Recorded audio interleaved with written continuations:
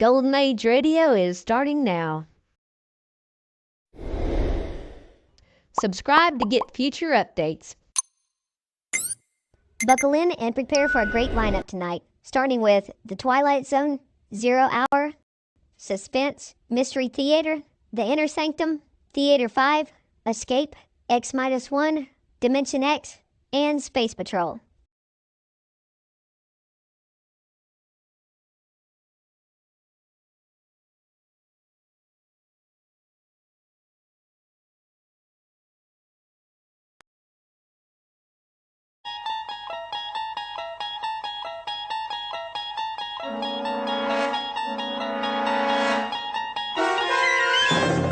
There is a fifth dimension beyond that which is known to man. It is a dimension as vast as space and as timeless as infinity. It is the middle ground between light and shadow, and it lies between the pit of man's fears and the summit of his knowledge. This is the dimension of imagination. It is an area which we call the Twilight Zone.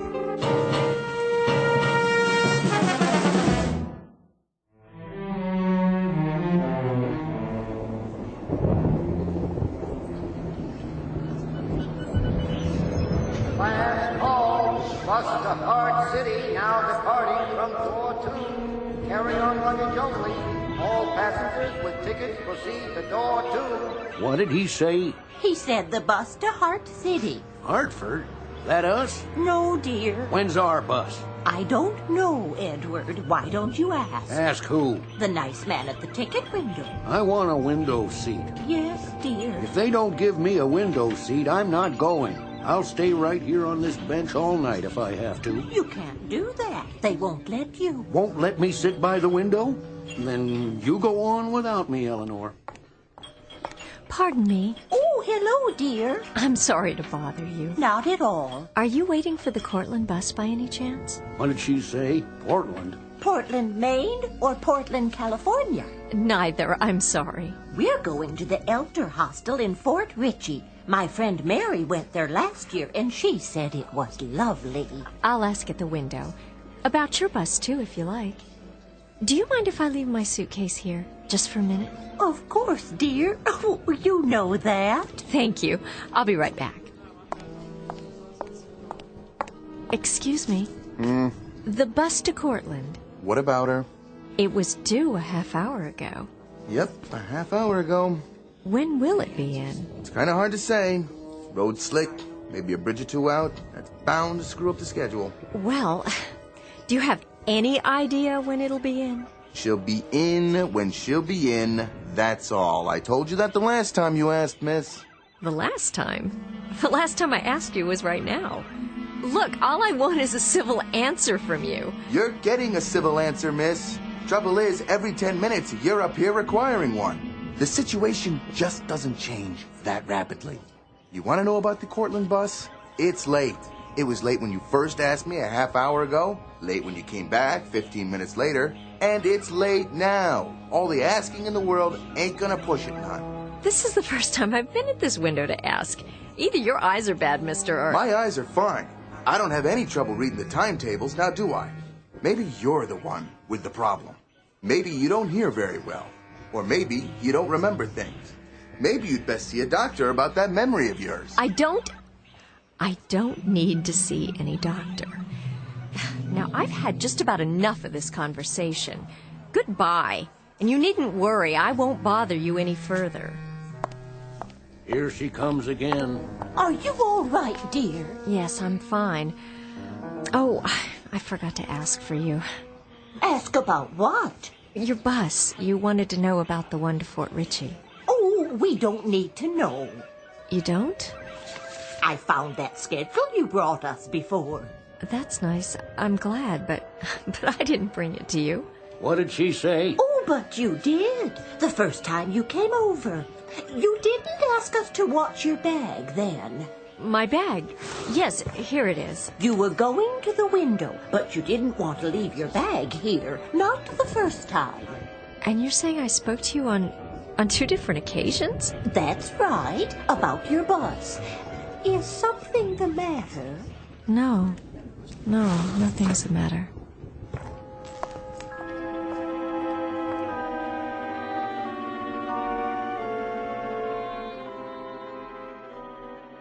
Millicent Barnes, age 25, young woman waiting for a bus on a rainy November night. Not a very imaginative type is Miss Barnes, not given to undue anxiety or fears, or for that matter, even the most temporal flights of fancy. Like most young career women, she has a generic classification as, quote, someone with a head on her shoulders, end of quote. All of which is mentioned now because in just a moment, the head on Miss Barnes's shoulders will be put to a test. Circumstances will assault her sense of reality, and a chain of nightmares will put her sanity on the block. Millicent Barnes, who in 1 minute will wonder whether she's going mad or whether she's just stumbled into the Twilight Zone.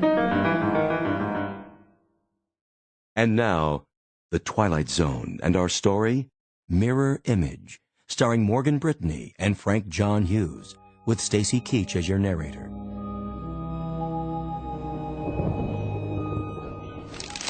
Well, shall we run through it again? Thank you, no. Good. I wondered, well, I just noticed Noticed what? that the bag in there, Where? in the baggage room behind you, that bag, the one on the floor in front of the others. What about it? Well, I'd like to see it. You would? Yes, it looks familiar. What is this? Some kind of game? No game, honestly. It looks just like mine. It's identical, even to the handle being torn, the red name tag, the sticker on the side. Lady, that is your bag. You checked it. That's not my bag. You want it back? It looks just like mine, but it's not. It can't be. That's my bag over there by the bench. Is it? The bench against the wall, at the end where I was sitting. Oh. Uh-huh.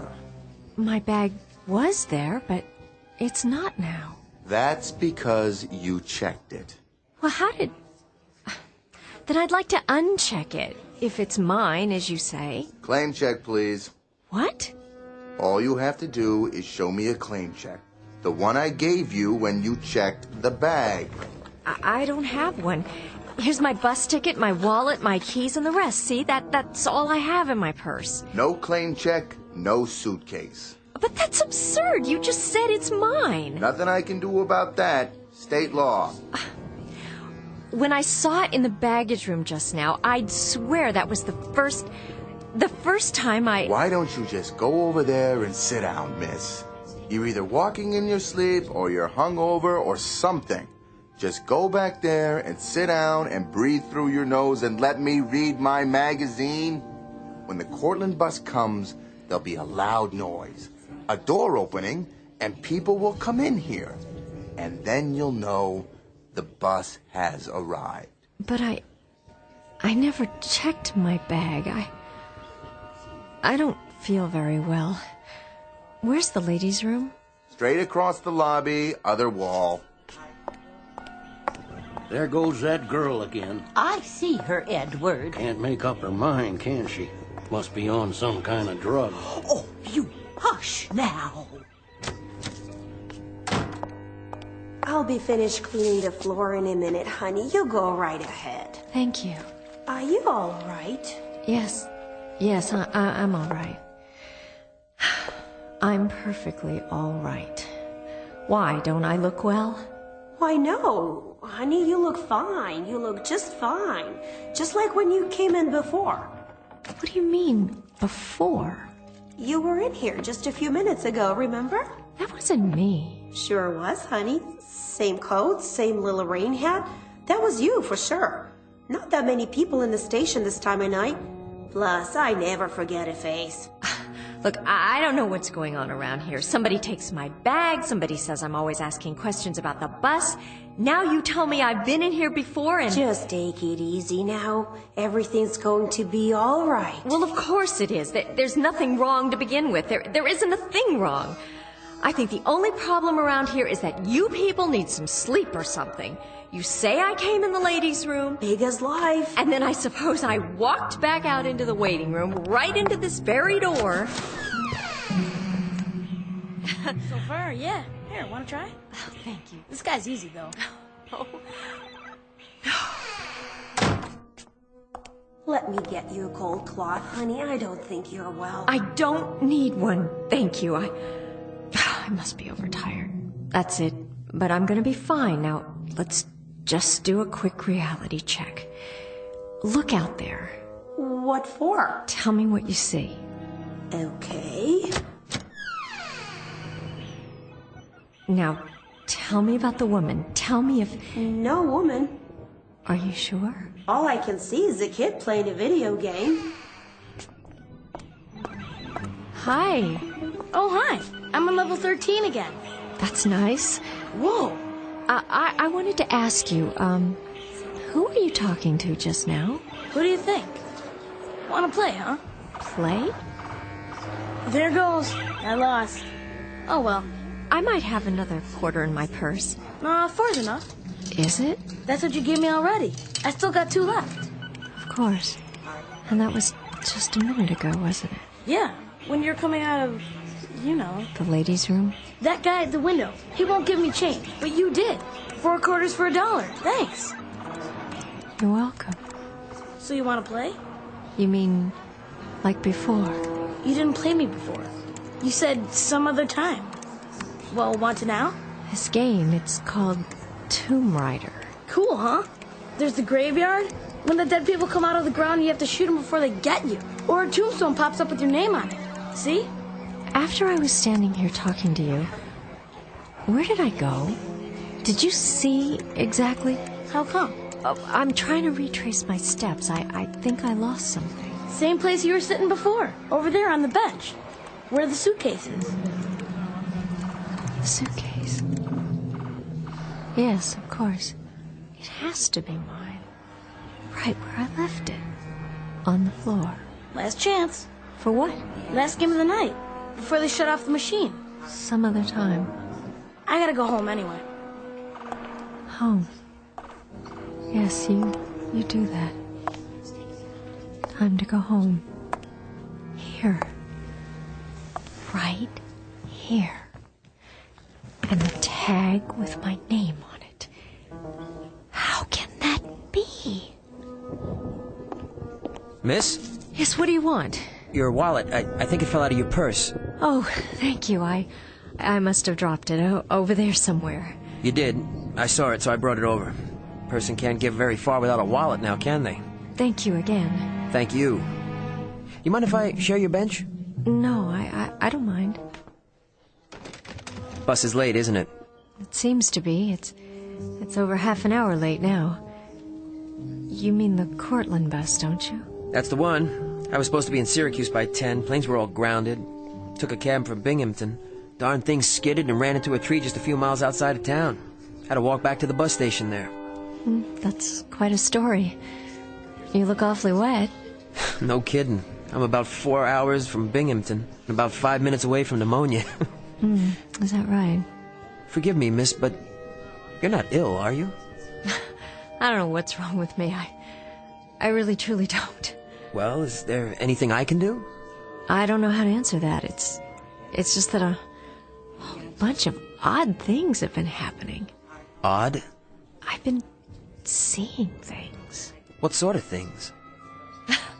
Oh, I don't think I should tell you.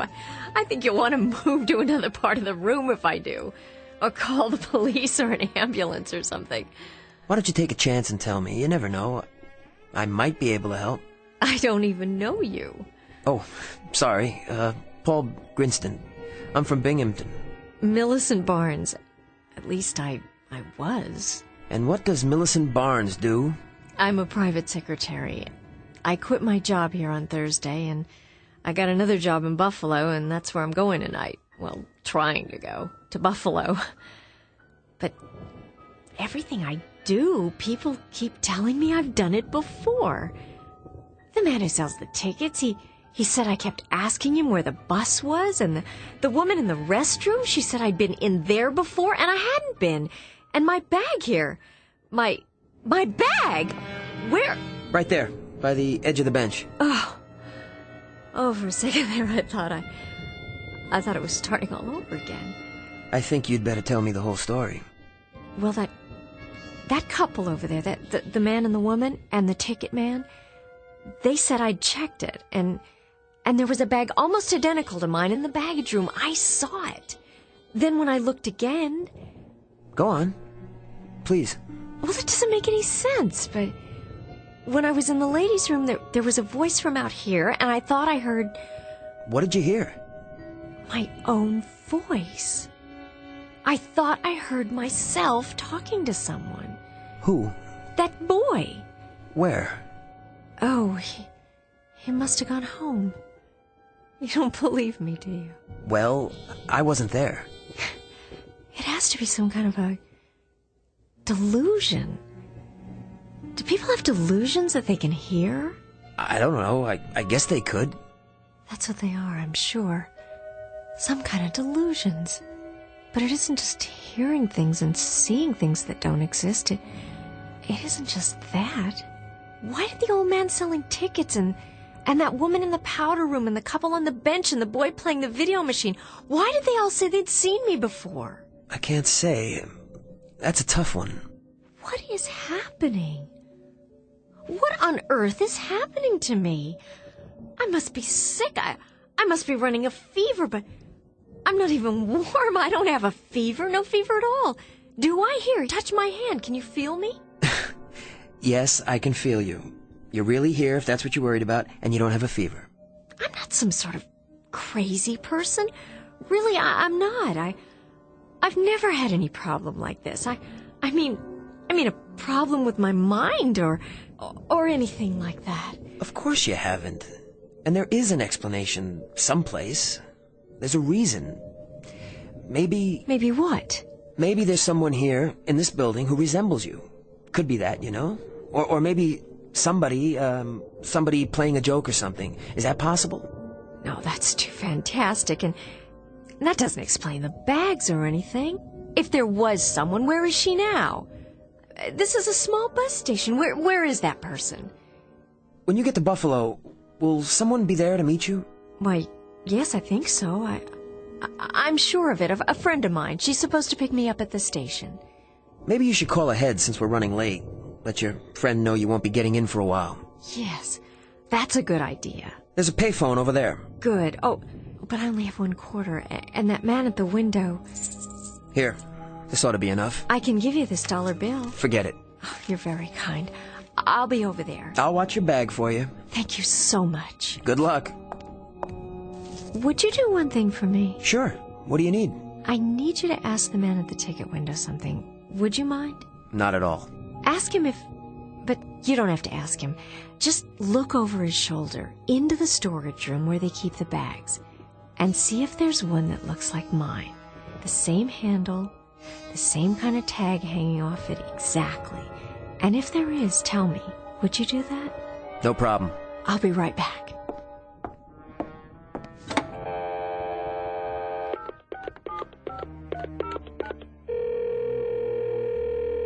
Please deposit $1.70 for the first 3 minutes.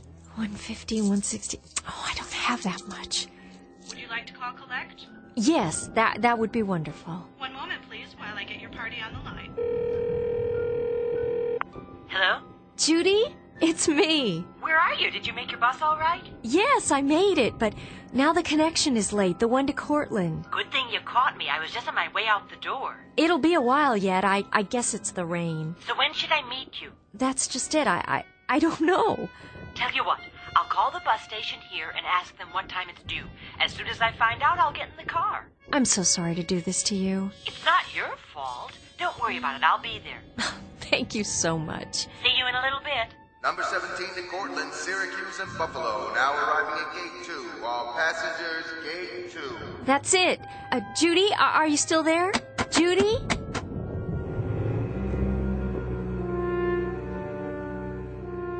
Gate 2, departing in 5 minutes. Need a ticket? No, I've got one. Luggage? What? You want to check any luggage? All I have is this briefcase. Go right through that door then. Line's outside. What time is it? Oh, I don't believe it. It's finally here. I thought we'd have to stay in a motel. Hope the bridge didn't wash out. Well, better late than never. You can go now. Right. I have to wait for someone. I think she checked her bag. Could you look? Medium size, leather handle with a red tag on it. And a sticker on the side? You mean the young ladies? I don't see it. That's because she picked it up already. Took it through. No, I don't think so. I don't see it back there, but it's possible she didn't check it at all. Oh, she did all right. Picked it up as soon as I made the announcement, just before you walked up. Wait a minute. That's not true. No? She went to use the phone. Phone's over there. Nobody's using it now, see? How can that be? Glad to have her out of my hair, if you want to know. Real nervous type. Couldn't make up her mind. Number 17, Cortland, Syracuse, and Buffalo. Boarding now.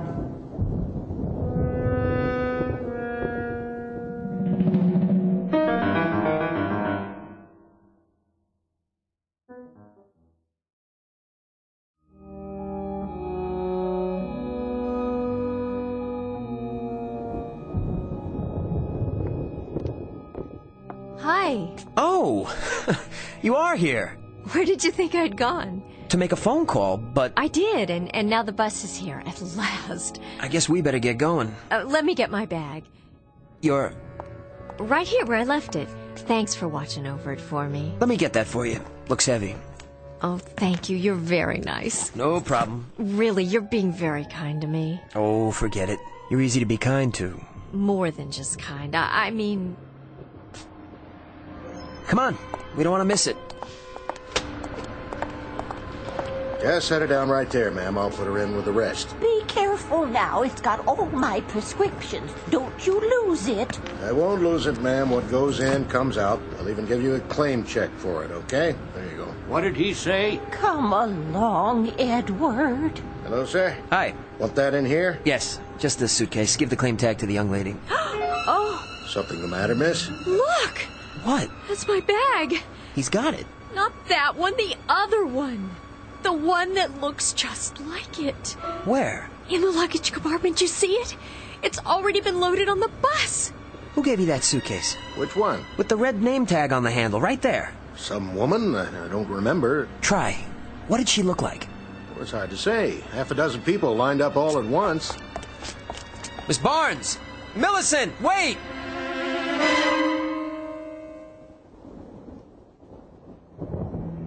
You just lie there for a while. But I can't. Yes, you can. I'll put my coat under your head. On my way. You and the lady coming, or aren't you? We'll wait for the next one. Next one ain't due till 7 in the morning. That's all right. Got a long wait. Okay, we're on our way.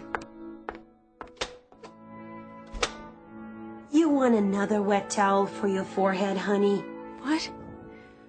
Oh, no. I'm shutting off some of the lights. When not in use, turn off the juice. That's what I always say.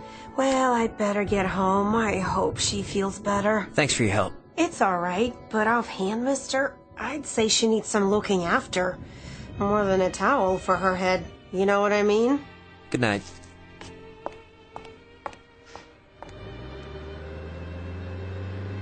How are you doing? The bus. It couldn't wait, but there'll be another one. You didn't get on. I don't care.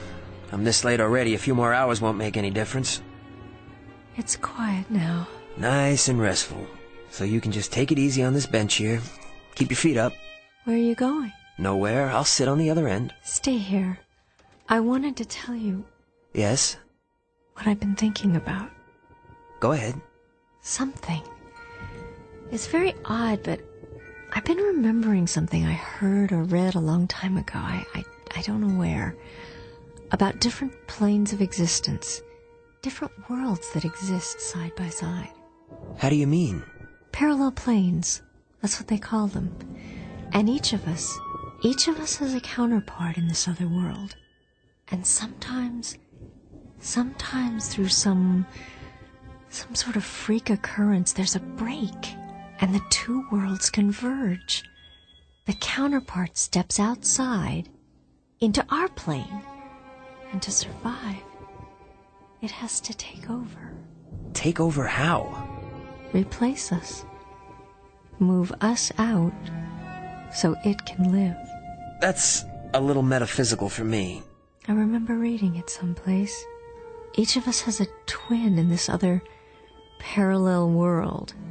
An identical twin. Maybe the one people saw tonight. Millicent, there's another explanation. There's gotta be. An explanation that, well, something that has more reason to it. I can't explain it, but somehow I know that's what happened. My counterpart, this other woman. Forget about it, please. Look, I just thought of something. I've got a good friend who lives in Tully. I'll call him and see if he can't bring his car down here for us. He could probably run us into Syracuse. I'll call him, all right, Millicent? Shall I call my friend? I guess so. Excuse me. I'll tell you what I think. I think she's got a leak in her attic. Parallel planes, counterparts in another life. You got a thing for sick people? Is that it? Poor kid. I don't know what's gonna happen to her. You gonna call your friend? What? Your friend in Tully. The one with the car. I don't have a friend in Tully. But she needs help, medical help. I figured it would be easier that way. I figured she'd come along if I told her that. Poor kid. I don't know what else to do. Have you got a phone in there? Who you want to call? The police, I guess. They're the ones who'd know how to help her. To tell you the truth, she kind of gives me the willies. I just as soon she get out of here one way or another. I don't much care how. Where's your phone? Come around to the office so she can't hear. Okay. Say, where'd she go? What? Take a look. She ain't on that bench no more.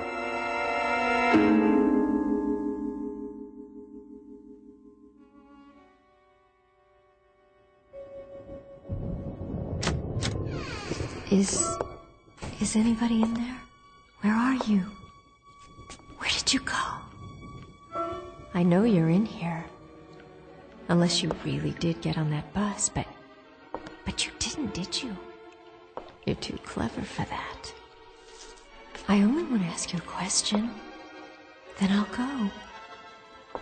Who are you really? And what do you want? Millicent, are you in there? Yes? Oh, good. You had me worried there for a minute. I'm fine. I made the call. I just thought, it's let up outside. How about a breath of fresh air while we're waiting? All right. It's late. Yes. Yes, it is. You know, sometimes, on a bad night, a person could use some help. Sometimes we all could. You've been really nice. I don't know what to say. Neither do I. Except that I do want to help you. Sometimes talking to someone can make all the difference. I may not have the answers you need, but there are people who do. Why is that police car here? Is there trouble? No trouble. We'd better go inside. Mr. Grinstead. Yes. You the one who called? No, he didn't call you. Why would he call you? Easy now, miss. What are you doing? Get your hands off of me! You know a place to take her? Paul? I think it's best if you go with them. No one's going to hurt you. Paul! Relax, lady. Come over to the car. No! No, I won't! What are you doing? Be careful with her. She's kind of fragile, a little confused, that's all. Paul, don't let them take me! Why are you doing this? I told you, be careful with her. She's not a criminal or anything. Don't worry, Mr. Grinstead. We'll hold her for observation, get her some help. You did the right thing. Stop! Let me go! All right, come on. Just wait. Okay, here we go.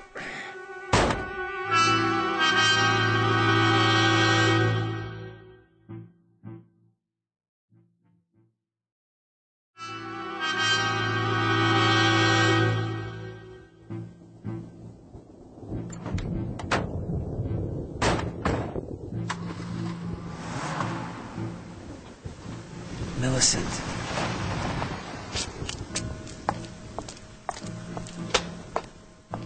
Get it all squared away? Yeah, they're gonna take her to the hospital for observation. What was she talking about anyway? All that business about another life? I don't know. Part of her illness, I guess. We've been driving for quite a while. Miss? Where are you taking me? Don't worry. You're not going to jail. This is all a misunderstanding. The doctors will figure that out. But I'm not sick. Then you'll go on home. I don't want to go home. No? I'm on my way to Buffalo. I have a new job there. Would you like to see the letter? It's in my purse. Got your ID, too. Certainly. Let's have a look. What happened back there, Miss Barnes? Nothing. Must have been something Mr. Grinstead said you were upset, behaving irrationally. Did he? Said you had some wild story about people out to get you in the bus station? Oh? Well, there were a couple of pretty unsavory characters hanging around. Haven't you ever been in a bus station? He a friend of yours, Grinstead? Not at all. I only met him a few hours ago. And you thought somebody stole your luggage, got on the bus, tried to pass herself off as you? Look, officer, it's really very simple. I haven't slept in almost 24 hours. I've been riding buses and it's raining and every connection is late. Wouldn't you be a little on edge? That's no reason to run around disrupting the place, bothering everybody. He tried to pick me up. That's why I was so upset. Well, that's not what the station master said. Well, what does he know? I mean, he's pretty peculiar himself. Stop the car right here and let me out. I'm begging you. Sorry, can't do that. Look, I'll take a cab all the way to Buffalo. Then none of you will have to put up with me anymore. See, there you go. There I go what? You seem like a nice enough person. Why don't you just take it easy? If you'd seen the things I saw, heard what I heard. Calm down now and be a good girl, and I'll have to cuff you. You wouldn't like that now, would you? Oh, you do that! Do it! Look, I don't care anymore. I think you better let them check you out real good when we get to Braywood. Braywood? What is that, a loony farm? Emergency medical facility. They'll run some tests, see if you need any medication. But my friend's waiting for me. What will she think if I'm not on the bus? Your friend have a name? Yes, of course she does. It's Judy Jensen. We've known each other since we were in school. In Buffalo? That's where the bus is going. I'm supposed to be on it. She was going to pick me up. We'll get word to her. Yes, do that. She'll tell you there's nothing wrong with me. One call, that's all I ask. All units, possible robbery on Elm Street. This is Unit 4. South 2000 block at Mayfair. Are you in the area? Negative. Well, boys, somebody better roger me fast, because I need a unit out there right now. Why are you wasting your time like this when there's a crime going on? Look, I'm not violent. I've never been arrested in my life. And now you're probably going to cost me my job, when all you have to do is call my friend. Do you really want to drive around for another hour with someone in the back seat who's broken no laws while real criminals are running around on the streets? We'd have to fill out a report. A lot of paperwork. Be at the hospital till dawn. We already have to fill out a report. We could release her OR. Then she goes right back to what she was doing, hurt herself or someone else? In the friend's custody, I mean. Your friend, she willing to drive out here and sign an affidavit? Oh, I'm sure she would if you'd ask. We could at least make the call. This is Unit 4. Kelly, we're heading over to South Elm. Meanwhile, do me a favor.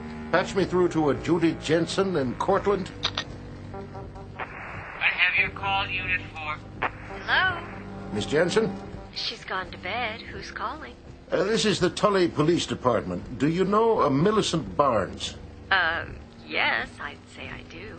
We have Miss Barnes here, and we were wondering... Is this a crank call? This is Lieutenant Anderson of the Tully PD. Miss Barnes says... Oh, she does. Well, it just so happens that this is Millie Barnes, and I don't appreciate crank calls in the middle of the night, and neither does Judy. We just got in from the bus station, and if you don't mind, I'd very much like to take a hot shower and get some sleep. Is that all right with you? Good night. No. No. No. No.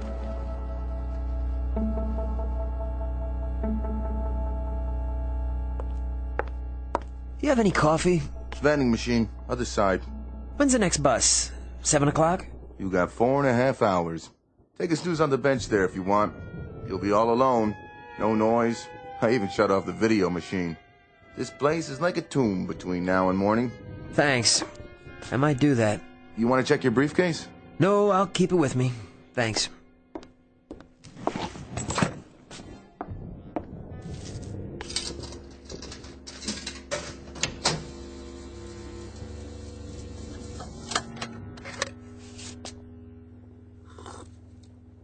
What the... Hey! What's going on? Nothing's going on. Thought you were going to take a nap. I was about to, but I walk a few feet to the machine, turn around, and my briefcase is gone. Well, sure it is. What does that mean?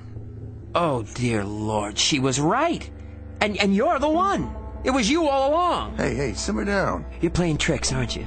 Stupid Hicktown tricks. Does that keep you from getting bored? Stealing people's luggage, moving it around, putting it back when they're looking the other way? Is that what all this is about? The briefcase isn't there because you picked it up and brought it over here and walked out onto the platform. I did that? You saw me? Sure did. Same coat, same shoes, same everything. Didn't say a word. Only question is, how did you get back through that door without me seeing you? Of course, I was reading my magazine, so I guess I wouldn't have noticed. Hey, who's out there? Hey, that's my briefcase! You, stop! Who are you? Where are you going? Please, what are you doing here? Tell me, I have to know! What do you want?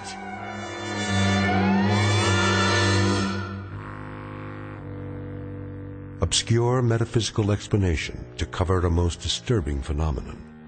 Reasons dredged out of the shadows to explain away that which cannot be explained. Call it parallel planes, the myth of the doppelganger, or just plain old-fashioned insanity. But whatever you call it, you'll probably find more where that came from if you take a good look around the next time you're forced to spend a cold, wet, particularly inhospitable night at a bus station or some similar out-of-the-way place, one that's located just over the borderlines of the Twilight Zone.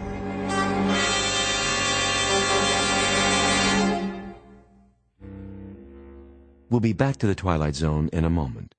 You are about to enter another dimension. A dimension not only of sight and sound, but of mind. A journey into a wondrous land of imagination. Next stop, the Twilight Zone. Hi, this is Stacy Keach. I'd like to take a moment to tell you about our Twilight Zone website at twilightzoneradio.com. At twilightzoneradio.com, you'll find the latest information on these Twilight Zone radio dramas, including behind-the-scenes photographs, plus the newest product releases, trivia contests, ways to contact us, other Twilight Zone-related info and merchandise, plus links to other fascinating websites. So make your next stop twilightzoneradio.com. Visit twilightzoneradio.com to purchase these Twilight Zone radio dramas on cassette and CD, or call toll-free 1-866-989-ZONE. That's 1-866-989-9663.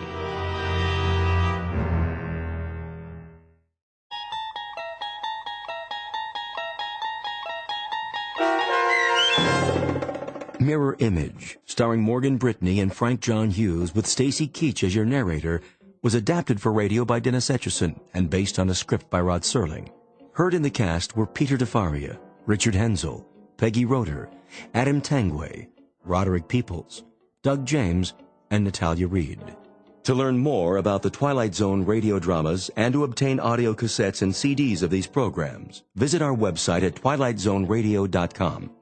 The producers of The Twilight Zone wish to thank CBS Enterprises, Carol Serling, Dennis Etchison, Dick Brescia Associates, Claire Simon Casting, Paul Patch, Terry Jennings, the American Forces Radio and Television Service, our sponsors, and our radio affiliates for helping make this series possible.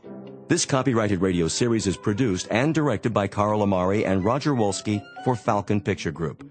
Doug James speaking.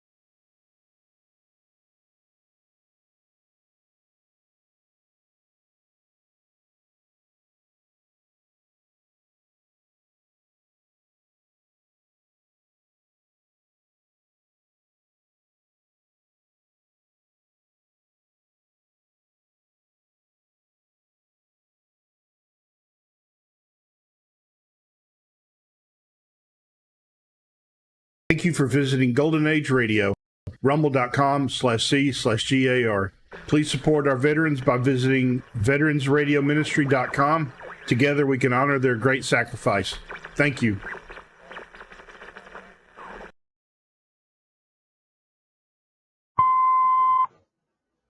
I'm Rod Serling. You're listening to the Zero Hour. Rest your eyes.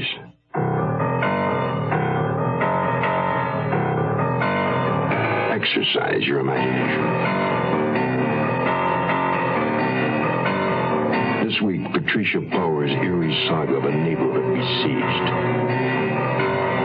Face of the Foe.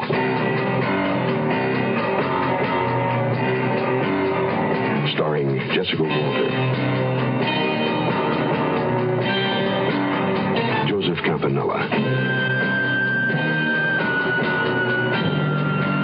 and Judy Carn.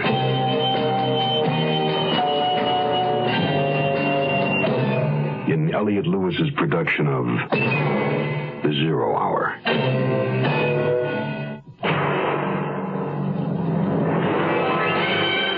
Mutual Broadcasting System presents The Zero Hour. Sponsored in part by Beechnut Chewing Tobacco, V8 Vegetable Juice, and Camphophenique.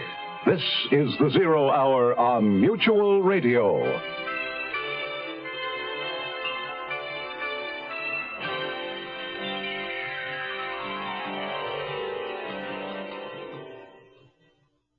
This week, A Winter's Tale, set in a pleasant residential neighborhood in the Canadian city of Montreal, where two attractive young women share a cozy, stylish apartment, their workaday problems and pleasures, and their dreams and uncertainties of the future. For Nicole Nugent, there's the question of whether or not she should marry the budding young novelist, Christopher Galloway. For Laura Prescott, still smarting from a broken love affair, there is her current plan to start a beer garden restaurant to put her penchant for German cooking profitably to work. But for Nicole Nugent and Laura Prescott, there will soon be a far more immediate and vital concern. There's a psychopath loose in the neighborhood. He's murdering people. And his victims all are women. Our story, Face of the Foe, begins after this word. Josephine, open up! It's me, Napoleon Bonaparte, Emperor of all France, much of the civilized world, and Louisiana if the deal falls through. Quick, Pierre, hide in the closet. Napoleon must not find you here. Coming now, Pete. Ah, Josephine, I had to see you. Napoleon, my dearest heart, what are you doing here? I thought you were at Waterloo. I was, but it ended early. What is that? I smell cigarette smoke. You know I hate you to smoke. I didn't. I don't. I started again. Aha! The smoke coming from that closet. Come out of there, you scoundrel, and on guard. It was only in there to pick up the dry cleaning. Take that, you filthy escargot.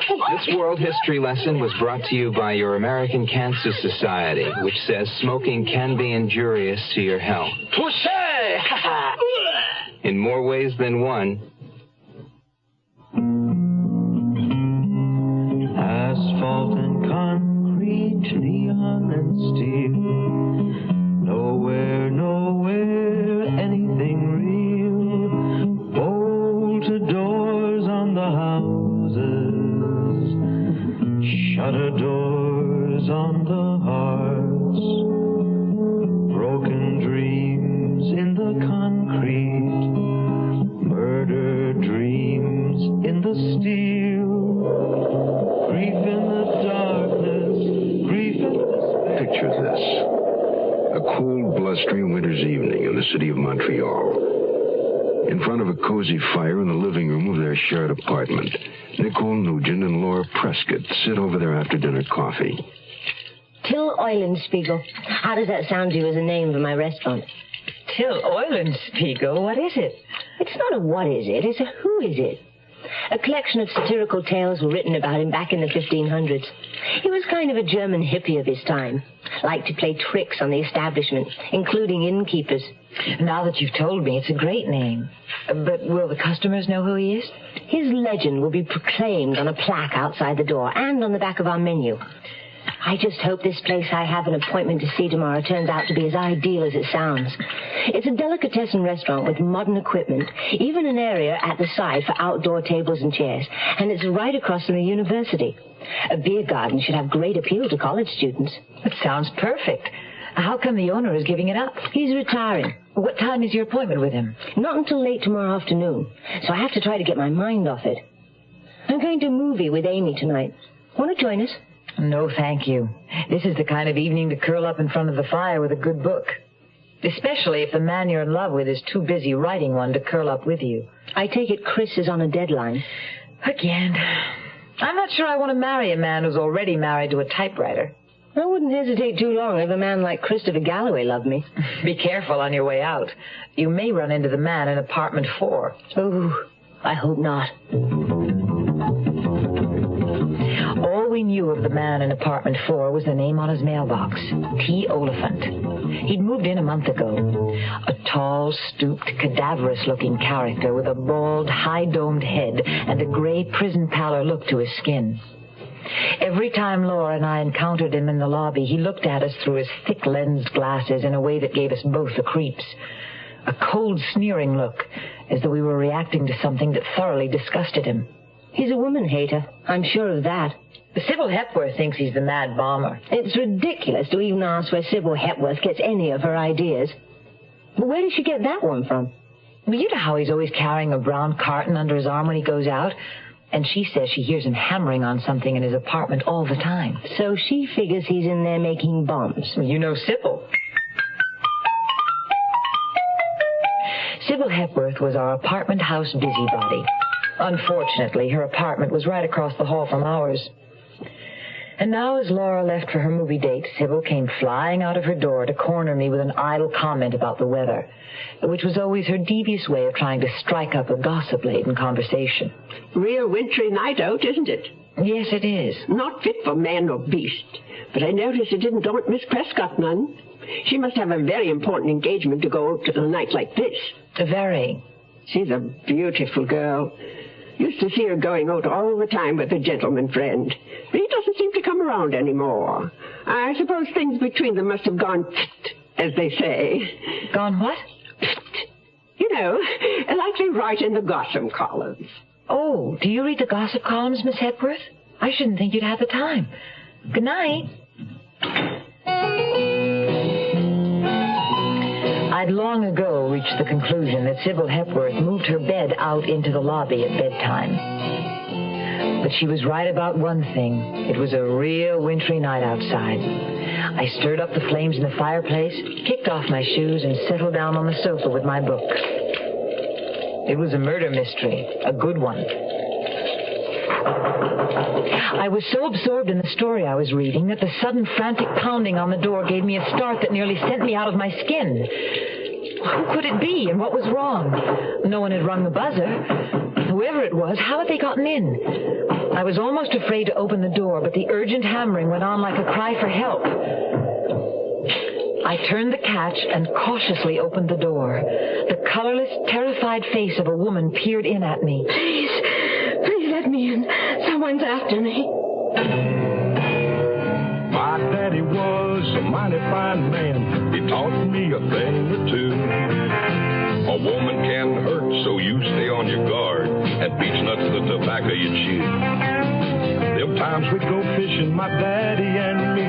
He'd tell me everything he ever knew. You'd go after big mouth in close to the bank. And beech nuts the tobacco you chew. Around here, beech nuts the word for chewing tobacco. And it's been that way, father and son, for a long, long time. What's the secret? It's the way beechnut just keeps getting better. Like beechnut's a lot moister these days, with more taste and less stems.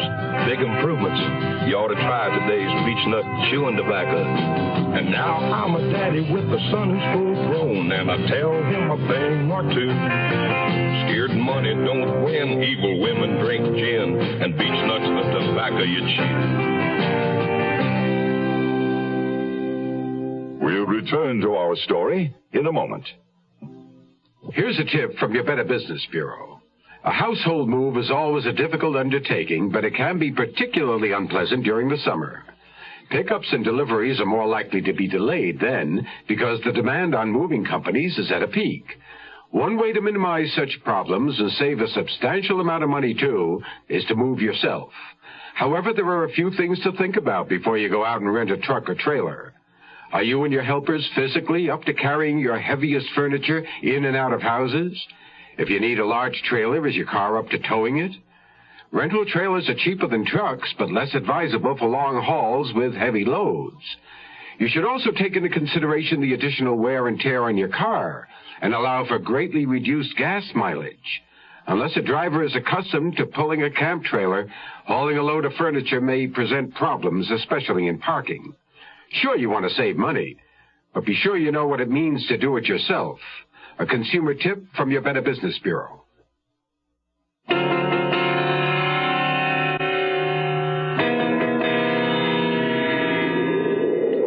Oh, let me in, please. Yes, of course. He was right behind me, all the way down Winnicott Road. You're safe now. I've locked the door. Oh, thank you. Thank you. Come in and sit down. I'll get you some brandy, and then you can tell me what happened. With shaking hands, she put the armful of sheet music and books she was carrying on the coffee table and sat down heavily on the sofa. A big, ungainly woman with a round, childlike face framed by black sausage curls. In her late 30s, I figured, and well-to-do, judging by the pastel mink, velvet pantsuit, and pearl necklace she was wearing. I went into the kitchen and poured a generous measure of brandy into a glass, noting by my watch that it was 10:30. And at that moment, I suddenly remembered something that sent a shiver of fear down my spine. Only 4 nights ago, a woman had been found strangled inside a garage on Winnicott Road. Thank you, Miss Nugent, Nicole Nugent. I'm Kathleen Windsor. I live on Winnicott Road, close to Queen Mary. I was on my way home. And someone was following you? Yes. He followed me along Côte Saint-Luc from Girouard and then down Winnicott. I crossed the street, and he crossed right behind me, getting closer and closer. How frightening. I knew I couldn't reach my house, so I turned and ran down Phoebe Lane. Did he come after you? Yes. He stopped for just a minute, and then I heard him coming. That's when I ran in and started pounding on your door. Oh, thank heaven you were here to let me in. But how did you get into the lobby without ringing the buzzer? Well, I didn't have to ring. The door wasn't locked. Oh, that's what I was afraid of. We've been having trouble with the lock on that door. I guess the janitor hasn't fixed it yet. Well, you'd better see that he does. But I am grateful that it was still broken tonight. Perhaps I should call the police. Could you give them any description of the man? No. I just ran when I heard him getting closer. I only glanced at him once when I crossed the street on Winnicott before he came across after me. What did he look like? Kind of short, I think, with a dark coat. I couldn't really see. It was dark and he was in the shadows. I was really too frightened to notice. Oh, I understand. You see, only last Monday night, a girl from my church choir was murdered on Winnicott Road. Yes, I read about it. It must be awful when it's someone you knew. Elsie Grumberger. She sang the solo sometimes. Had a beautiful soprano voice. Shall I get you some more brandy? No, I have to go home. Mother would be so worried if she knew. She's always warning me to come straight home after choir practice. You live with your mother? Yes, but she's in the hospital now, has been for weeks, poor thing, with a broken hip. If we were to call the police, something might appear in the paper to worry her. I don't think you have enough of a description to be of any help to them. And I'm sure the man isn't still hanging about. Oh, dear, I hope not. To tell you the truth, I'm frightened about walking home from here. Oh, but I won't let you walk home alone. I'll go with you. Oh, that's very kind, but do you really think you should? I mean, that means from my house back here, you'd be walking alone. Now that she mentioned it, the idea didn't exactly appeal to me. We were in definite need of an escort. And almost at once I thought of Mr. Matrai, the janitor. If he were home, he wouldn't mind, I was sure. I remembered his telling me how he liked to take walks at night. There he is now. In just a few minutes, you'll be safely home. Oh. Hello, Mr. Matrai. This is so good of you. No trouble at all, Miss Nugent. This is Miss Windsor. She lives just down the street on Winnicott Road. Thank you ever so much for coming to our rescue, Mr. Matrai. A sudden suspicion dawned on me. Was Kathleen Windsor just imagining things? Had a man actually been following her, or was it only wishful thinking? Well, she was close to 40, I was sure of it. But when it came to men and mother, it appeared she was just a naughty little girl. Mr. Matrai's broad, swarthy face remained expressionless at all of the fawning and giggling Kathleen Windsor couldn't seem to refrain from. Well, your things are on the coffee table, Miss Windsor. Don't forget them. Oh, yes, my music. I'm going to be singing a solo this Sunday. Are you a church-going man, Mr. Matrai? Yes, I go to church every week. As the three of us came out of the apartment, I saw the door across the hall furtively closed. I knew that Sybil Hepworth had had her eyes and ears open. A full moon rode high behind a veil of clouds.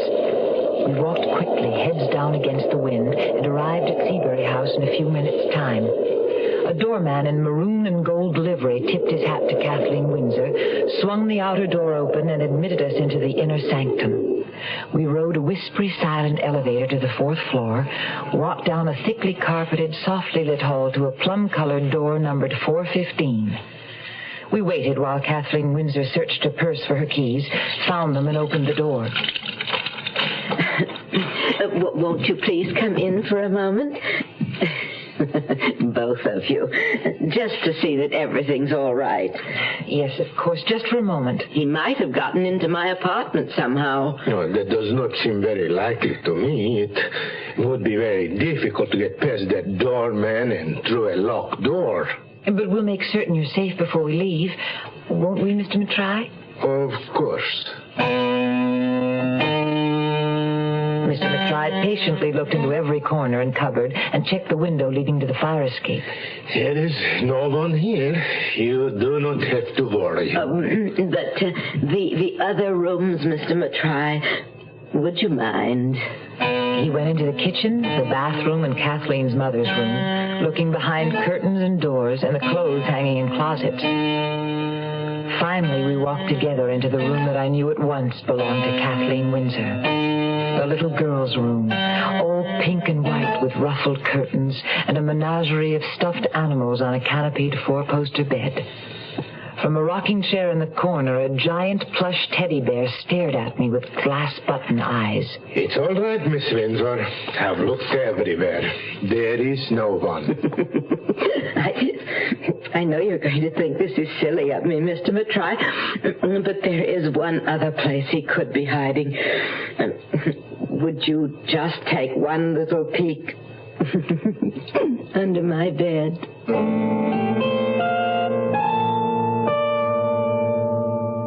Hey, what you got there? It looks like tomato juice. It's V8. What you got there? It's V8. Looks like tomato juice. It's V8. Try it. Wow! It sure doesn't taste like tomato juice. It tastes like V8. A great natural blend of 8 garden vegetables. V8 cocktail vegetable juice. V8. When a skin injury makes your child cry out in pain, Ow! It hurts! remember Camphofenique. Camphofenique is the multi-purpose family medication that instantly stops the pain of minor cuts, scrapes, burns, even cold sores and fever blisters.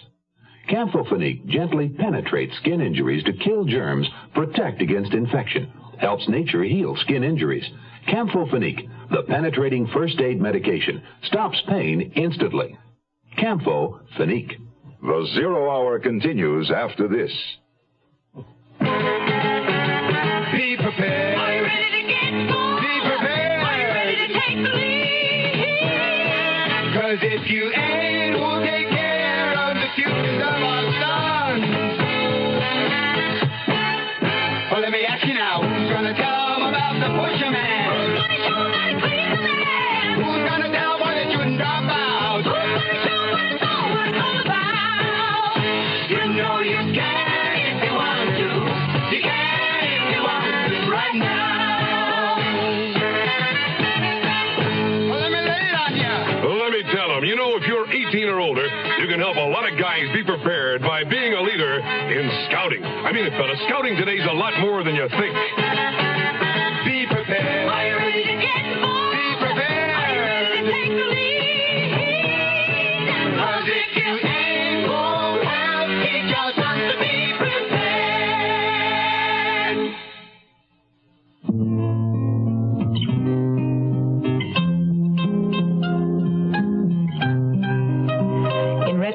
My adventurous evening with Kathleen Windsor seemed rather ludicrous. I was looking ahead to the following evening when that struggling young novelist, Christopher Galloway, would tear himself away from his current literary effort long enough to take me out to dinner. But it was just my luck to wake up the next morning with a cold. Cheer up. 2 weeks from now, you'll be sunning yourself on the sands of Jamaica, where probably no one's ever even heard of a cold. Oh, right now, my only concern is about my date with Chris tonight. Any time he's willing to take off when he's on a deadline is pure gold. Yes. A glass of freshly squeezed vitamin C. Maybe if you take it easy all day, you'll feel better tonight. Oh, maybe. Too bad you had to go out at all last night. My big errand of mercy. It was a fool's errand, I'm sure. That poor silly woman. You should have seen her bedroom, Laura. It looked like something out of an old Shirley Temple movie. Well, from what you told me, I guess her mother just never let her grow up. Her mother should have seen her last night, giggling and fawning over poor little Mr. Matrai. How was Mr. Matrai taking it? He didn't say anything after we left. You know how quiet and polite he always is. I caught him staring at her a couple of times, though. You would better remind him to fix that lock on the lobby door. Oh, we met T. Oliphant in the lobby on our way out last night. And you should have seen the way he stared at Kathleen Windsor. I've seen the way he stares at me, and that's enough. It was strange. He looked her up and down with that awful sneer of his. Maybe he doesn't approve of women in mink coats.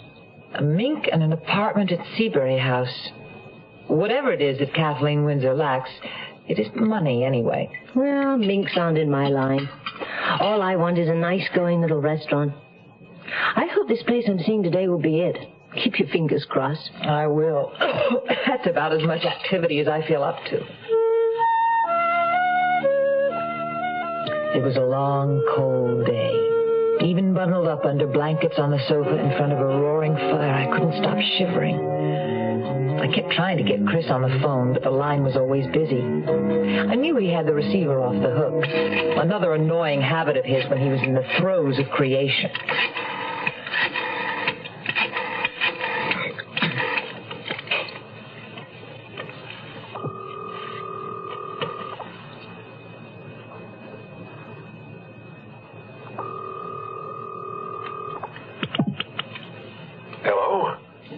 Finally, I've been trying to ring you all day. Oh, you know I sometimes take the phone off the hook when I'm writing. Yes, I know. It's very frustrating. What's the matter, Muffet? You sound a little out of sorts.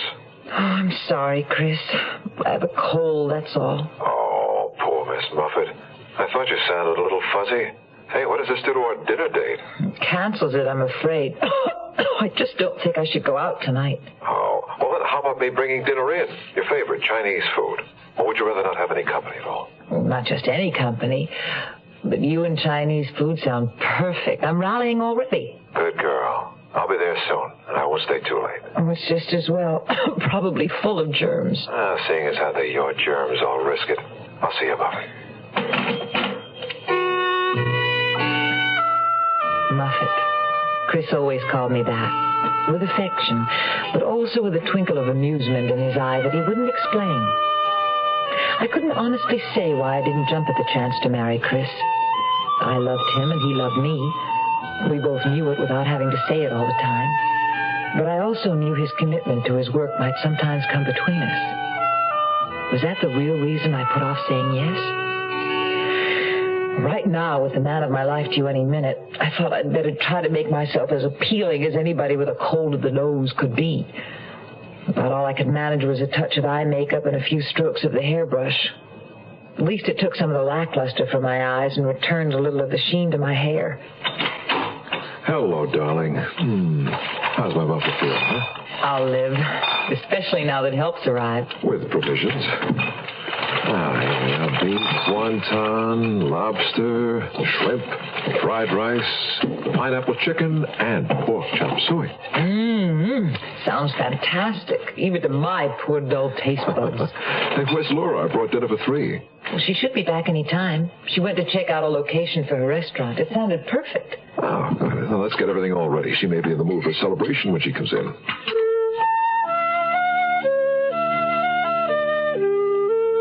I don't have anything to celebrate. The property wasn't even for sale.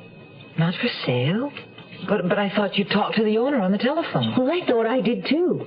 I told him he'd called me in answer to my ad. But he swore it wasn't he who called. Then who was it? He said it must have been some joker. Some joke. I wonder why anyone would do something like that. Don't ask me. Maybe running a wanted ad in the paper on my own wasn't such a good idea. Oh, shouldn't be anything wrong with that. Let's see the ad. Oh, my God. Nicky, what's the matter? What is it, Buffett? That story in the paper. Look what it says. I pointed to a small news item at the bottom of the page. Woman found strangled was the headline. Below it, with disbelieving eyes, I read, early this morning, the body of a woman identified as Kathleen Windsor was found in her apartment at Seabury House on Winnicott Road. She'd been strangled. Grief in the darkness, grief and despair. Nowhere, someone to care. You are listening to Mutual's presentation of The Zero Hour. Your Heart Association presents Maureen Stapleton and Martin Balsam. A red blazer with brass buttons. Oh, it's great. Open the other birthday present. It feels like... Well, what is it? A sphygmomanometer. Spig what? Sphygmomanometer. I can take your blood pressure with it. Oh, just when I need it. Well, it's your 40th birthday. I'd like to celebrate 50 more. And there's millions of people walking around who don't even know they have high blood pressure. So? So high blood pressure, if it goes untreated, can lead to heart attack, stroke, and other not-so-nice things. Look, I don't have it. How do you know? There's no constant symptoms, and you never get checkups. Well, I'm not about to let you check my blood pressure. Then you'll see the doctor about a checkup. Okay. Good. Then I'll return his spare So this was a trick, huh? I thought of it after reading a Heart Association booklet on high blood pressure. You ought to read it. Your free copy of your Heart Association booklet on high blood pressure is waiting for you. Why not pick it up? Just another service you support when you give to the Heart Fund. Make heart health your #1 cause. Young I may be, but still I'm a man, just trying to eat, and I'll do what I can to find me a place where I can be free. Get ready for life, be free as the sea. Oh, where do I go from here? Where do I go from here? I'm finished with school, but what I learned don't want to detract. Wanna see things that are all over the world. There's so much to do. The call of the sea, don't you hear it too? Oh, where do I go from here? Where do I go from here? What about the new Navy? You'll get your chance at success. Learn an exciting job and see the world. Call toll-free 800-841-8000 or see your Navy recruiter. Be someone special in the new Navy. I know I'm going from here.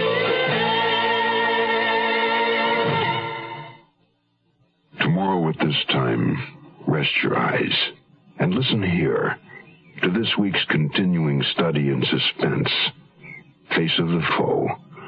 I'm Rod Serling, and this is The Zero Hour. This episode brought to you in part by Beach Nut V8 and Campo Felique. This is The Zero Hour on Mutual Radio.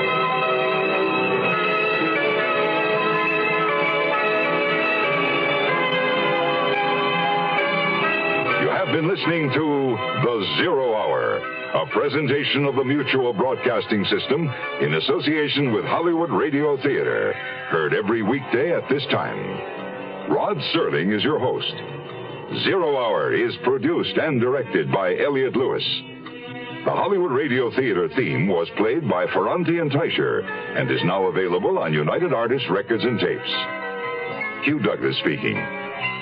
Tune in tomorrow, and once again, rest your eyes and listen here. Brazil invites you on an unforgettable journey, where every moment is an adventure waiting to be discovered. Join us as we uncover the soul of Brazil, one incredible experience at a time.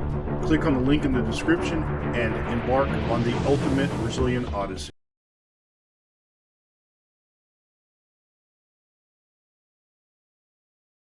Now, the Roma Wine Company of Fresno, California presents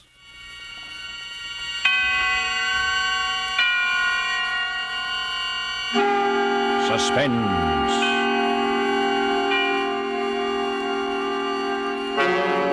Tonight, Roma Wines bring you the distinguished actor Mr. J. Carrol Naish, a star in Footfalls, a suspense play produced, edited, and directed by William Spear. Suspense is presented for your enjoyment by Roma Wines. That's R-O-M-A, Roma Wines. Those excellent California wines that can add so much pleasantness to the way you live, to your happiness in entertaining guests, to your enjoyment of everyday meals. Yes, right now a glassful would be very pleasant, as Roma Wines bring you a remarkable tale of suspense. And with the drama called Footfalls, and with the performance of Mr. J. Carrol Naish, Roma Wines hope indeed to keep you in suspense.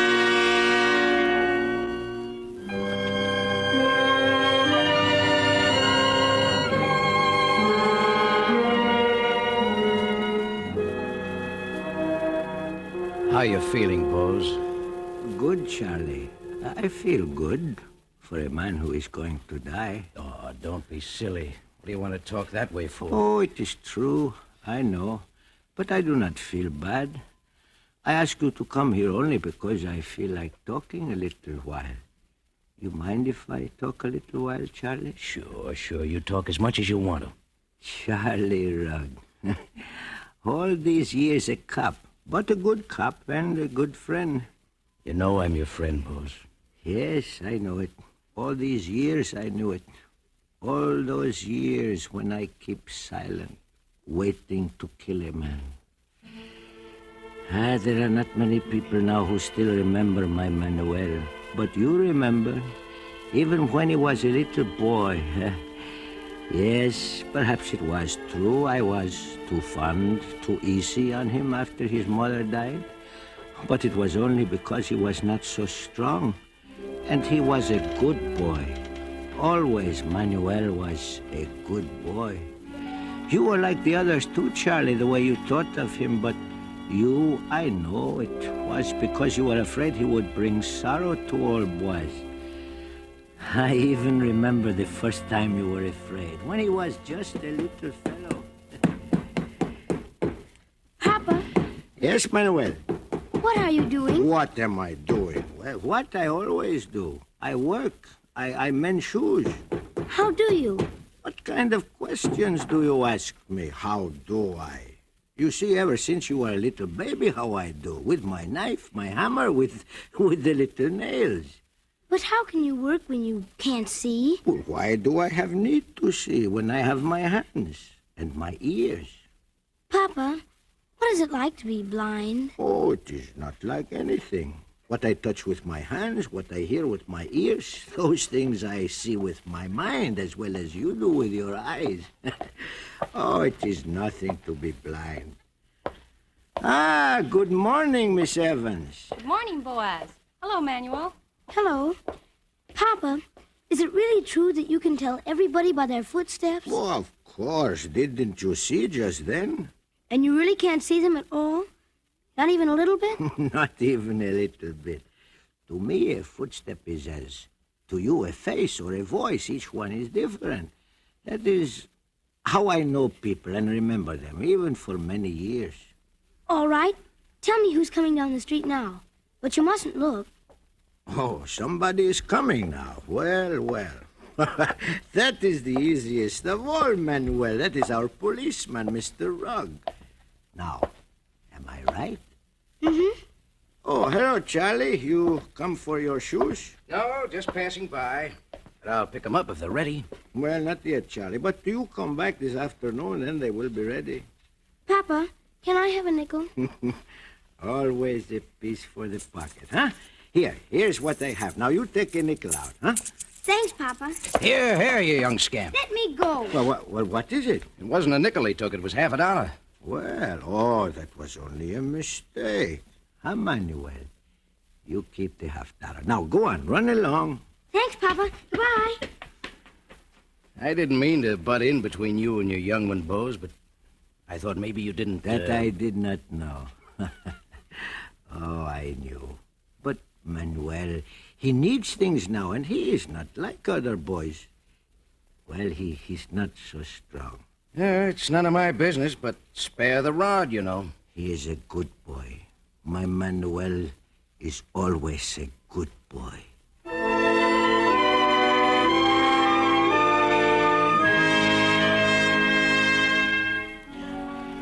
So it was like that through the years, a quiet life, my work, my shop, my house behind the shop, a quiet life until that day he came. My Manuel, he was a big boy now, almost a man. Still, he was not strong. I remember that day, it was evening, and Manuel had just come into the shop. I knew what he wanted. Hello, Pop. Oh, hello, Manuel. Well, have a good day today? Sure, pretty good. So, well, what were you doing today? Oh, just walking around and thinking. Thinking? Uh-huh. Thinking about what? Just about people and things. They pay much for that kind of work, Manuel? You want me to get a job, Pop? Oh, Manuel, no. You do that when you want to. To work is good, but to think is good, too. You're a swell guy, Pop. Well, now, maybe a piece for the pocket, huh? Well... $5? 10, maybe? If it's all right. Sure. Here you are. Huh? There's a stranger coming down our street. You hear? Not the way you do, Pop. Why, he's stopping at our door, I think. Well, I think I'll be going, Pop. Yes, Manuel. Good night. Good night, Pop.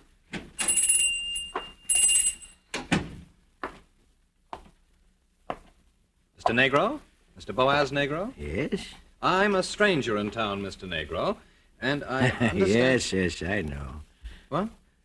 What was that you said? Oh, nothing. I was merely thinking out loud. Please continue, Mr. Wood. Campbell Wood. Wood. Mr. Campbell Wood. Uh-huh. Well, as I was saying, I'm a stranger in town, and I was told down at the depot that you had a room to rent. Well, matter of fact, I have. Well, I'm just starting at a new job in the bank, and I can't afford to pay too much, but... I always like to help a young fellow to get a start in life. How would $5 a week suit you, Mr. Wood? Oh, that is if you like the room, of course. That'd be just fine, Mr. Negro. Now, if I could see the room? So you are making your start in life, eh, Mr. Wood? Well, I hope so, Mr. Negro. You know, I can tell something about you, Mr. Wood, by your voice, but even more by your footsteps. By my footsteps? That is a sort of specialty of mine, yes? I think you will, as they say, go places, Mr. Wood. Well, I'll certainly try. Oh, yes, you will, Mr. Wood. Very definitely you will go places.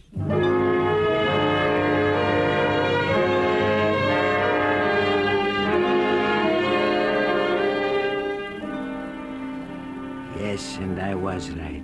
He did go places, maybe even a little too fast, and there was talk. that fine young Mr. Wood who lived with old Boaz Negro, they said, what a contrast to that son, that Manuel, who did nothing. Then that night when he came home late. Oh, good evening, Mr. Wood. You are out rather late tonight. Yes, I had to attend a special Board of Trade meeting.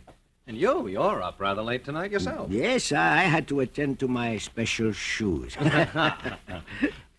Mr. Boaz, I'd like to speak to you. Well, do you need my permission? Well, this affair is none of my business. Well, go on. Well, darn it, I hate to see a hard-working man like yourself support a lazy son. Oh.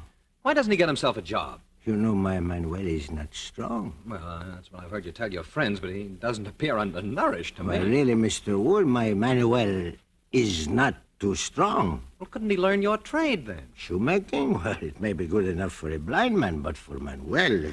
Well, I'm getting a bit tired, so I guess I'll be going upstairs. Oh, darn it! Getting as careless as a newborn baby. Now, let me see. Oh, dear. Gee whiz. Oh, am I glad it's all here. I'm responsible, you know. Responsible for what? Why, for the gold I have in this sack. It's government money for the breakwater project. Indeed, but why have you... I know what you're thinking, Mr. Negro, but I'm keeping the money for the bank until tomorrow morning. You see, too many people in town know that we received the funds, and I don't trust that old safe we have down at the bank. Well, very, very clever, Mr. Wood. So you take the money home for you with safekeeping, and nobody is any wiser. Very clever. I rather think so myself. I'm glad I dropped the sack in front of you, Mr. Negro, because I know I can trust you as far as, well, as far as I can trust myself. Well, that is a fine compliment for an old cobbler, Mr. Wood. Well, I'm going upstairs now. Remember, I have your word. Yes, you have my word. What's that? Oh, well, a mouse, I suppose. I will have to set a trap. Manuel home? No, Mr. Wood. He is not here. Good night.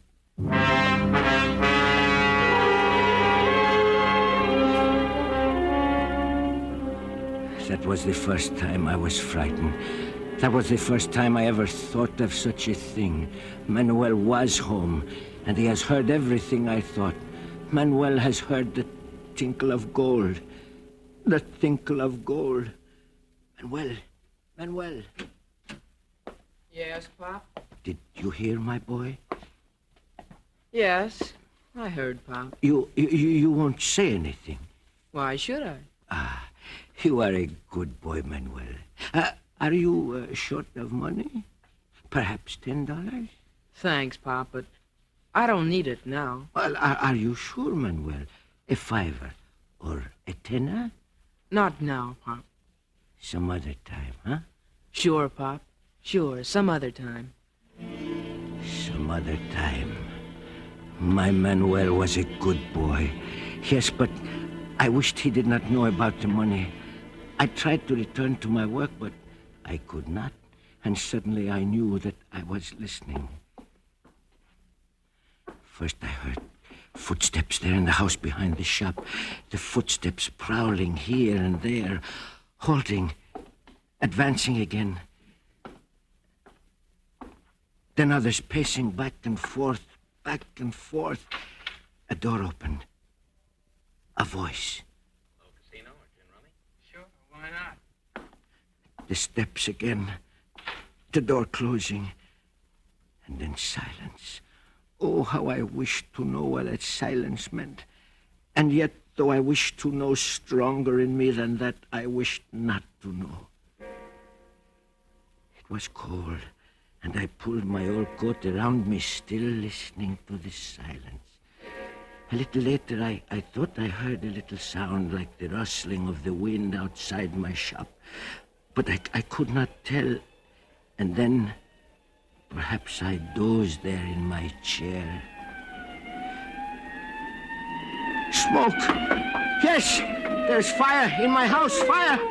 Help! Fire!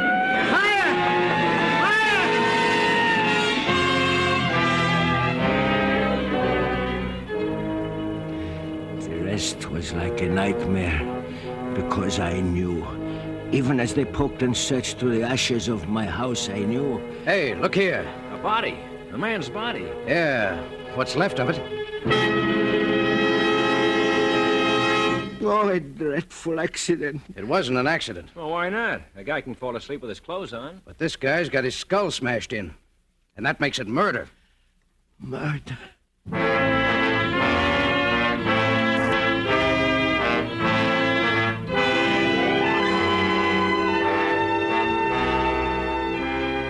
For Suspense, Roma Wines are bringing you a star, Mr. J. Carroll Nash, whom you've heard in the first act of Footfalls by Wilbur Daniel Steele, which is Roma Wines' presentation tonight of Suspense.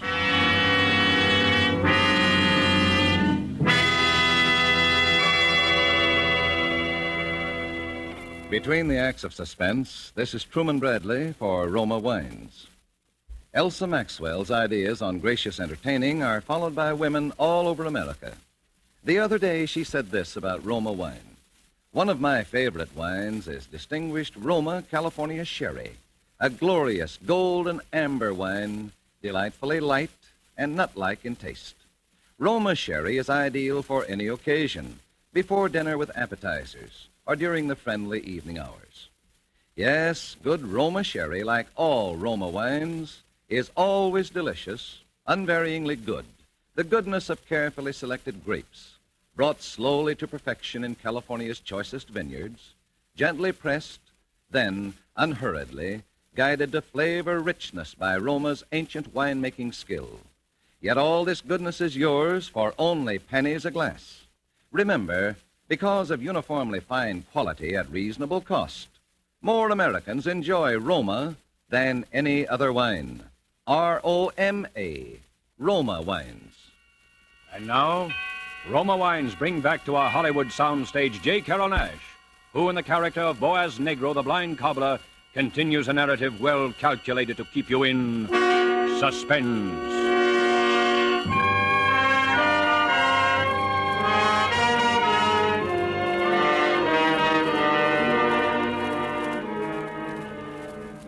Very kind of you to listen, Charlie. I feel suddenly so old. I feel that it is right for me to tell about it because sometime tonight I am going to go. Oh, but that nightmare day when the body was found in the ashes of my house, when I was forced with my heart breaking to agree with you that a dreadful crime had been committed. You remember, Charlie? You came to me here and... Listen, Bose. We've identified the body every way there is. The clothes, the cufflinks, the watch they gave him at the bank. You know that. And the money's gone. Yes. All right, then. For the 100th time, where is Manuel?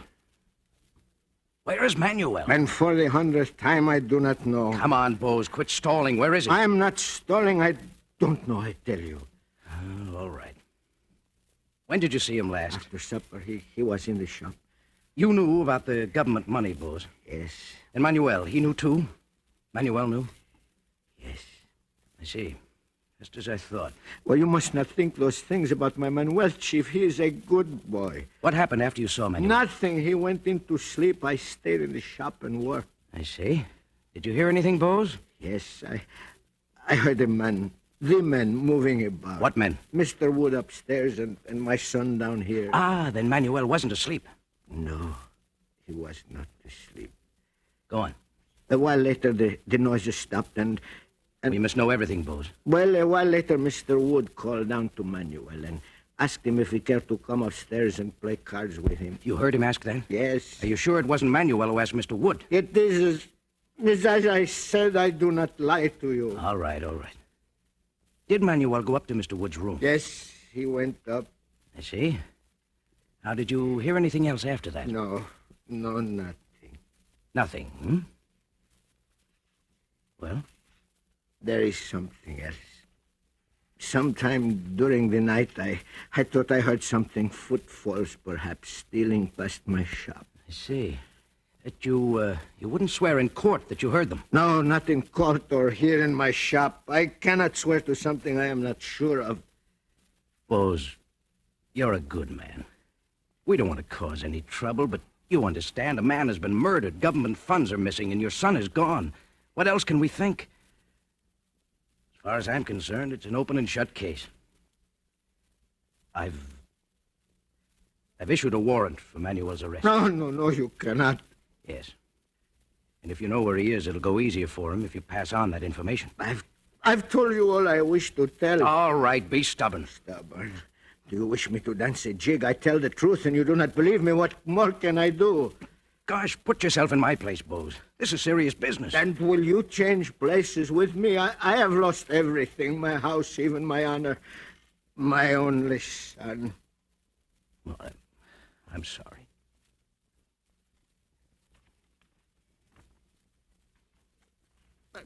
Someday that murderer will return to the place of his crime, and when he does, I shall be waiting for him. Yes, then I will show you, for I shall be waiting for him.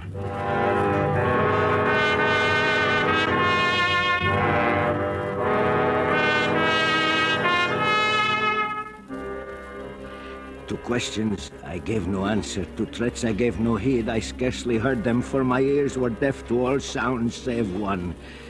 The sound of footfalls. The footsteps of a murderer. Patiently as the weeks, the months, then the years moved by, I listened. For 3 years I listened, wondering only when they would come. For 3 years more I wondered if they would come. Only the last 3 years was I troubled by the growing of a terrible doubt. Suppose the steps had come and gone and I had not heard. Suppose I were to make a mistake. Suppose my ears should fail me and I could not remember. Could not remember. From that first hour of doubt, every waking moment, yes, even in my dreams, I lived in a nightmare of echoing, jumbled footsteps. Footsteps slow and halting, footsteps quick and running, pounding heavy footsteps, and those light as a cat's tread, more, faster, footsteps, footsteps.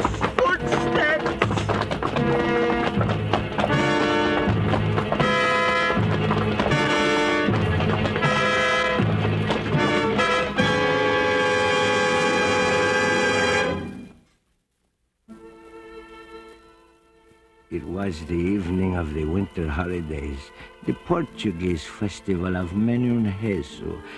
Christ was born again in 100 mangers and 100 tiny altars. There was cake and wine and song, and in all the houses there were lights, even in my shop, the shop of Boaz Negro. A customer had just called for his shoes and gone out again. Now I was thinking of putting out those lights. I reached up to turn the switch, then stopped. Someone had entered the shop. The newcomer stood by the closed door. I wondered why I had not heard the footfalls leading into the shop. Yes, what can I do for you? Well, I don't know. To tell the truth... You'll have to come nearer, please. I am a little deaf. Oh, all right. Can you hear me now? Fine, just fine. I have a pair of expensive boots with me, and they're in need of repair. Could you fix them? I think so, if you'd care to leave them with me. Well, darn it, I haven't got them with me now. I just thought, could I look around a bit? Look around? Well, you are welcome, but I assure you there is not much interest in a poor cobbler shop. Well, that may be true, but the lights. Put on these lights. I can't see. Why did you turn them off? I can see much better in the dark. You're crazy. You can't see at all. How did you know? Put on those lights. Stay where you are. I can hear every move. What are you going to do? Keep away from me. Don't touch me. No! Murder. I have waited 9 years. I have lived for this day. Murderer.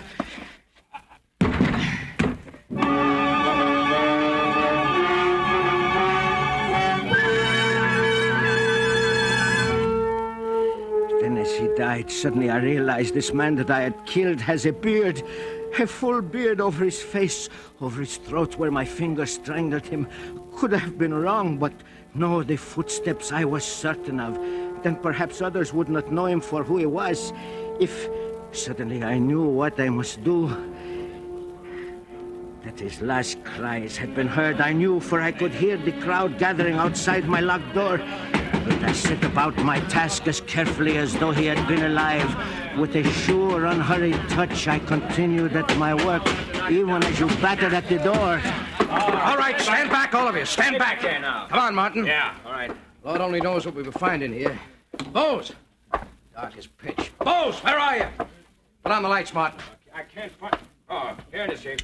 Yeah, that's much better. Bose. Bose, what are you doing there on the floor? Bose, you all right? Chief, he's shaving someone. Bose, what are you doing there? It's all right, Charlie. I'm through. I'm through. Now, tell me, is it that murderer? This guy on the floor is dead, Chief.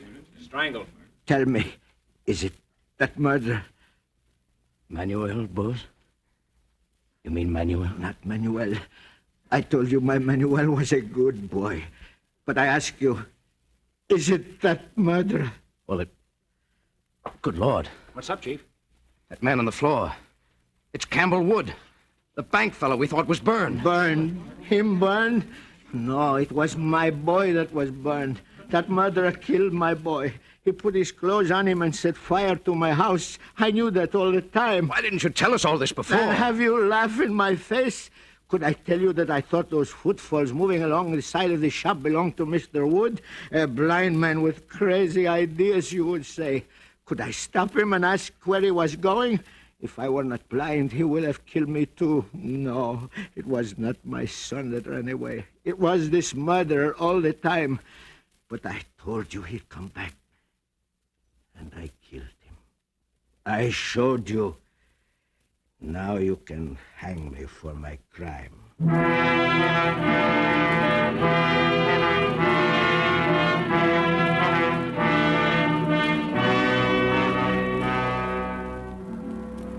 You remember, don't you, Charlie?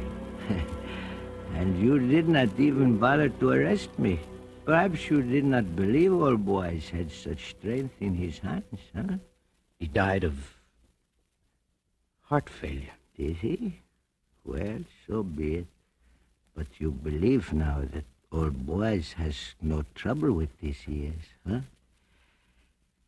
Ah, yes. I hear everything. Even a voice close in my ear. Hello, Pop. It's Manuel. Yes. Yes, I hear. Oh, Manuel. How are things with you, Manuel? Fine, Pop. Fine. You need a little money? A $5, perhaps?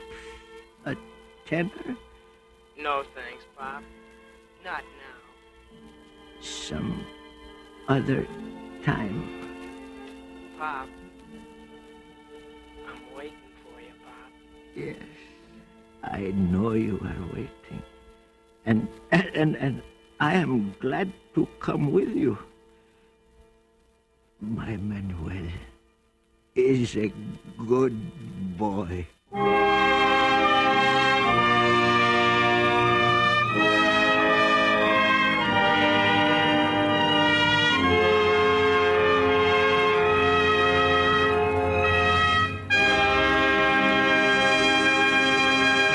And so closes Footfalls, in which Roma Wines have brought you J. Carroll Nash as star of tonight's study in Suspense. This is Truman Bradley with a word for Roma Wines, the sponsor of Suspense. July, one of the warmest months, calls for tall, frosty, iced drinks. And famous hostess Elsa Maxwell recently said, "I've discovered the perfect hot weather drink, wonderfully cooling and refreshing, one that guests really go for.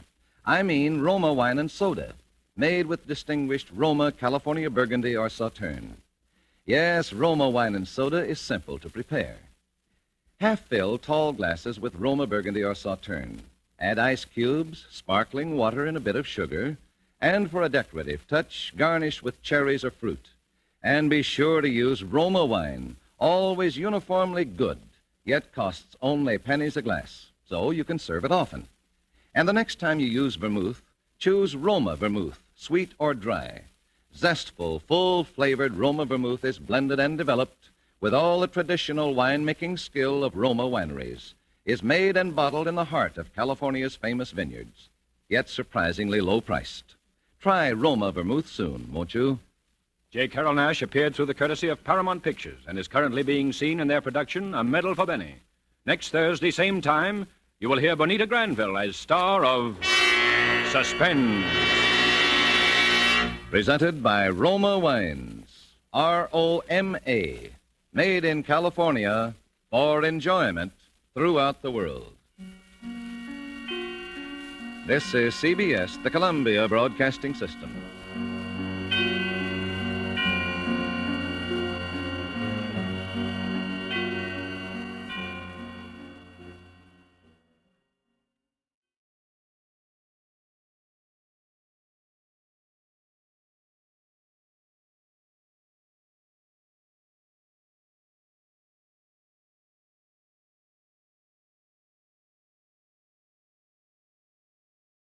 Thank you for visiting Golden Age Radio, radar.com. Together we can honor their great sacrifice. Thank you.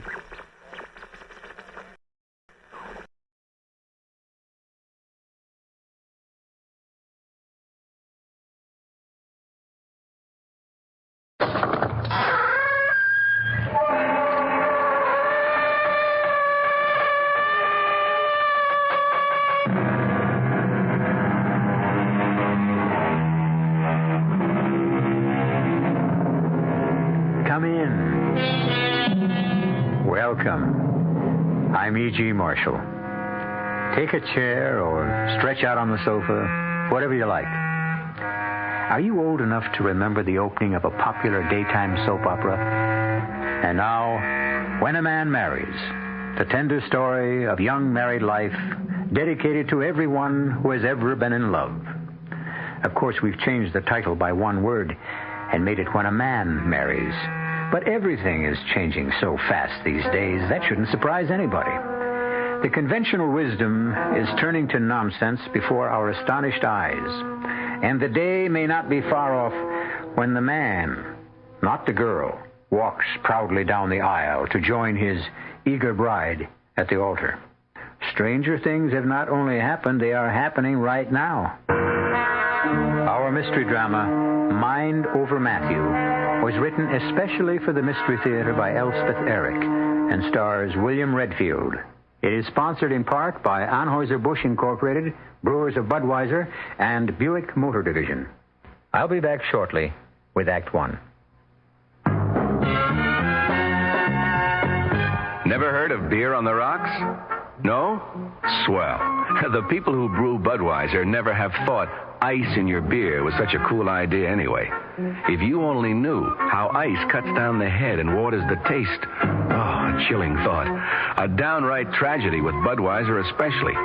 Budweiser is the king of beers. The only beer in America that's beechwood aged, naturally carbonated, which means Bud brews its own bubbles, tiny ones, over a dense lattice of beechwood strips. The beer ages the best way, the right way, naturally. But add an ice cube and bloop, there goes all that extra effort. So if you forget to cool enough Bud, skip the cubes and put your Budweiser on ice for a while, on the coldest shelf in your refrigerator. Even if the wait does frost you a little, it'll be worth it. Anheuser-Busch, St. Louis.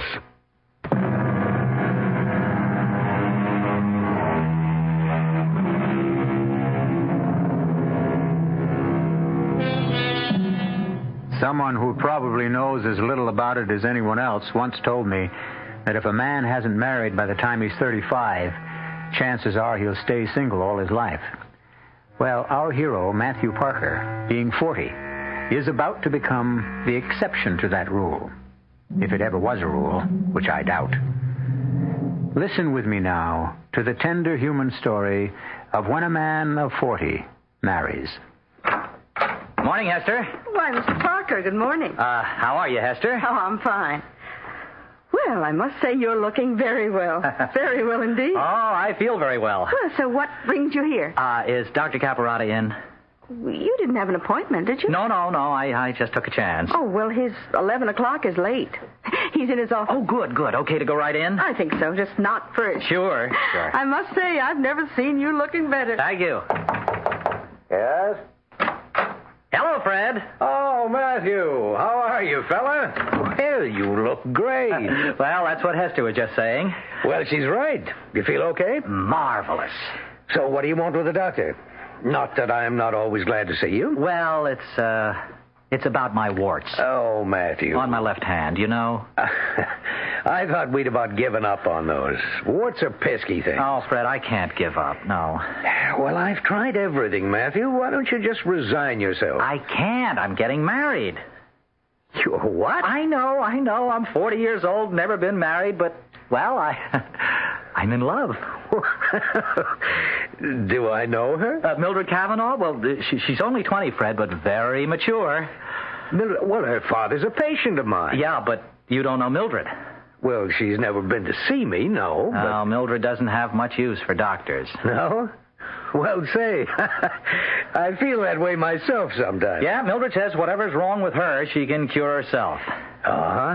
How does she manage that? By the force of her unconscious will. That's what she says, Fred. I don't necessarily believe it. Mind over matter, eh? Something like that. Oh, she's a very healthy girl. Most people are at age 20. You know, she never even has the sniffles. Or if she does, she dispels them. Yeah, well, all sniffles go away eventually. Yeah, but Mildred's go away in, 2 minutes, 3 at the most. She changes her thinking and they go away. Fred, I'm telling you, I've seen it happen. Matthew, any doctor is a fool who denies the power of the mind over the body, and I certainly don't. You won't tell Mr. Cavanaugh I was in to see you, will you, Fred? Well, I don't see why I should mention it. Well, he might say something to Mildred. So what if he did? She'd kill me. Surely not that. Well, she's pretty violent on the subject. She says once we're married, I won't have any pains or sicknesses of any kind. She'll see to that. What is she, some kind of a witch? Oh, she's a sweet, lovely girl. And, Fred, I do feel better. I mean, healthier and stronger since I've known her. I think a sweet, lovely girl at 20 would make me feel better, too, Matthew. Yes? Your 11 o'clock is here, Doctor. Okay, I'll leave. About my warts. Fred, we're getting married in a church. You know, it's very dressy and all that. Well, you'll be wearing gloves, Matt. Nice, clean, white gloves. Well, yeah. Forget about the warts. That's my advice to you. All right, if you say so. I say so. Look, I don't suppose I'll be seeing you from now on. Listen, we're still friends, aren't we? Of course. Well, I don't want to hold you up. So long, Fred. Goodbye, Hester. Good luck, Matthew. Goodbye, Mr. Parker. Well, why won't he be seeing you from now on, Doctor? Well, he's marrying a young lady 20 years of age who doesn't believe in doctors. Oh? What does she believe in? Mind over matter. Or I should say, mind over Matthew.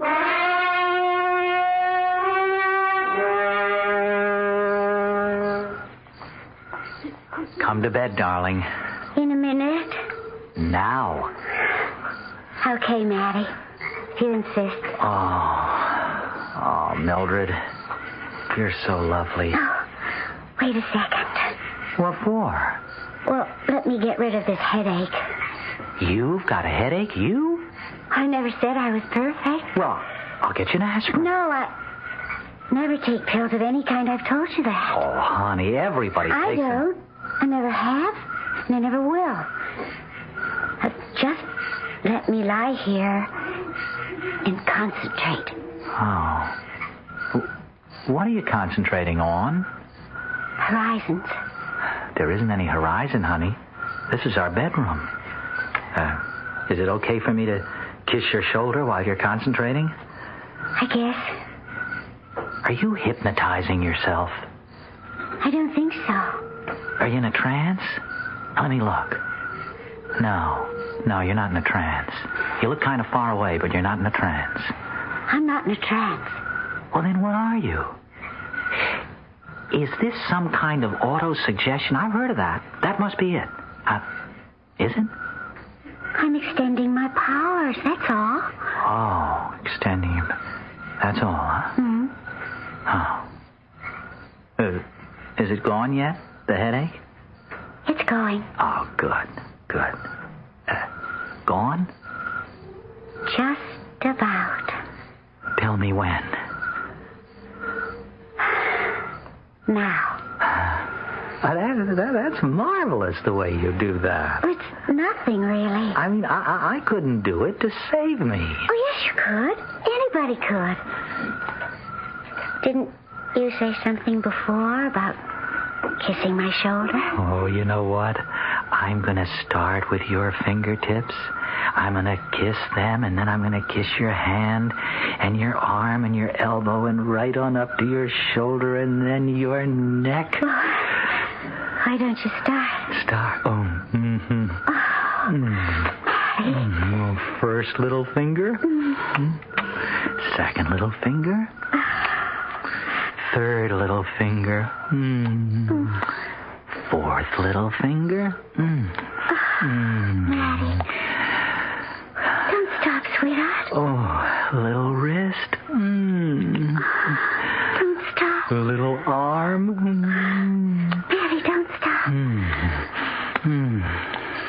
I said, don't stop. Oh, never. Why did you stop? Huh? I didn't. We felt so good. And then you stopped. I didn't. You did. Look, we'll start over, okay? One little finger. Two little fingers. 3 little fingers.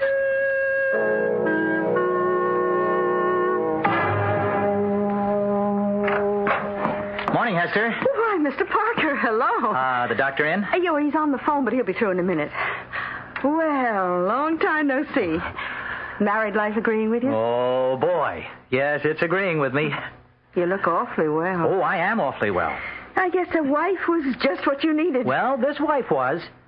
She's very young, the doctor tells me. 20. Pretty? Oh, she's very pretty. Oh, isn't that nice? Oh, the doctor's off the phone now. You can go right in. Thanks. Come in. Well, Matthew, good to see you, fella. Hello, Fred. Well, for Pete's sake, how are you? Wonderful, just wonderful. So this is not a professional call, eh? Good. In a way, Fred, it is. Oh, something wrong? No, something right, I think. Fred, I think my warts are going away after all this time. Well, let's have a look. Here. See? Don't they look better to you? Yeah. Yes, I do. Mildred's been working on them, Fred. Working on them? How? Oh, not medically, Fred. Spiritually. Oh? They're like you said, mind over matter, but they are better, aren't they, Fred? Yes, definitely. They've been disappearing one by one. That's what puzzles me. Huh? Why? What puzzles you? Well, warts don't disappear one by one, as a rule. Warts are small tumors on the skin formed by enlargement of the papillae. Well, why shouldn't they go away one by one? Because medically, that's not the way it works. They disappear all at once, together. At least that's been our medical experience. Well, your medical experience must be wrong. Huh? Maybe it is this time. Medicine has nothing to do with it, perhaps. You mean it is Mildred that did it? Well, I was never able to do it, that's for sure. Mildred did it by the force of her unconscious will? Well, I wouldn't know about that, but as I've told you, every doctor makes a little bow in the direction of mind over matter. Yeah, but is it Mildred's mind or my mind? Well, who knows? Well, I wasn't ever able to do it before. Matthew, I heard of a boy once who had warts. A lot of them. And his mother was in despair over it. But you know what she did? She told him she'd give him $25 for every wart. You know what happened? The warts fell off one by one. Cost the lady about $15. One by one, they disappeared, like mine are doing. Did the boy's warts ever come back? Not that I know of. He and his mother left town shortly afterwards. It got a little uncomfortable for them. Everybody was saying she was a witch. Is that what they called her? Not that I think she was, necessarily. Fred, how do you tell a witch? Oh, I don't know too much about that, Matthew. Why don't you ask Esther? She knows everything there is to know about witches. Well, I'd rather not talk about it to Hester, if you don't mind. Why can't you tell me? Well, all right. Witches are very nice people, actually, so Hester says. I mean, they're not like sorcerers. Sorcerers tend to be malevolent, mean sort of people, making blood sacrifices and all that, weaving spells, concocting potions, holding rituals, all that sort of thing.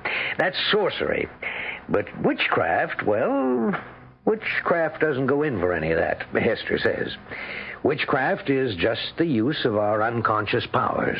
The unconscious will. Yeah, the unconscious force or urge, well, whatever. But Fred, how do you know who's a witch and who isn't? Well, you really should ask Hester about that. No, please. I want you to tell me. Well, for one thing, Hester says that a true witch always has one spot on her body which feels no pain at all, which is completely insensitive. Insensitive to pain. One spot. That's what she says. Fred, would it follow that this one spot on a witch's body that is insensitive to pain, Fred, would that spot be insensitive to pleasure, too? Well, I suppose it would. Why, Matthew? Oh, Fred, I think it's possible. I think it's just possible I married a witch.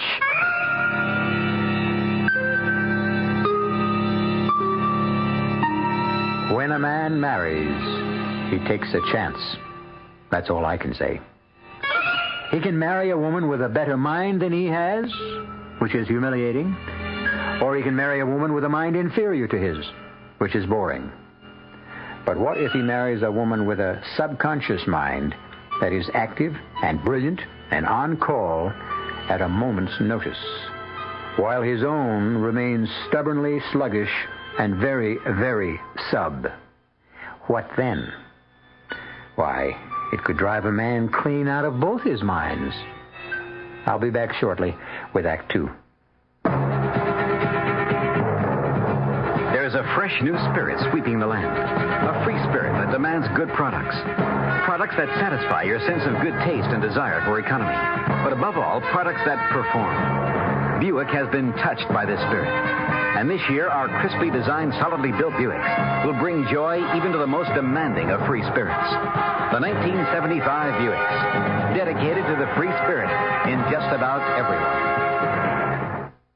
Now, this message from Show Corporation of America. The best value in town for the George Foreman Muhammad Ali Championship fight of your lifetime is the big screen color closed circuit showing at the Waldorf Astoria Grand Ballroom, 49th and Park, on Tuesday, October 29th at 9 p.m. You can watch it at the Waldorf with your friends in spacious comfort at reserved tables or grand tier boxes with drinks served from an open bar, all for just $45 with drinks, tax, and gratuities included. $40 per person in groups of 10 or more. Doors open at 9 p.m., and the Waldorf pre-fight program starts on the big color screen at 9:30 with the main event at 10. Get your tickets now by calling 421-9022. That's 421-9022. Or go to the Golden Lebang ticket desk in the Waldorf or other major midtown hotels. Act now. Get choice seats with drinks included for just $45. The championship fight of your lifetime. Watch it at the Waldorf. Special dinner package also available. Call 421-9022.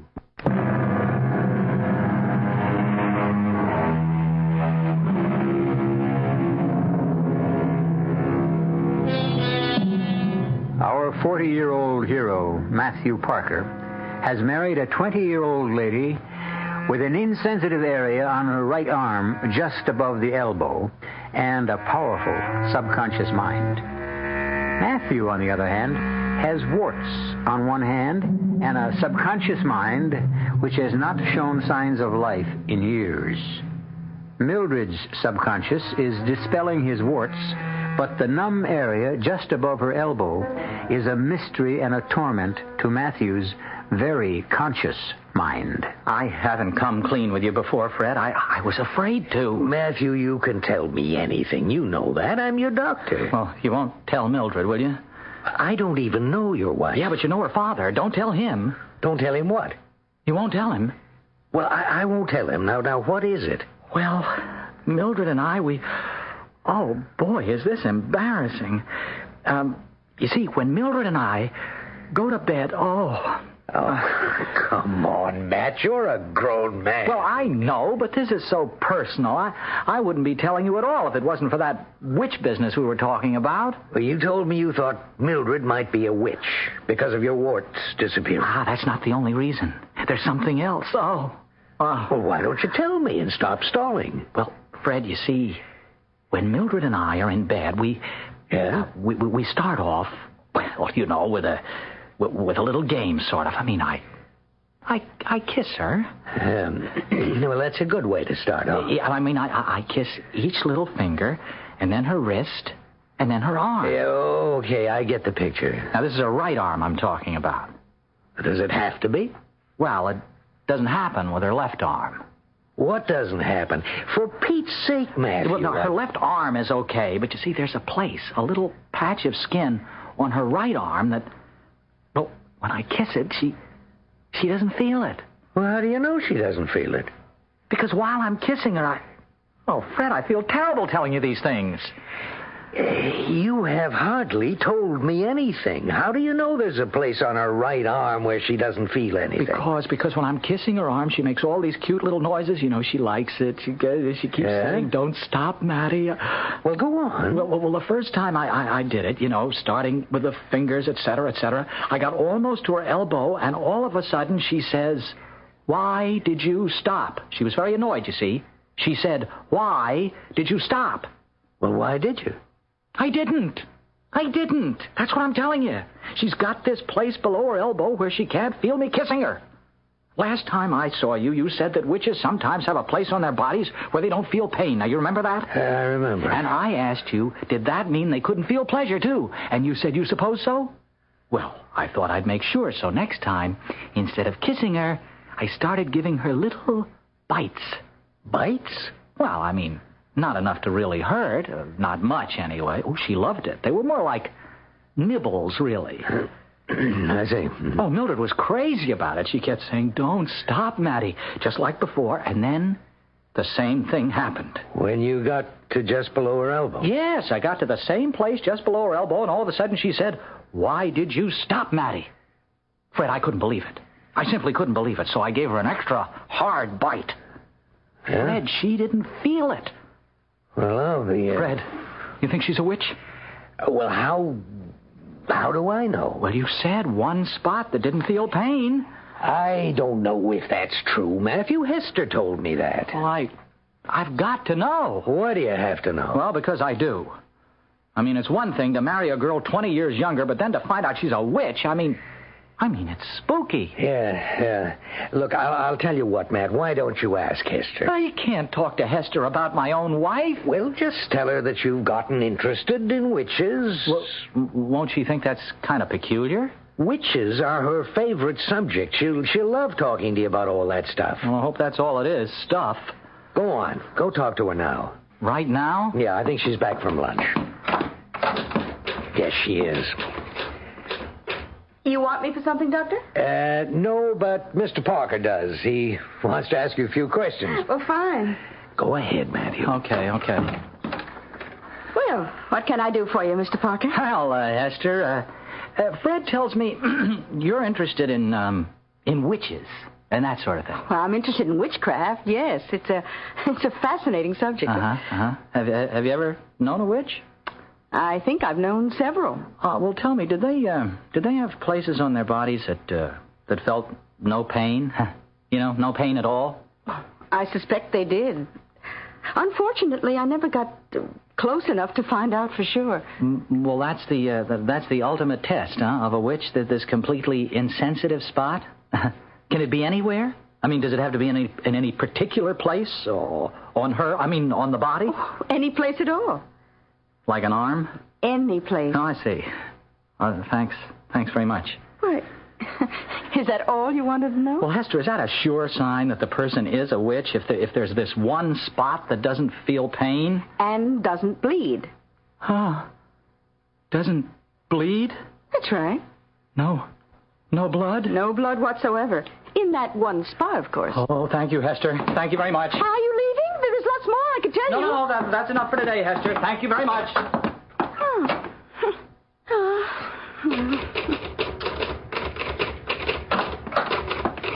Parker left? Oh, yes, he left. He find out everything he wanted to know? Well, it wasn't much. I thought for a minute he was really interested in witches. There's so much I could have told him. It would have been a pleasure.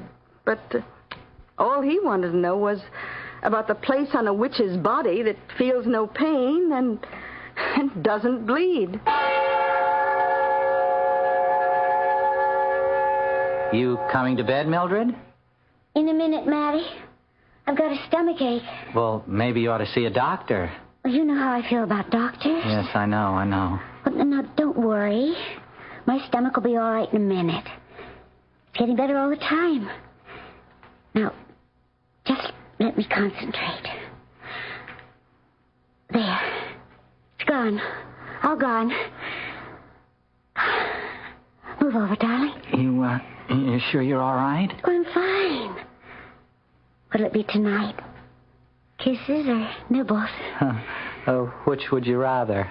Nibbles. I love those little bites. They get me all excited. Okay. Now, first the fingers. One little finger. Two little fingers. Three little fingers. Oh, that's lovely. Don't stop. Little hand. Little wrist. Oh, Mary. Little arm. Oh, yes. Don't stop. I said, why do you always... Oh, Mildred, forgive me for what I'm about to do. Well, what are you going to do, Matty? I already did it. Did what? You didn't feel it. Feel what? And you didn't bleed.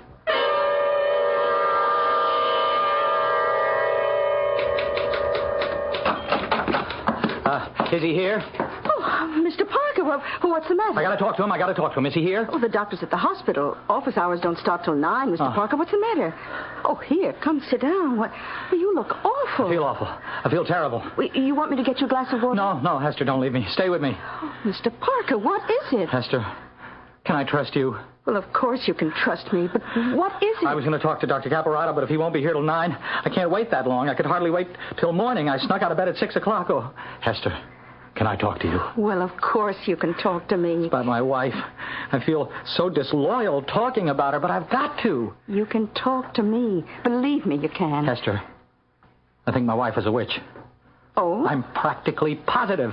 Well, what makes you think so? Now, first, it was the way she made my warts go away. You knew about that? The doctor told me. Then the way she makes all her own pains and things go away. Well, just last night she had a terrible stomachache, really awful, but she applied her subconscious will to it, and it went away. Just like that. Well, witches can do that. That and more. Well, I wouldn't have left her to come here if it hadn't gone away. I mean, I wouldn't have, no matter what she said, but she said she was fine, so I came.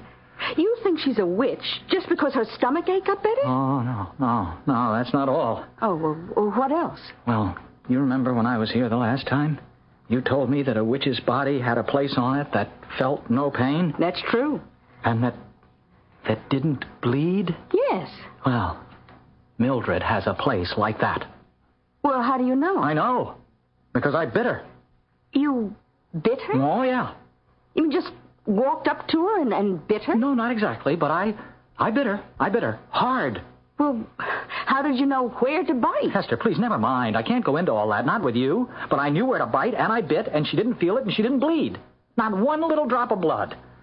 Well. I mean, it scared me so I couldn't make love to her. I told her I had a headache. She wanted to concentrate on it and make it go away, but I told her no, I wanted to keep it. That made her mad. Oh, naturally. Oh, Hester, what am I going to do? Well, what do you want to do? Well, I can't stay married to a witch. Witches can be very nice, you know. Well, I'd always be looking at her and thinking, holy cow, she's a witch. Matthew, may I call you Matthew? Oh, certainly. We've known each other so long. Look, Matthew, witches are people, flesh and blood people. The magical power they have only means they have a greater grasp on reality than other people. They have greater use of their extrasensory powers. Real flesh and blood? Of course. You see, witches live on the higher levels of consciousness, that's all. Well, I'm trying to get used to the idea. Oh, once you do, you'll love it. Huh? Well, I guess I better go home. Oh, must you? Do you think I should tell Mildred I know she's a witch? I wouldn't. It's possible that she doesn't even know it herself. Yeah, she is very young. Maybe she hasn't found out. Yeah, I'd better go home. She really had a terrible stomachache last night. Oh. You know, for a witch, she certainly gets a lot of aches and pains, more than I do, really. Well, she's only human, Matthew. Well, thanks, Hester, for talking to me. It helped a lot. Oh, I'm glad. Here, let me take you to the door. Oh, I'm all right, really. Oh, sure you are. Thanks again. I'll be fine now. Who's that? Who? Where? Crossing the street. Boy, it's Mildred. Well, is she coming here? Yeah, it looks like it. She looks like she's in a hurry. She shouldn't cross the street in the middle of the block. That's right. No, she's up. Mildred! Mildred, look out! The truck! Look out for the truck, Mildred!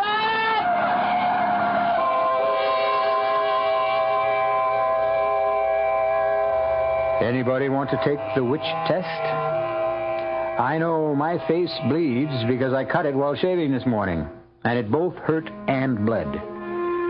But there's all that other flesh that covers the rest of my poor old body. Would you have me go over it every inch with even the tiniest of pins? Thank you, but no. I have other things to do, and frankly, I'm not keen on finding out. Not unless there's a guarantee that I won't wind up under the wheels of a fast-moving truck. We'll come back shortly with Act 3.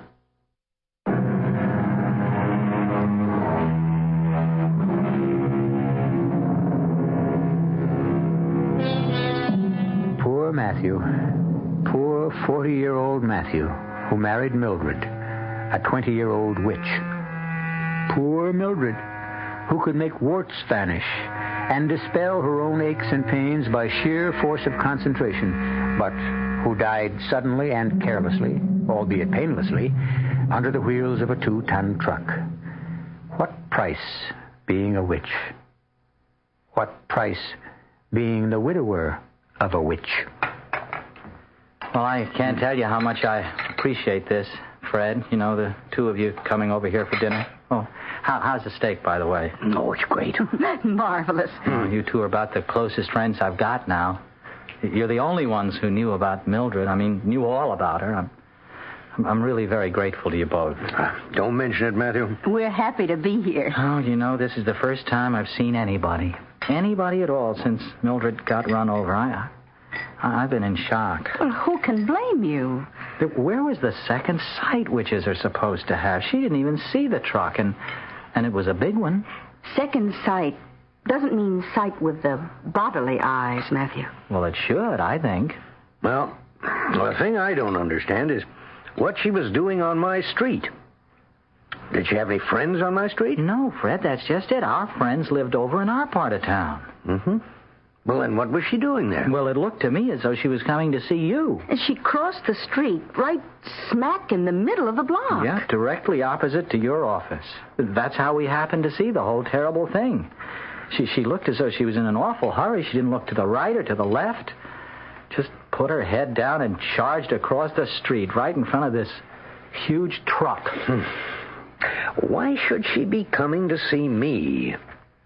You think maybe she knew you were there? She didn't know I was still seeing you. Well, then why? She couldn't have been shopping in my neighborhood. There aren't any stores. It's got to be that she was coming to consult me professionally. It's got to be. No, Mildred wouldn't do that. Mildred took care of her own aches and pains. Well, maybe this time she couldn't. Well, she'd had a stomachache the night before. Was it a bad stomachache, Matthew? Oh, it was pretty bad. But she got over it. She didn't take anything for it. Mildred? Mildred would never take anything for anything. She just concentrated and the pain went away. Mm-hmm. Well, maybe it didn't. Oh, yes. She was fine in just a few minutes, and she was fine the next morning. Pain isn't always a curse, you know.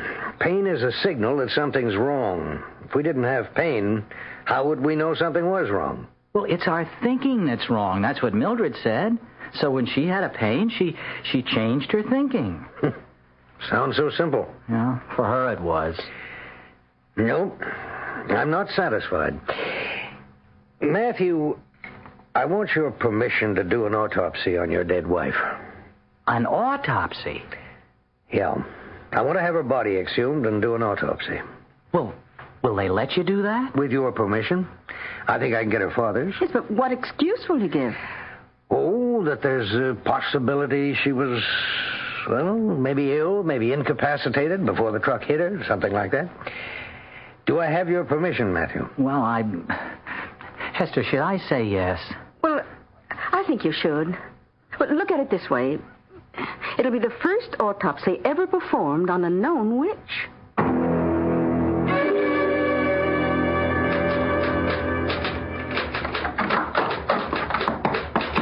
Hello, Matthew. Hello, Hester. And how are you? Oh, I'm not too good. I'm sorry. Is anything wrong? In particular, I mean? Oh, I miss Mildred. Well, of course you do. You know, it's a funny thing. I was a bachelor all my life. I mean, I was 40 when Mildred and I got married, and we weren't married very long. You'd think I could just go back to being single. Well, I guess it doesn't work out that way. No, not for me. The only really good time I've had since Mildred died was the night you and Fred came to dinner. Oh, that was very nice. Did you really enjoy it? I know I'm not much of a cook. Oh, I loved it. Well, good. Maybe we could do it again sometime. Look, how would you like to come to my place for dinner? I'm a very good cook. Or so I'm told. Say, I'd like that. I'd like that a lot. Sometime next week? Or this week? Tomorrow night? Great. And look, we won't talk about Mildred at all, okay? If that's the way you want it. Well, sure. I've got to forget all about her and her being a witch and all that. You think Fred's done the autopsy yet? I'm darned if I know why he wanted to do that. Well, he was curious about why a witch like Mildred would be coming to see a doctor. Well, I don't know why I said, okay, go ahead, and then why her father said okay. Matthew, Mildred's father knew. Knew what? That Mildred was a witch. No. Well, he suspected something. He knew she had these self-healing powers ever since she was a little girl. Now, she'd fall, skin her knee, and then she'd go off somewhere by herself, and in a couple of hours it would be all healed. Can all witches do that? Not all witches choose to do that. Some witches choose to do other things. Like what? Oh, like seeing into other people's minds. Reading their thoughts? Oh, what's so bad about that? We all have the same thoughts, more or less. Well, I don't want anybody reading mine. I wouldn't care if you read mine. Oh, I wouldn't do that. Why not? Well, I just wouldn't. You could, if you tried. No, I wouldn't try. Listen, why didn't Mildred cure her father of anything? Tell me that. She cured my warts. Her father didn't choose to be cured, not by witchcraft. He was afraid of witchcraft. He chose to come here instead. Why wasn't I afraid? Oh, well, for one thing, you were in love. And for another... Yeah? What's the other thing? I think you'd better find that out for yourself.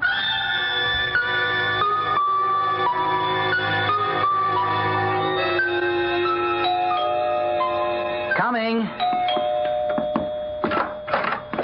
Oh, hello, Fred. Hello, Matthew. Come on in. Thanks. I was just going to have a drink. Would you join me? Okay. Good. Hey, what brings you here? Not that I'm not glad to see you. I wasn't looking forward to drinking alone. It took me long enough to get married, but now that I've been married, I don't care too much for being alone. Here you go. Here's your drink. Oh, thank you. I don't suppose you could stay for dinner, could you? I've got plenty. No, my wife's expecting me. Oh, that's too bad. Well, but you're lucky you got a wife. Yeah, I know. You know something? This morning when I was having breakfast and reading the paper, I got so darn lonely, I just started to cry. I didn't even know I was crying, but all of a sudden I couldn't read the words, not even the headlines. I ran out of this place so fast, I went over to see you. Yeah, Hester told me you were there. Hester and I had a nice talk. It picked me up a lot. Oh, and you know what? She's going to cook dinner for me. Well, that's nice. Tomorrow night. I'm looking forward to that. And Fred, you know what she told me? She said Mildred's father has known all along that she was a witch, or that there was something, well, odd about her, self-healing powers ever since she was a kid. Yeah, that's right. That's why he agreed to the autopsy. Oh, yeah, the autopsy. Yes, I've got the results. Yeah? Matthew, your wife had a ruptured appendix. You mean... But she said it was just a stomachache. Well, she was wrong. But, Fred, she made the pain go away. She told me so. She was telling the truth. Well, it must have come back then. And this time, she couldn't make it go away. She panicked. Her witch's powers failed her. Well, let's say she just overextended them. And she was on her way to see you. Peritonitis had set in. She might easily have died, even if the truck hadn't hit her. Oh, poor Mildred. Yeah. Like I told you, Matthew, pain does have its uses. Or what are doctors for?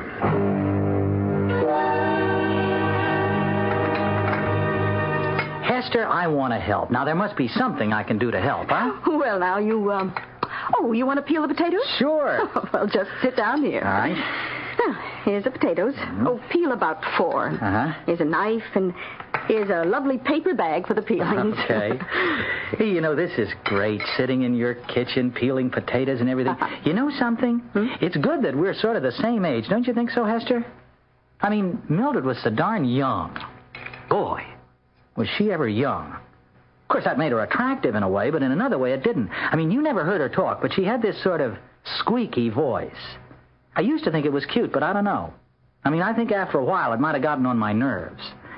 Now, you, on the other hand, have a very well-modulated voice. Do I? Maybe Mildred talked that way from being a witch. Oh, I don't think so. No? Matthew, you must understand that witches are not harpies or hags or conjurers or shamans. I mean, they are quite simple, ordinary people, really. Only they maintain contact with the deepest powers we possess. Other people lose that contact, but witches hold on to it. Contact with what, Hester? With the unconscious mind, Matthew. With that reservoir of strength and passion and feeling. With the simple, uncomplicated drives to fight, to conquer, to possess, to love and be loved. Well, is that what it's like down there in the unconscious? Well, don't you feel it is? Oh, yes, I do. You see? Hester, I want to conquer you. I want to possess you. I want to love you, and you should love me. Oh, I do love you, Matthew. You do? I always have. Well, you never told me. I wanted you to find out for yourself. Well, say. I think I better get back to peeling the potatoes. This is all kind of overwhelming. Oh, darling, well, you'll get used to it. Matthew, hey, look what you've done. What have I done? What's this? What's what? Here on the table. Well, I don't know. What is it? Well, I believe it's the tip of your thumb. Well, yeah, the tip of my thumb? Give me your hand. Your left hand. Here, put the potato down. What? There. You see? You've cut off the tip of your thumb. Well, how'd I do that? Well, when did I do it? A few minutes ago. Hester, it isn't bleeding. There's no blood. Not a drop. But that's impossible. No. It's not impossible, is it? Not for us witches, it isn't. Us witches? Nothing is impossible for us witches. You too? Me too. Oh, darling, don't look so unhappy. Witches are just like ordinary people. Only better.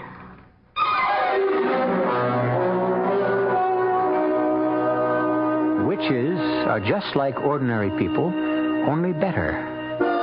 You know, that sets me to thinking. Not always, but at various times, I have felt that I was,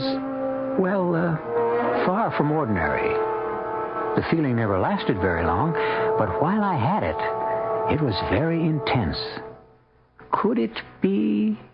Oh, no. And yet, perhaps it's true. I am a witch. And you? How about you? I'll be back shortly. If you take a look at the 1975 cars, you'll notice a European influence. And there are some new American cars that rival the Europeans. One being Buick's new Skylark SR, with its touring car interior and spirited little V6 engine. But don't think of the Skylark SR as a European tourer. We're proud of the fact that it's a Buick. you will be too. Buick, dedicated to the free spirit in just about everyone. Dodge is right on target with great buys. See the friendly Dodge boys. They're good guys. Surround yourself in quiet elegance for 1975 in the Dodge Royal Monaco Brougham. Never more beautiful than now. Royal Monaco Brougham. Luxury you can afford to enjoy. Dodge is right on target with great buys. See the friendly Dodge boys. They're good guys. We've got a full line of Dodge Monacos, including wagons. So come in. Experience the comfort, convenience, and luxury of Monaco. The Dodge boys have what you're looking for in 75. See the friendly Dodge boys. They're good guys. Scarsdale Dodge, Scarsdale, and Ocean Spray Motor Sales, Island Park. Our cast included William Redfield, Evie Juster, Bryna Rayburn.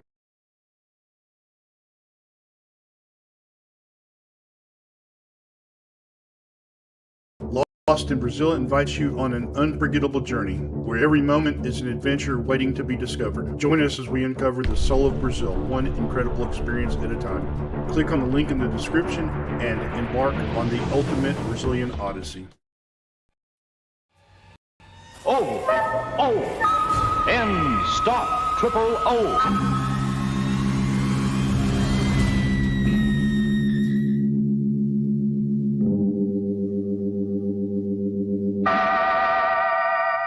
Inner Sanctum Mysteries, brought to you transcribed by High Potency Ends, America's most popular, truly effective chlorophyll tablets.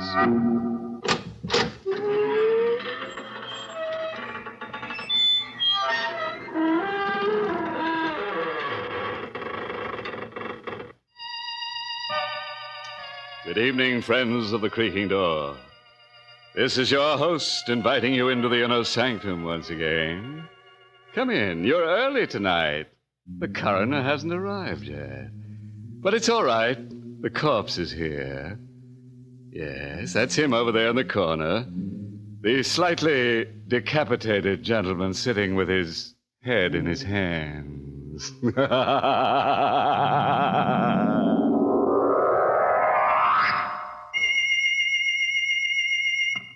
High Potency Ends, E-N-N-D-S. Ends chlorophyll tablets are more effective than any other type of chlorophyll product in stopping triple O. They stop odor of breath, odor of body, all other personal odors. Act internally where odors begin to stop all three at the same time. O! End, stop, triple O! It's amazing, but no matter what you eat, drink, or smoke, no matter how hard you work or play, 1 or 2 high-potency Ends tablets stop triple O all day. All right, friends. Let's gather round and meet that grim reaper, Mr. Macabre. No. Don't try to run away. Lie perfectly still. If you race with Mr. Macabre, you're liable to end up in a dead heat. From the living room of a small house that has seen better days, a single light shines in the early evening. Inside, Grace Denning waits alone for her father to come home. Anxiously lighting one cigarette from the other, she paces the floor until at last she hears his footsteps on the porch stairs. Father? Is that you, Father? Yes, dear. Were you worried about me? Well, you're never this late for dinner. I thought something might have happened to you. You weren't down at the river again, were you, Father? No. Well, where were you? Just downtown. I stopped off for a minute. Grace, why are you staring at me? Well, you look so strange, so frightened. Well, I should be frightened. You know what it's like to live without money week after week, waiting, hoping for a break that never comes. Well, don't worry, darling. Your luck will change. I'm not worried anymore. You got the loan? Yes. From the bank? No. From Dr. Tarleton. Dr. Tarleton? He wouldn't lend you any money. He wouldn't lift a finger to help you. Why not? He's an old friend of mine, isn't he? Well, I wouldn't call him a friend. Not after the way he's treated you all these years. He still hasn't forgiven you for taking Mother away from him. Don't be a fool. Well, he hasn't. He's still in love with her. He told me so. At the funeral. Well, what difference does it make? I've got the money, haven't I? But how did you get it? I told you he lent it to me. Why did he lend you that money? Because I gave him something in return. What? I sold him my brain. What do you mean, Father? I willed it to him in return for the loan. Your brain? Yes. He said it would be of value to him in his experiments. He said the medical school was making a study of men with artistic talents. But you haven't painted for years. Well, Dr. Tarleton didn't really want my brain, Grace. Can't you see? It was just an excuse to torment me. Well, you're not going through with it. I won't let you. You'll have to, Grace. I've gotten the money. Then you'll give it back. I won't let you take it. Here, what are you doing? Holding him up to return that money. Put that phone down. Father, let go. Drive you out of your mind if you accept this loan. Now, let me speak to him. Dr. Tarleton's office. Miss Henry speaking. Hello. Oh, Miss Henry. Is Dr. Tarleton there? Why, who's calling, please? This is Miss Denning, George Denning's daughter.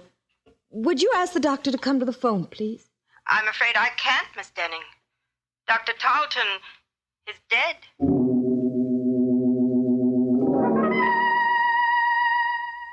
Miss Henry, I hope you don't mind my coming over here, asking you all these questions, but you see, Dr. Tarleton was an old friend of the family's, and I'm rather anxious to know the circumstances. I understand, Miss Denning.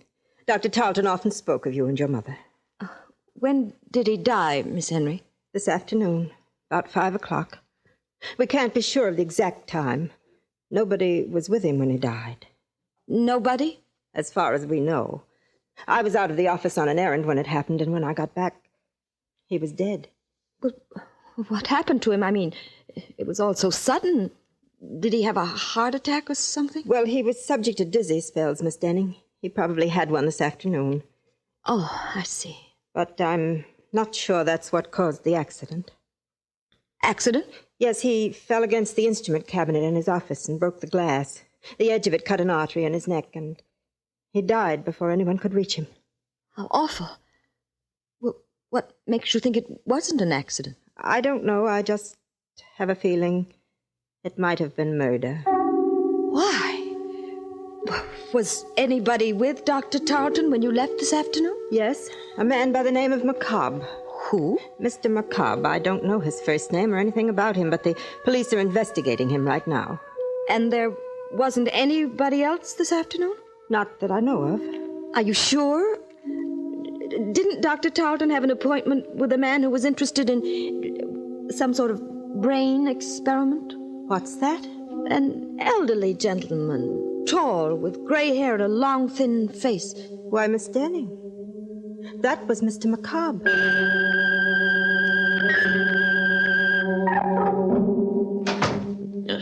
Where have you been, Grace? Oh, just out for a walk. Now, don't lie to me. Where have you been? Over to Dr. Tarleton's office. Yes? Yeah, well, what for? I told you not to meddle in my business. Tarleton's dead, and my bargain with him is automatically canceled. Is that the agreement you made with him, Father? My agreement with Dr. Tarleton doesn't matter anymore. It doesn't to me, Father. But it might to the police, if they find a copy of that agreement. What are you driving at? Don't you think they'll find out Tarleton's death wasn't an accident? Good heavens, Grace, you don't think I killed him, do you? You don't think I murdered a man for the sake of a few $100s? What did you do? You were in his office at 5 o'clock this afternoon, weren't you? Who told you that? What difference does it make? Miss Henry knows you were there. She told me all about it. I didn't speak to Miss Henry. Mr. McCobb did. Oh, for heaven's sakes, Father, don't you think the police will see through a trick like that? They're out looking for you right now. Well, confound it, Grace. I didn't kill Dr. Tarleton. And I never heard of Mr. McCobb. Now, let's not talk about him. All right, Father. You want to bluff it through? I can't stop you. Only I wish... Just a minute. I'll get that. No, let me. It may be the police. Hello? Hello, Miss Denning? Yes? I've got to see you right away. I have something to tell you about the murder of Dr. Tarleton. What do you mean? I can't talk to you over the phone, but if you'll come down to 54 Palmer Street right away, I'll tell you all about it. Come alone, Miss Denning. And come quickly. Just a moment. You haven't told me who you are. Oh, I'm sorry. The name is Mr. McCobb.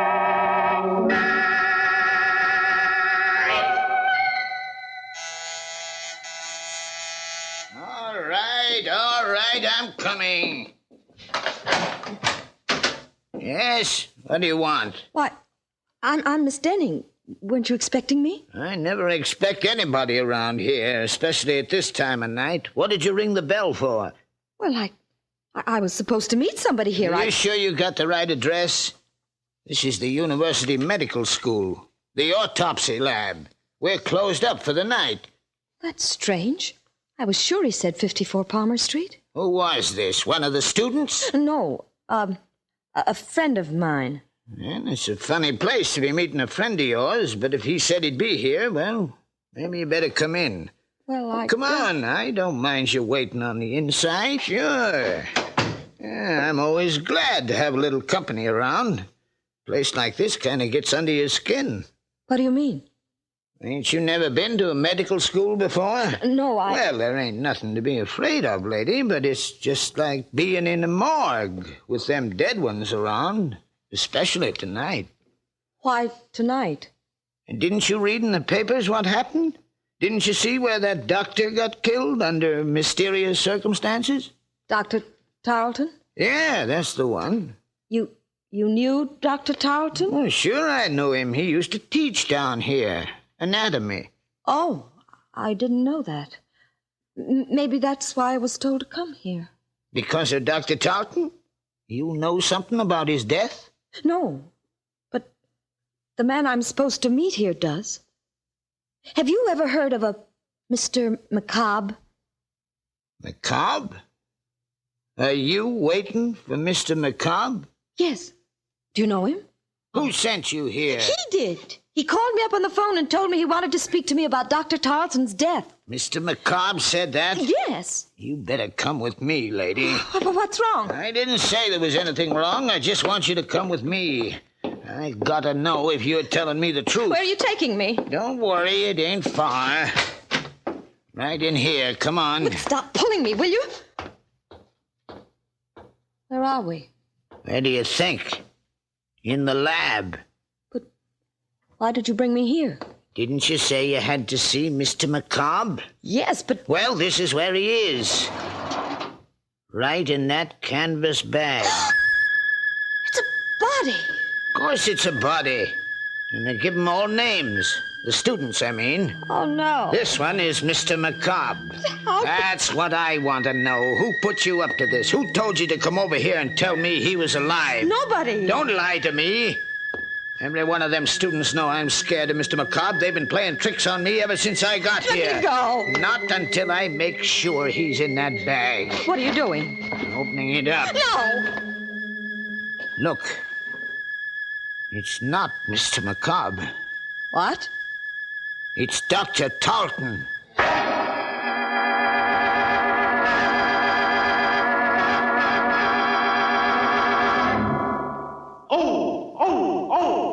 Stop triple O. Yes, high potency N stop triple O. Stop odor of breath, odor of body, other personal odors. All three at the same time. That's important because anyone who comes in contact with the public should take high potency N's chlorophyll tablets as protection against all odor offense. N stop triple O so effectively that just one or two N's tablets keep you fresh as a daisy all over all day. N's make triple O go, go, go.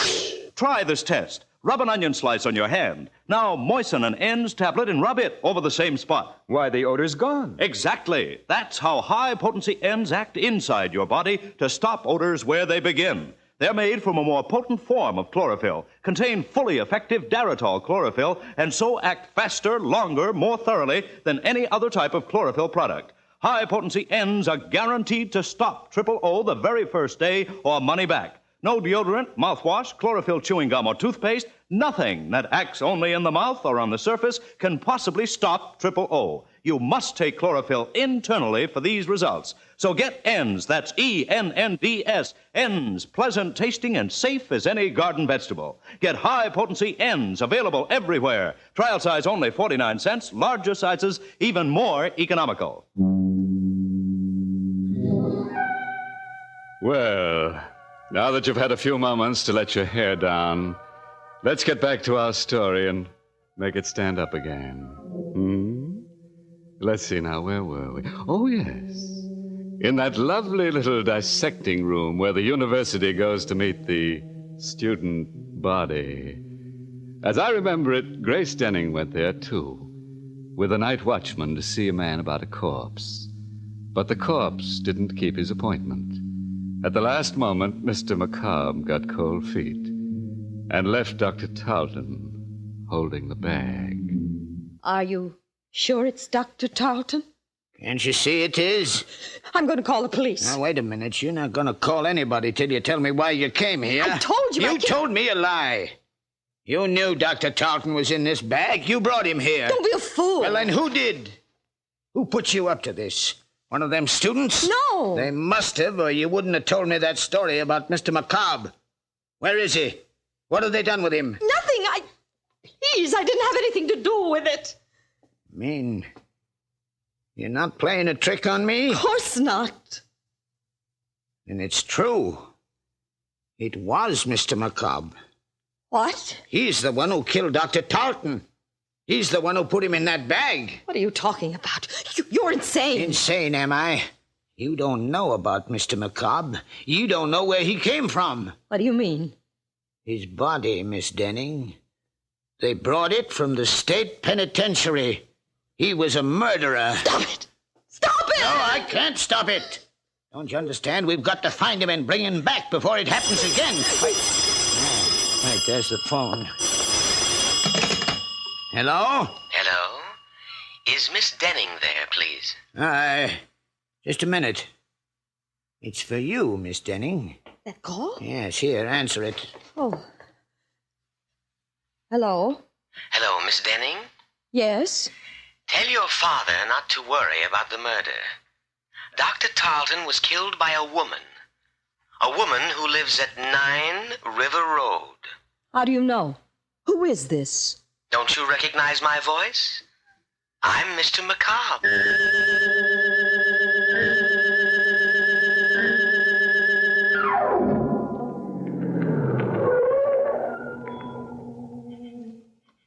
That's the house, Father. 9 River Road. Grace, you're not going in there. I've got to, Father. I've got to know who this woman is. Well, then I'm going with you. No. Please. You stay here. It may be some sort of a trap to find out where you are. I'm better off alone. Well, careful, Grace. Please be careful. If this woman is a murderess... Don't worry, Father. Just stay in the car, and I'll call you if I need you. Well, all right, dear. I'll be right here. Come in, Miss Denning. Miss Henry? Yes, Dr. Tarleton's nurse. Good heavens. How did you know I was at the door? I saw your car drive up. Come in, won't you? But, Quick, Miss Denning, come in. I've got to talk to you. What's the matter? Shh, I'll tell you in a minute. Just let me close the door. There. That's better. Now I can speak freely. You act as though you were expecting me, Miss Henry. I was. That's strange. Nobody knew I was coming. Oh, but you're wrong. I had a message saying you were. A message? From whom? Well, he wouldn't give me his name over the phone, but I had a feeling it was Mr. McCobb. Remember? He's the man I told you about at the office, the one the police are looking for. He called you on the phone? About 10 minutes ago. What did he say? Well, he didn't want to talk very much, but he said you were coming over to see me about Dr. Tarleton's death. He said you suspected me of committing the murder. What do you mean? Do you, Miss Denning? Why, no. I have no reason to suspect you. What made you think I did? Just the fact that he said so. And the way you're looking at me right now. How did you find out about the letter opener, Miss Denning? What letter opener? The one that's missing from Dr. Tarleton's desk. Who told you about it? Why, nobody. I didn't know it was missing until you just mentioned it. Then why did you come here? Because Mr. McCobb... Don't blame it on him. He never saw that letter opener. Well, neither did I. I don't even understand what connection it has. Don't you, Miss Denning? Why would a letter opener be taken from Dr. Tarleton's desk unless it had been used to commit the murder? You mean Dr. Tarleton was stabbed to death? He might have been.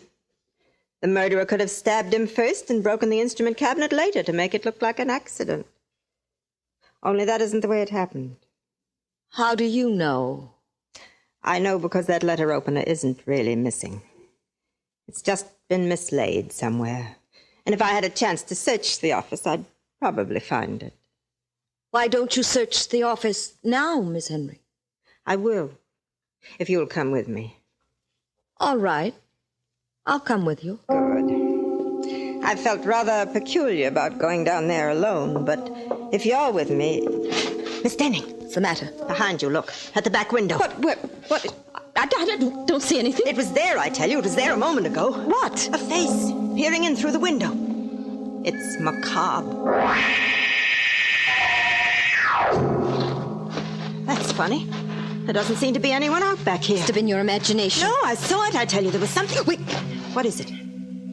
Thought I heard something move behind the garage. Quick, let's go in there. We can look through the back window without being seen. Careful now, we mustn't make a sound. Here, hold on to my arm. I can't see a thing, Miss Henry. Who's there? Don't be afraid, Miss Denning. It's me. Who are you? Mr. Crane, don't you remember? The night watchman from the medical school. What are you doing here? I'm looking for Mr. Macabre. He's around here somewhere. I just saw him. Where? Out in the field, behind the garage. I don't see anyone out here. You're not looking in the right place. Come with me. I'll show him to you. No, don't. Don't go with him, Miss Henry. Why not? It may take two of us to bring him back. He might not want to come with me. Please, will you leave us alone, Mr. Crane? Go back to your job and let the police find Mr. Macabre. No, wait. He might know where Mr. Macabre really is. Of course I know. I just told you he was down there in the field. Then you go find him, Mr. Crane, and wait for me. I'll be there in a minute. All right. But don't leave me out there alone with him too long. For heaven's sake, Miss Henry, don't you know that man's crazy? Crazy or not, I've got to know what he's up to. Here, take the key to Dr. Tarleton's office and go down there right away. Aren't you coming with me? Not until I find out about Mr. Macabre.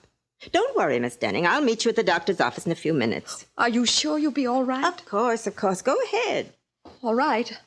I'll see you later. Mr. Macabre! Mr. Macabre! Oh, Mr. Crane? Where are you? Why don't you answer me? Here. Who's on that path? Oh, no, don't! The letter opener. The same letter opener.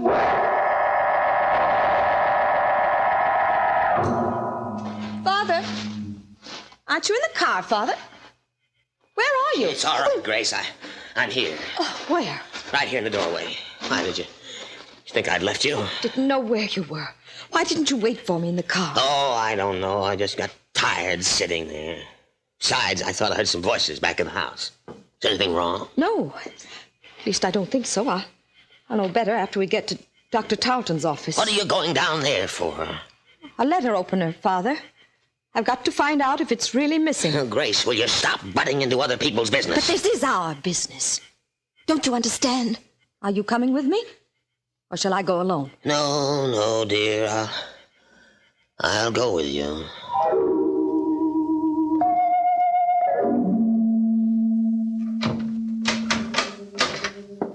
Wait right here, Father. Just outside the door. Let me know if anybody comes down the hall. Even Miss Henry. All right, but hurry. I'll be as quick as I can. Oh, I should have turned on the light before I closed that door. Now, where on earth is that light switch? Oh. Well, what's the matter with this thing? It doesn't work. No, it doesn't, Grace. Who said that? I did. Don't you recognize my voice? No. Where are you? Over here, sitting at my desk. Dr. Tarleton. Yes. You're alive. No, my dear. I'm just living on borrowed time for a while. Just long enough to tell the police who murdered me. The trick! You're not really dead. No. You shouldn't have come back here to return that letter opener. That was the trap we set for you. Only we never dreamed you'd kill Miss Henry. You fool! Who are you? Dr. Carlton, dear. The man who was foolish enough to leave you half his estate because of your mother. You're a murderess, Miss Denning. Be quiet! Be quiet or I'll kill you! You can't kill me, Grace. You've done it already. Now do it again! I'll do it right this time, the way I killed Miss Henry! Here, put that letter opener down. Let me go! Let me go! Grab her, Gus. I've got her hand. No, don't touch me. It's all right, Miss Denning. We won't frighten you anymore. We've got all the evidence we need now. You're a detective. You guessed it. The dead man. The one you had propped up in the chair. Who was that? Don't you know? That was Mr. Macabre.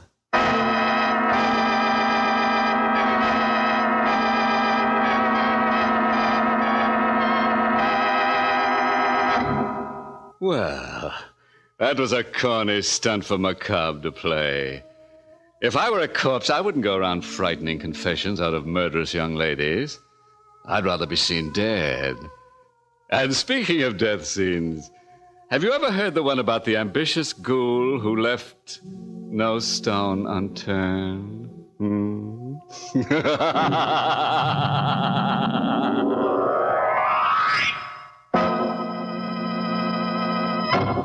Doctors' tests prove that in 9 out of 10 cases, ends definitely stop or amazingly reduce body and breath odor, whether the unpleasant breath originates in the mouth or not. Yes, listen. We tested executives, office workers, factory workers, even in 110-degree heat. After hundreds of examinations, we found high-potency ends chlorophyll tablets stopped O, stopped or amazingly reduced odor of breath, odor of body, other personal odors all at the same time for 9 out of 10 people. Stopped odors inside the body where they begin. There's proof. Just 1 or 2 high-potency ends tablets keep you fresh as a daisy all over, all day. Ends stop. O. High-potency ends act faster, longer, more completely throughout your system. You see, ends are made from a more potent form of chlorophyll, contain fully effective Daratol chlorophyll. That's why they're triple effective, guaranteed to safely stop O or money back. No deodorant, no mouthwash, no chlorophyll chewing gum or toothpaste, nothing that acts only in your mouth or on the surface can possibly stop O. You must take chlorophyll internally to get complete protection. Ends make O go, go, go. Get high-potency ends chlorophyll tablets available everywhere. Trial size only 49 cents, larger sizes even more economical. Tonight's Inner Sanctum Mystery was written by Robert Sloane and starred Barbara Weeks in the role of Grace. Everett Sloane played Crane. Music was by Lou White. This month's Inner Sanctum Mystery novel is You Could Die Laughing by Alan Green. The entire production of Inner Sanctum is under the direction of Hyman Brown. When in the summer sun over an hour a day, look out for glare fatigue. And when eyes look dull and bloodshot from wind, smoking, or reading, get Eye-Gene. Contains Lexitol. Acts like a doctor's prescription. Just 2 or 3 soothing drops in each eye floats away that tired eye feeling. Your eye doctor will tell you, don't neglect your eyes. Use Eye-Gene eye drops daily. Eyegene. Safe, gentle, a tonic for your eyes. Trial size only 25 cents. Larger economy sizes, too. Eye-Gene at drug counters everywhere.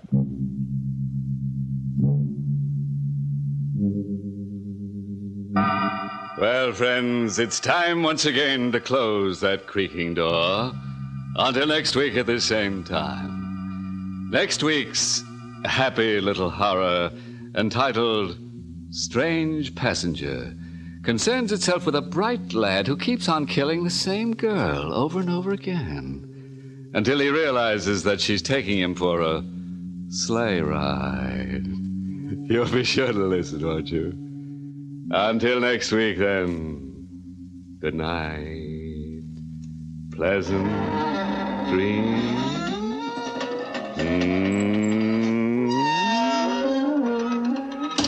Be sure to join us at the same time next week for another Inner Sanctum Mystery, brought to you transcribed by High Potency N's, America's most popular, truly effective chlorophyll tablets. And don't forget N's two great television shows, Police Story on CBS TV and Lights Out on another TV network. Please check your local television listings for day and time. Carl Caruso speaking.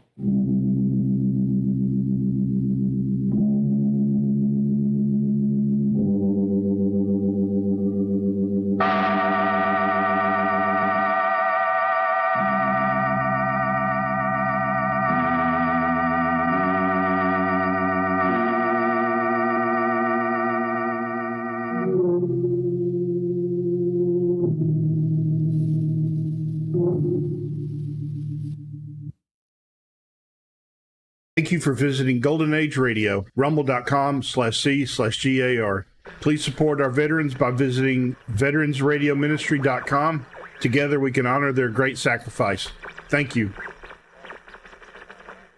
If you don't believe the story we're going to tell you, don't come crying around and say we didn't warn you.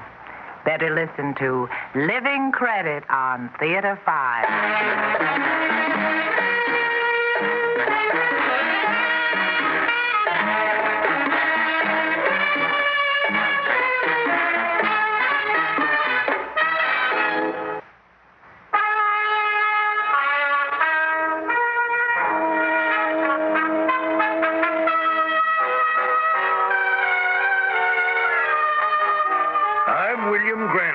Chief Credit Supervisor of the City Central Record Bureau. I suppose I'm the most important man in town. More important than the mayor or the city manager. No one can get along without credit. Your parents have a child account permitted you to be born. And your children's budget burial account will allow you to die with dignity. And in between times, credit will keep you alive and happy. Credit. And the records which help us decide whether to grant or withhold it. You know, there are times when I think that a man's records are more real than he is. Lose a person and the records will help you find him. But lose the records and what do you have?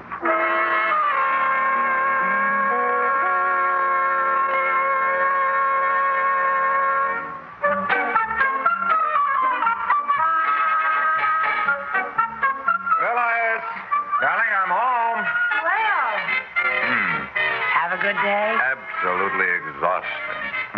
What I could use right now is a beautiful cold drink served up in a clear glass with plenty of ice cubes. Oh. What's the matter?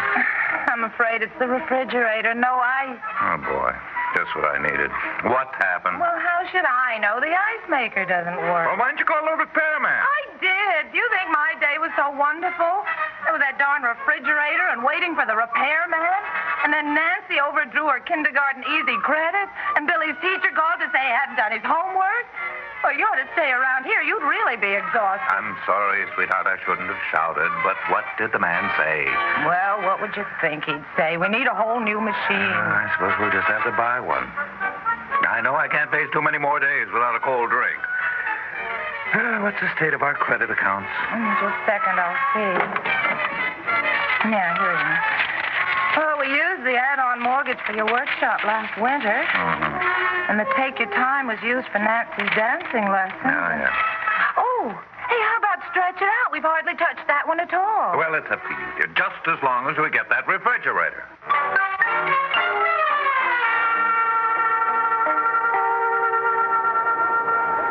Now, you say that this is your best model? I mean the ice maker. The ice maker especially. I don't want any trouble with it. I can assure you it's reliable. You're positive? I don't know of a single complaint. Well, in that case, I'll take it. Oh, you won't be sorry. Now, if you let me write up the order, Mrs. It's Mrs. Marvin Crow. And which credit plan did you say you prefer? Stretch It Out. My husband and I decided last night that... Oh, here it is. Here's the charge card. Oh, thank you. Good. Now, just sign here. Mm-hmm. And when will it be delivered? In a few days. We'll rush your application to City Central Credit today. Thank you. Oh, thank you, Mrs. Crow.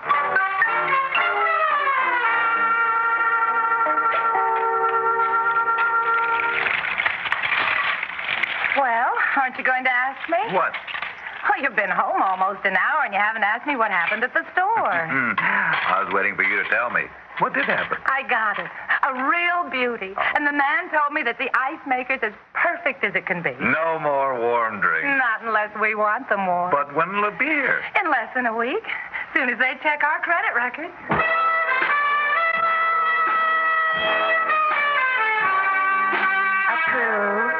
Approved. Approved. Disapproved. Approved. Now what do I stamp on this one? Help? Or maybe calamity?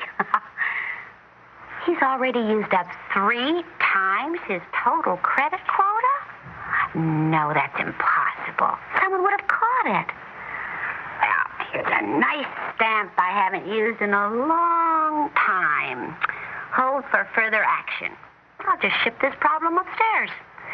Dear Mr. Buchanan, just wait until you meet the Crowell family. And that is that. Now, approved.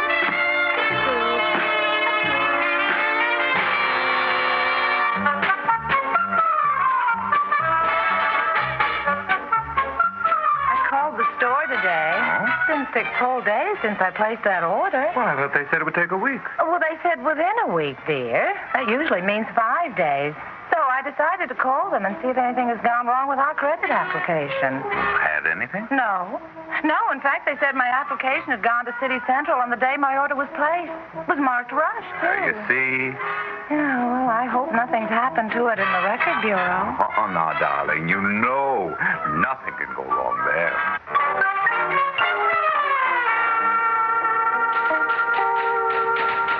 Yes, sir, Mr. Granville.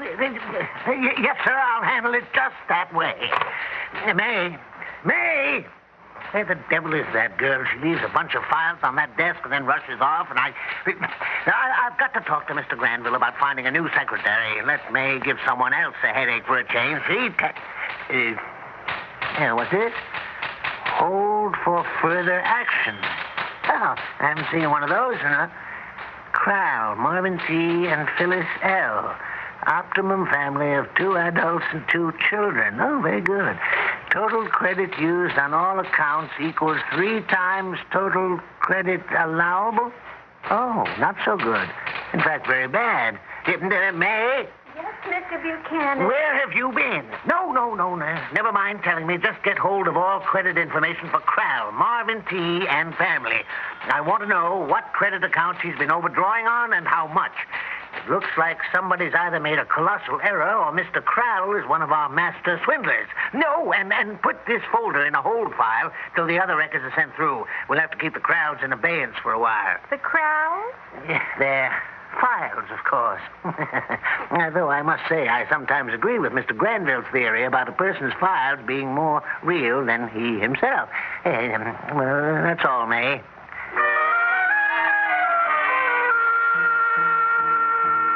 I've had the oddest feeling lately, darling, as though I'm suspended somewhere. Yeah, I think I know what you mean. I've had it, too. It's almost as if I'm unreal. The world is unreal. I don't know which. I wonder what it means. Perhaps it's the weather. Maybe sunspots.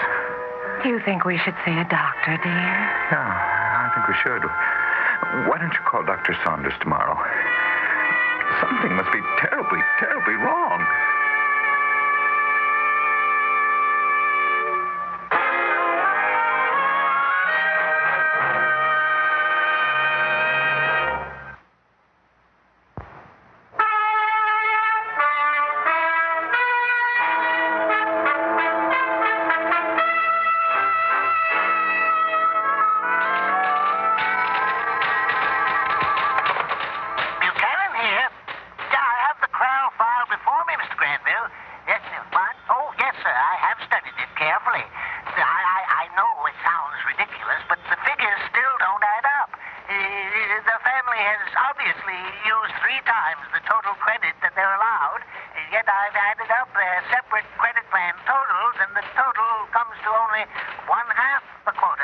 I can't explain it. Have you checked the children's accounts, Buchanan?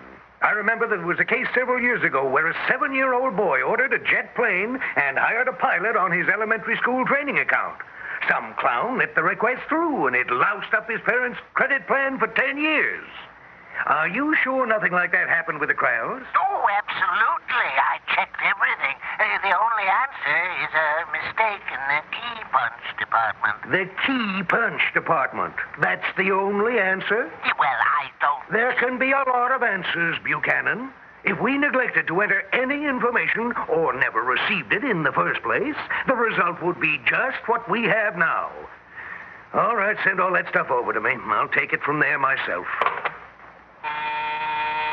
Miss Coor, Elizabeth, get the file on a family named Krall, Marvin and Phyllis Krall. Is it time to take those pills that the doctor gave us? Nerve pills? Yes. He said there was nothing wrong with it. It's all in our minds. I know. Do you want to hear something strange? What? Dr. Saunders. I don't think he's very real either. Is this everything? All the Krall records? It's everything that Mr. Buchanan sent. I see. Well, it's beginning to look like he was right after all. These people are just not the type to get into trouble. Can you guess how I know that? Through the file records, Mr. Granville. Exactly. I can tell more about a person by leafing through his records than I ever could by talking to him. I'm even beginning to feel more at home with records than I do with people. I like them better. They're just as intelligent and they don't answer back. Yes, sir. I suppose you think I'm talking nonsense, don't you? Well, that's your business. But in the meantime, I want you to call the main record section and get all the records they have on the Kralls. All the records? Yes, everything. Tell them I want everything, and don't take any hedging around. You see, I think Buchanan's right, but before we accuse Key Punch of making an error, I want to be sure. Then I can sit back and enjoy their squirming. Yes, sir. Anything else? No, just get those files and get them fast. Harry, this is Elizabeth Coor. How's everything in main records? Oh, here? Oh, just dandy. His nibs is in one of his moods. Yeah. Yes, you can do something for me, Harry.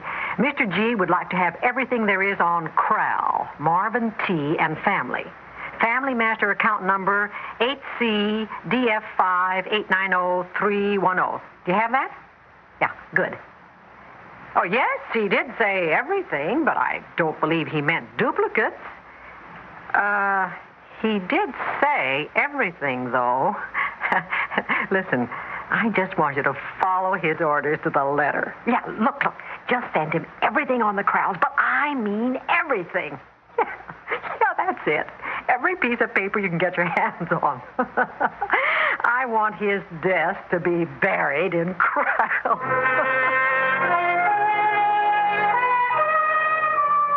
Marvin, why do you keep looking over your shoulder? Oh, it's strange, but with all those other odd things. Yes.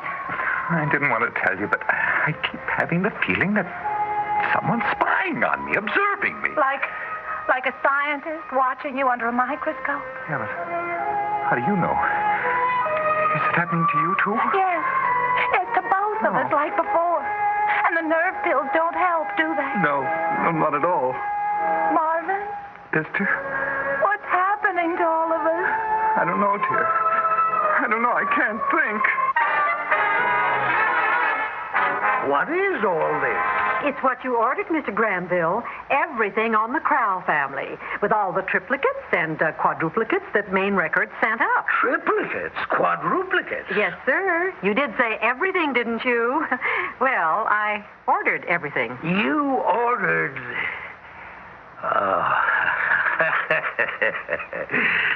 Well, I have been driving you pretty hard these last few weeks, haven't I, Elizabeth? Oh, why, Mr. Granville, I'm not saying... You don't have to. I know the technique. follow the boss's orders to the letter and hope that he strangles in them. I've used that trick once or twice myself. And what are you going to do? Well, you're too good a secretary to fire, so I guess I'll just have to take you out to lunch. Oh, well, thank you, Miss Granville, but that's hardly necessary. Just let me go through this mess first and see if I'm not right about Key Punch. I'll get it. Granville here. Ah, yes, Anderson. I was rather expecting to hear from Key Punch. It's Anderson in Key Punch. What's that? You say the Crowell family case has come to your attention. He says the Crowell family case has come to his attention. Yes, Anderson, I rather thought it might come to your attention. Yes, I know that something seems to have gone wrong. The question is where?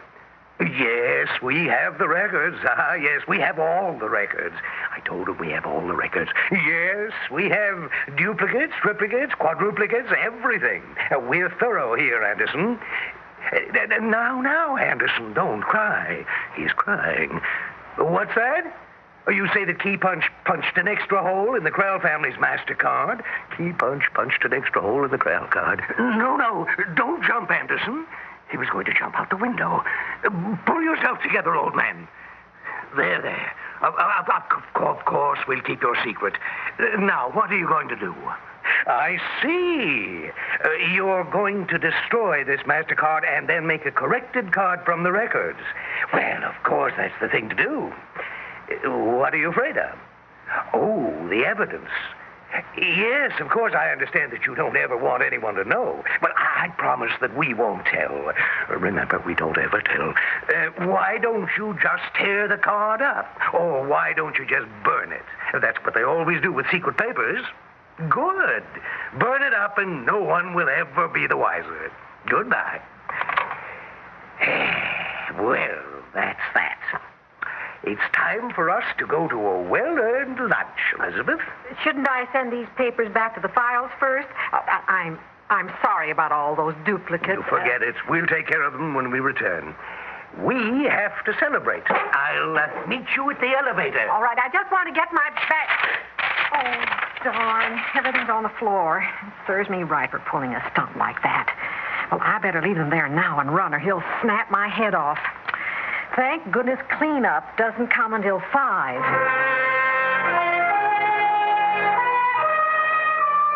feel feverish, Marvin. So do I. I feel like I'm on fire. Just feel my forehead. I'm burning up. I got to loosen this tie. Marvin, look. Huh? Look at the children. Where? Right out the window. They're fanning themselves as if they were hot, too. See, Billy's pulling off his shirt and Nancy's crying. Well, call him in, honey. I don't want us to be apart. I will this minute. Children! Billy, Nancy, come in!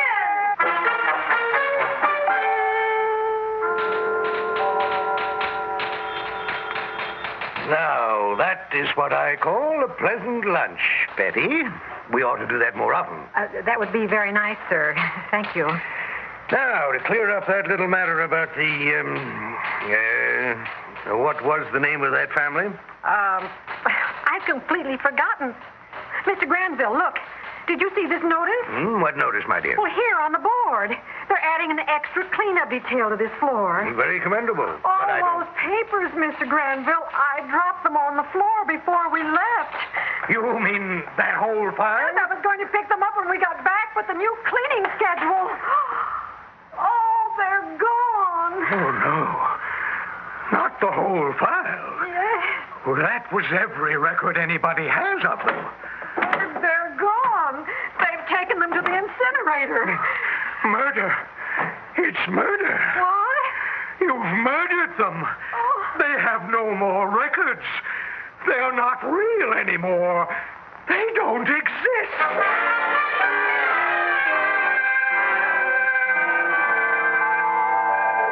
Marvin, where are the children? I can't see them anymore. It's so dark. So dark and so warm. Here they are, darling. Let's all join hands so that we can stay together. Oh, yes, that's it. Take my hand. Everybody join.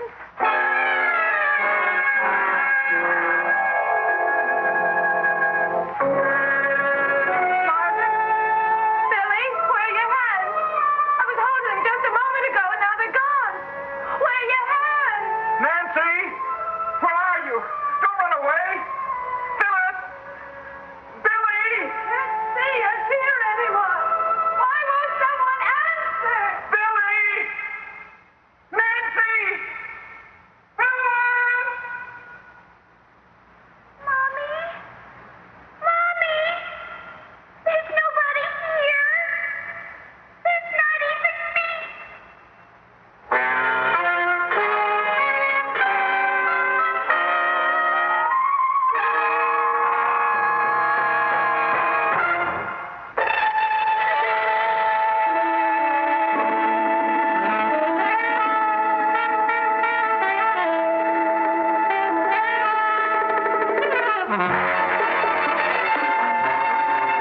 5 has presented Living Credit, written by Mort Golding and directed by Ted Bell.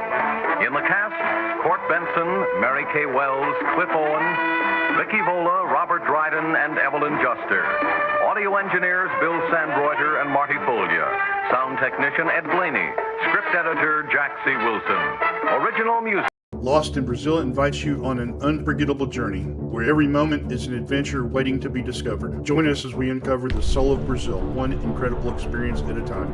Click on the link in the description and embark on the ultimate Brazilian odyssey. No, you were somewhere else. Escape.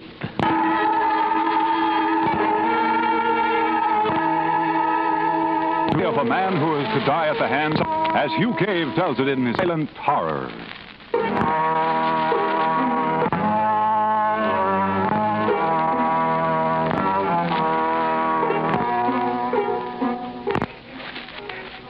That watch, huh?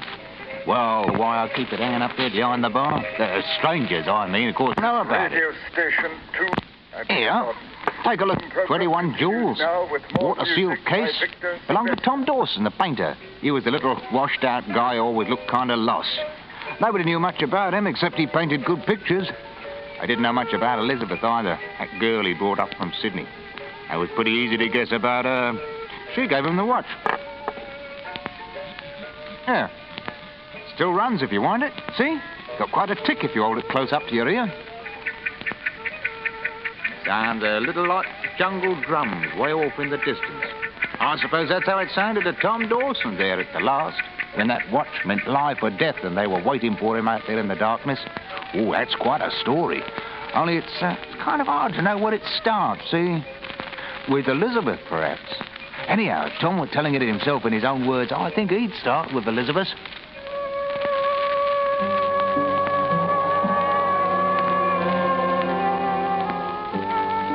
I didn't understand Elizabeth. How it was between us, what she meant to me. None of them did. They gossiped a lot the way they always do in tropic ports. But they didn't really know anything about Elizabeth. They didn't know how sweet and how convincing she could be. How she could wrap a man around her finger. Like the time she gave me the watch. Go on, Tom, open it. I want to see if you like it. Like what, Elizabeth? Open it and see. You come home with a package and... It's a watch. Mm-hmm. It's a good one, too. It's made for the tropics. All sealed and everything. It'll run forever. Yeah, honey, but where'd you find a watch like this in Port Moresby? Well, I didn't exactly. I got it from Captain Ducar. Ducar? He has a trading schooner. I used to know him in Sydney. Yes, I think I've heard him mentioned recently around the bar at the hotel. Probably. He's been in port for a couple of weeks. Do you really like it, Tom? The watch, I mean. Sure, baby. Who wouldn't? Now, you can always tell just how long you've been away from me. In that case, I won't need it all. It sounds like a heartbeat when you hold it close. I guess that's what it is in a way. A heartbeat of time. Measuring out your life. My life. Second by second. Oh, Tom, that's a morbid idea. Do you love me? Crazy about you. You don't have to bring me presents to keep me that way. I wanted to, Tom. Yeah, I know, but this thing's too expensive, Elizabeth. I can't keep it. But you must. I gave it to you. It's worth a couple of $100. Have you thought of how you're going to pay for it? Well, I had some savings I didn't tell you about. I thought you were flat broke when I ran into you in Sydney. Well, I wasn't, though. Look, Tom, why don't you forget it? Let me worry about it. And anyway, I've already paid for the watch. Why prolong the story? Everybody else knew and I didn't, that's all. Pure self-delusion. Because I had plenty of opportunity to know. Insinuations around the hotel bar, talk along the harbor front, remarks about Pierre Ducar. But like I say, I was crazy about Elizabeth. And I ignored it all, went on painting and didn't know. Maybe I didn't want to know. I'd been out on a 2-day painting trip with one of the native fishing boats. We got back to port a day earlier than I'd expected. It was about midnight when I climbed onto the wharf with my canvases and headed around the harbor front. I walked about 50 yards when I heard it. It came from a schooner moored at the wharf just ahead of me. I walked closer. There was no mistaking that laugh. You're such a fool Elizabeth. sometimes. You're like all the others. Full of words you don't mean. And the schooner was Pierre Ducard. Yeah, but they are pretty words, ma chérie, and you like to hear them, no? Of course, I like to hear them. And maybe that only shows I'm a fool, too. No, I think it is not you and I who are fools, but that husband of yours. Huh? Oh, he's all right. But he's so boring at times. How did you like the watch I sent him? Fine. Only he wondered how I was going to pay for it.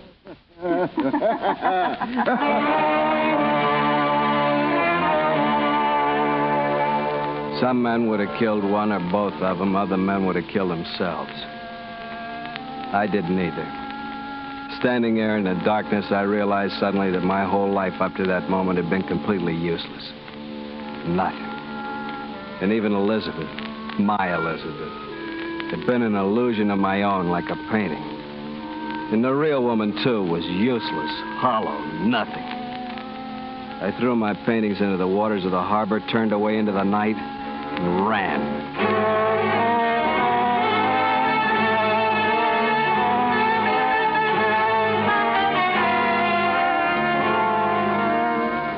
Nearly 3 weeks later, my crazy flight from the past had carried me deep into the black heart of New Guinea. Beyond the dank rainforests of the coast, up through the foothills and the mid-slope jungles of bamboo and liana. Until I stood one morning in a narrow pass that led through steep-walled rocks to a hidden valley. And I knew that civilization lay far behind. That the Papuan natives who moved towards me were headhunters. Cannibals. The chief of the tribe, a giant of a man towering a foot or more above me, raised his arms. Tango de Vinda! Sanjay, why you come here, white devil? I'm Tom Dorsey. Why you come here? I've come to live with you, if I may. Hey. Where you come from? A place called Port Moresby, many days from here. You're head man that place? No, and I don't have any wish to be head man here. You could not be head man you want. I, Ramabu, head man here. With hands alone, Ramabu can kill any man in tribe. I don't doubt it. Can kill you, too. I don't doubt that either. I show you. Ramabu. I hold you over my head, like this. Feel good? How you like? I think you not be head man here. I think you're not good for much anything. No, I guess I'm not. I guess that's why I ran away. Why I came here. You still want to live here? Yes.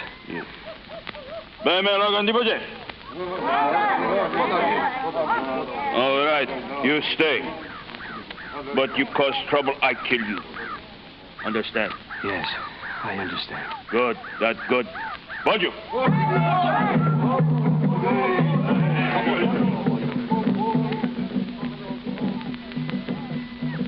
The weeks went by and gave me little time for thinking or remembering. I built a house at the far end of the valley, planted a garden, roamed the woods to search for berries and nuts, and lived the life the natives lived, timing each day by the watch which I still wore on my wrist. I was fairly content. The past seemed far away. Then Jerry came into my life.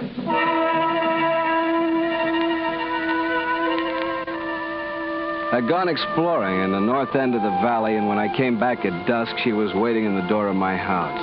Young, brown-skinned, beautiful. Hello. Hello? My name is Jerry. I've been watching you. Why? Just because. You did not notice me, though. Why should I notice you? Well, are you not like other men? What are you doing here? I come to live with you. I don't want anybody living with me. It is not good to be alone. Who will sweep your floors and cook for you? I do those things myself. But it is better to have a woman. Not for me. You will not let me stay? No. All right. I come again tomorrow. Maybe you change your mind. Not a chance. We see. Good night. That was the beginning, and in a way, the beginning of the end. Jerry came back the next day, and the next, and the next. I argued, pled, cursed, but nothing I could do would change that round-eyed persistence of hers in the least. And then I made the first big mistake. It started the whole mess. It involved the watch. You're late tonight. In a little while longer, all the things I cooked for you would be spoiled. What of it? I didn't ask you to come here. I can cook for myself. Bah! Look what I have cooked. Cassava cakes, yams, chestnuts. Jerry, I've told you over and over again, you've got to stop coming here. Why? Because I said so. Perhaps it's because you think I am ugly. You know better than that. You're lovely. That's the trouble. I do not understand you. I mean, you have no business hanging around here. And... Look, Jerry, I already have a woman, a wife, back in Port Moresby. You love her? Yes. She is coming here again? No, she won't be coming. Then it does not matter. What good is she? That's not the point. Look, she gave me this. See, it says from Elizabeth. That's her name. To Tom. That's me. What is this thing? It's a watch. What does it do? Well, it counts the hours, tells what time the sun will come up, and tells when it'll go down. How does it do these things? Is it magic? Well, yes, in a way you could call it magic. And that is why you will not let me stay? Because the woman has given you this thing? That's right. But she is not coming here? No, she isn't. Tom, you know what I think? No. I think you big fool.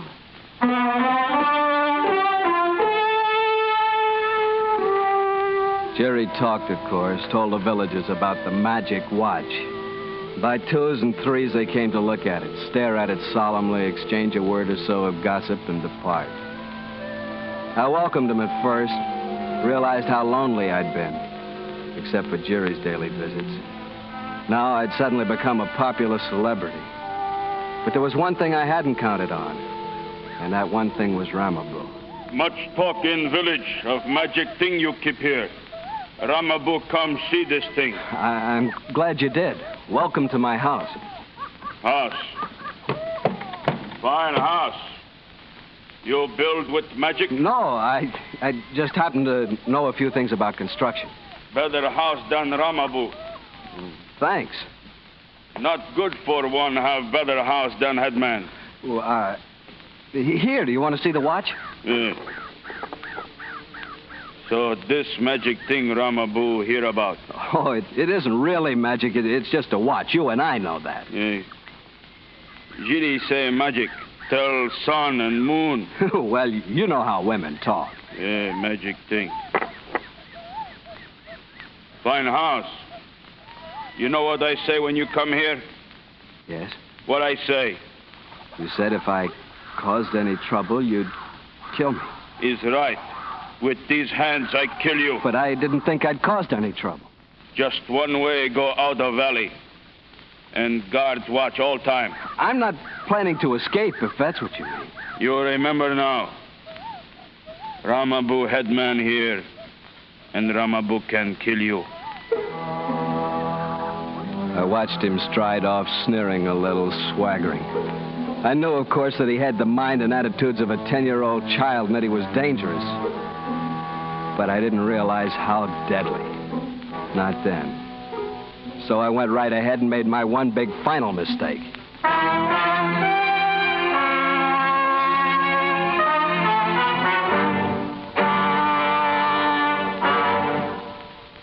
We will return to Escape and tonight's story, The Silent Horror, in just a moment. Lots of folks will be driving on our highways during the Labor Day weekend. It's a weekend for pleasure, so let's keep it pleasant for everyone. Obey the traffic laws, don't speed, stay on the right side of the road, and don't drink when you drive. Be careful. The life you save may be your own. And now, back to Escape.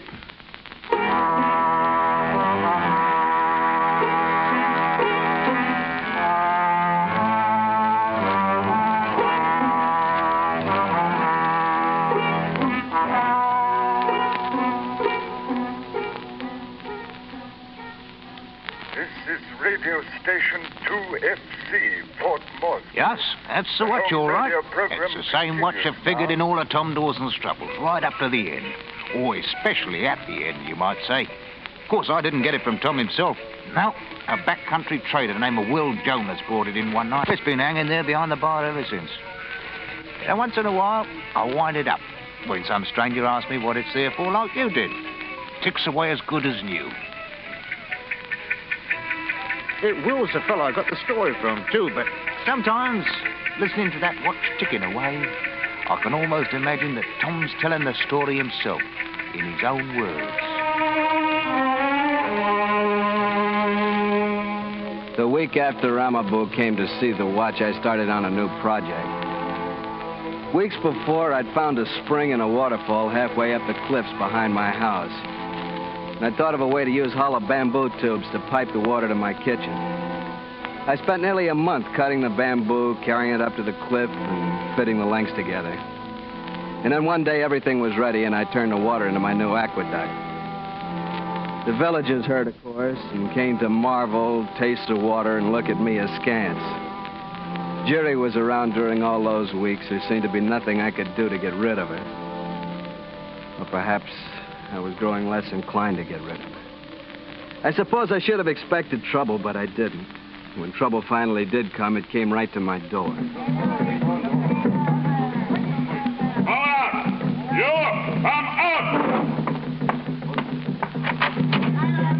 What is this? What's it all about? Ramabu, what's this all about? I come find out if man who live in better house than Ramabu, man who make river come to house, can also fight. Fight? You want spear, club, or hand? I don't want any of them. What reason have I got to fight with you? Maybe you want be head man. Of course not. I told you that before. Yes. People say you big man. Say we fight, see who is head man. I see. I don't have a choice, is that it? You want spear, bare hand. What's the difference? I'm no good at any of them. It was pleasant here. I thought maybe... Well, Ramabu, let's get on with it. I kill you bare hand. Lift you high like this. Throw you on ground. I kill you, magic man. Stop. Jilly, go back. Did you kill him, Ramabu? The magic thing that makes the sun come up will stop. He told me so. It's lie, not true. There will never be a sun again. Only night and darkness. Jerry! Pancho te debo! Toca Jose! Pango! It is no use, Ramabu. They will not let you kill him. Put him down. Put him down. You tell them lie. Yes. You'll live for a while. But I think this magic thing like bamboo sway in wind. I think one day it stop. Maybe. When it stop, I think sun still come up. If that happen, I kill you.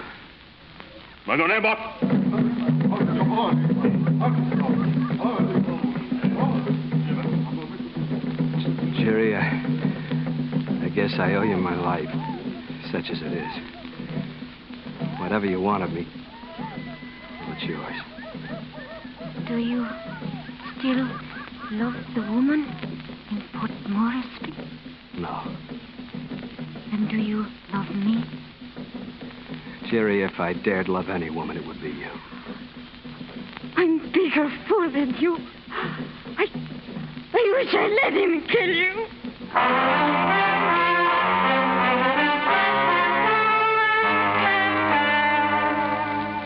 Ramaboo came the next morning to look at the watch. He saw that it was running and left without a word. And he came the next day and the next and the next. First, it was amusing, but gradually the terror began to creep in. As long as it ran, I'd live, and whenever it stopped for whatever reason, I'd die. I took to whining it a half a dozen times a day and holding it to my ear and listening to it. The drums in the village seemed to beat constantly. And the drums, the watch, and my own heartbeat became mixed into one crazy quilt of sound. Crazier still when I came down with malaria. When Ramaboo came and saw the fever in my face, he smiled and left, and I cursed him as I wound the watch for the third time since dawn. 2 nights later, Jerry slipped into my room. You are sick. I have heard you are sick. It's a fever. Where have you been all week? They would not let me come. Tonight, I ran away for a while. What do you mean? I mean, if my father accepts the marriage gift, I am to be the wife of Ramaboo. He is head man. I had no choice. Do you care? What if I did? I ask you, do you? If you were married to me, you could only look forward to being a widow. There is a way. If you Wait. care enough. Just stop. Oh, what is wrong? Here, let me have it. I gotta get it started. I must have forgotten to wind it. What are you doing? What are you saying? It won't run. It won't run. Ramaboo will find out. But it is running. Hold it to your ear. Huh? It was the drums that stopped. Oh, I thought it was a watch. Come. I thought it was a watch. Listen. There is a way out of the valley. I know about. So do I, Jerry. There are 20 guards watching. No, I mean another one. It is behind the waterfall where you meet the magic thing of bamboo. What? A little path goes up the cliff. Very steep. But I have climbed it. We can go together, if you care. But I'm sick. Maybe in a day or two. If the magic thing stops, a day or two may be too late. If I'd known about it a week ago, before I caught the In a fever. few days, I may be married to Ramaboo. All right, marry him. Don't say that. I'm sick, Jerry. I can't do it. Go ahead and marry him if you want. Leave me alone.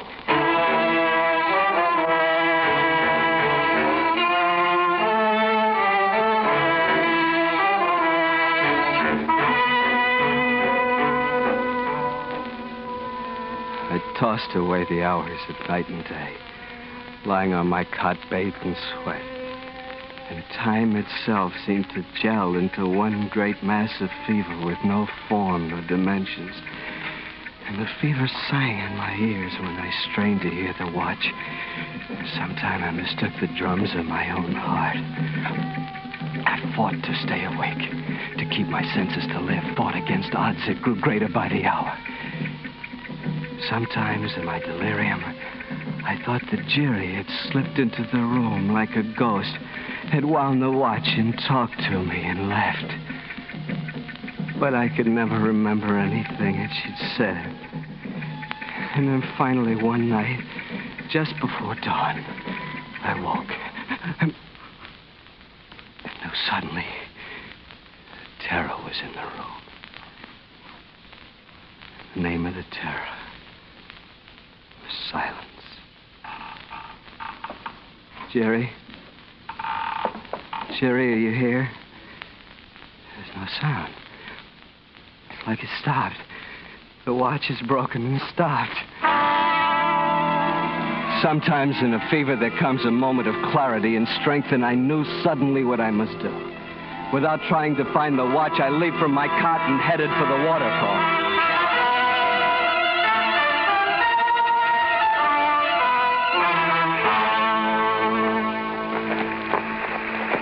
By daylight, I was halfway up the rock wall, drenched by the falling spray and dog-tired.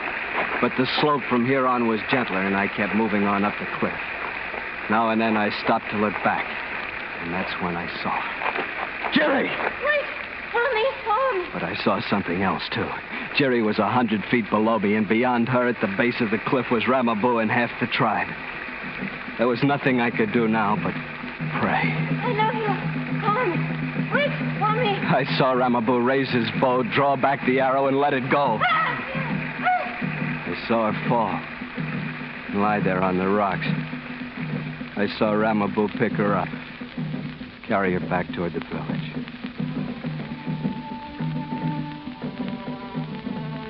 I knew the greatest thing I'd ever owned was gone.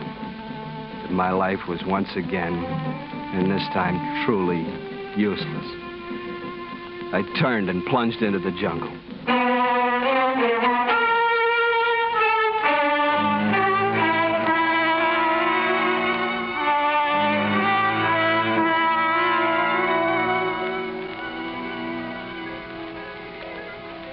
Well, I suppose it was a couple of 3 months later when Tom Dawson showed up in Port Moresby again. Elizabeth had sold all his paintings and left on Ducard's schooner long before, so Tom moved into his old house and he stayed pretty clear of everybody, all except for an idea in the bar now and then. He didn't tell any of us what he'd done or where he'd been. And I suppose we never would have known if it hadn't been for a coincidence that happened one night. Yes, I was tending bar just as I am now, and suddenly some fella walks up and slaps a corner. On your feet, Joe. Will Jonas is back in town. Well, for the love of...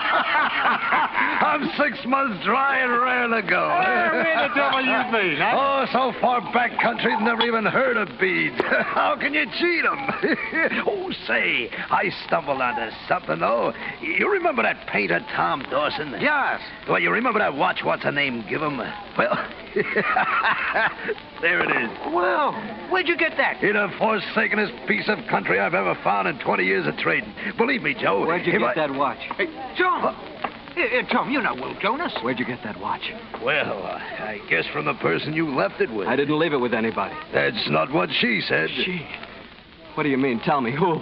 Was it Jerry? Yeah, that's her name. She's alive? And twice as natural. She's living in that house you built. Alone, if you're interested. Rambo.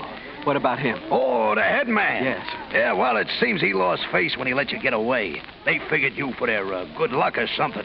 Anyway, they booted him out a long time ago. And Jerry, she's all right? She's living in my house? Yeah, alone. She made that plenty clear Thanks. in case you... Thanks for everything. Yeah, I'm glad. Hey, where you going? Well, what about this watch? It's yours. Well, I'll be... Hey, Joe. Yes? I'll trade you this watch for a bottle. How about it?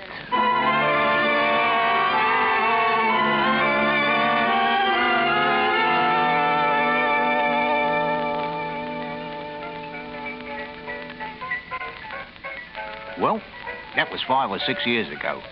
Nobody around here has ever seen Tom Dawson since. Because all of us have got a pretty good idea where he went, though. Yeah. And I'll lay odds on one thing, stranger. I'll bet you he's happy.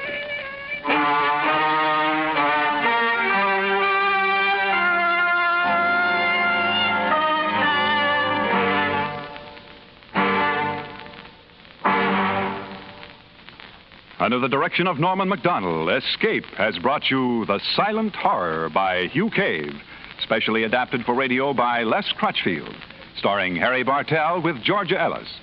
Featured in the cast were Jack Crucian, Ben Wright, Ann Diamond, Stan Waxman, and Lou Krugman. The special music for Escape is composed and conducted by Leith Stevens.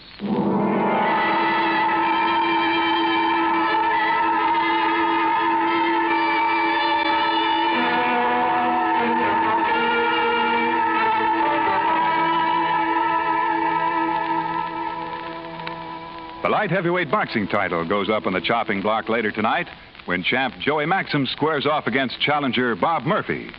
With this exciting championship go, your Wednesday night fight exclusives on CBS Radio begin another action-packed season. Don't miss it, blow by blow, over most of these same stations later tonight. Next week, Hearthstone of the Death Squad returns to the air. Be sure to listen next week at the same time for the first of this new series. Clarence Cassell speaking.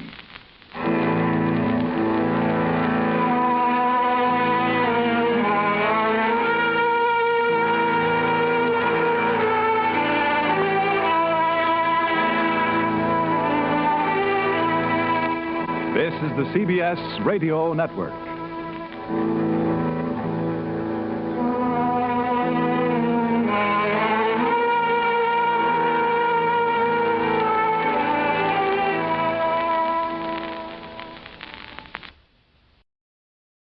Thank you for visiting Golden Age Radio, rumble.com/C/GAR.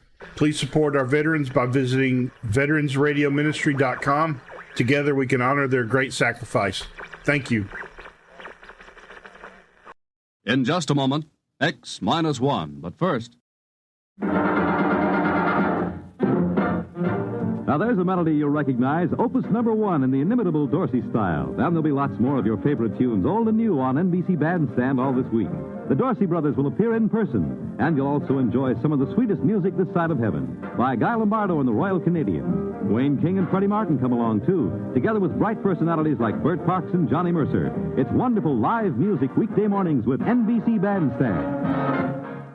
Now stay tuned for X-1 on NBC.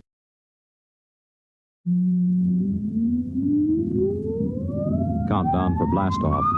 X-5, 4, 3, 2, X-1, fire.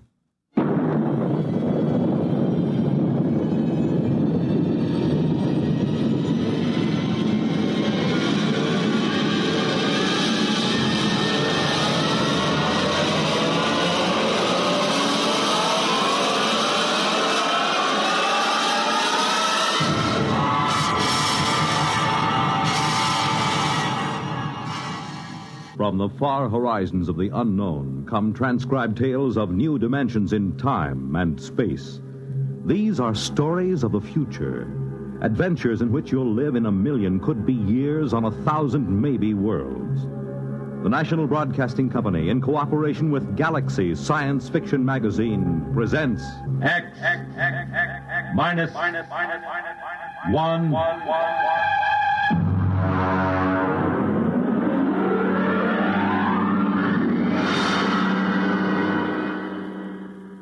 Tonight, The Last Martian by Frederick Brown.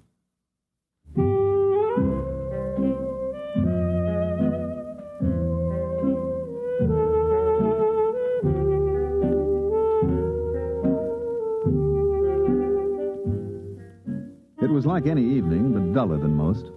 I was back in the city room. I'd just covered a boring banquet, and the food had been so bad that I felt cheated, even though it cost me nothing. Now, just for laughs, and my job, I was writing a long, glowing account of it.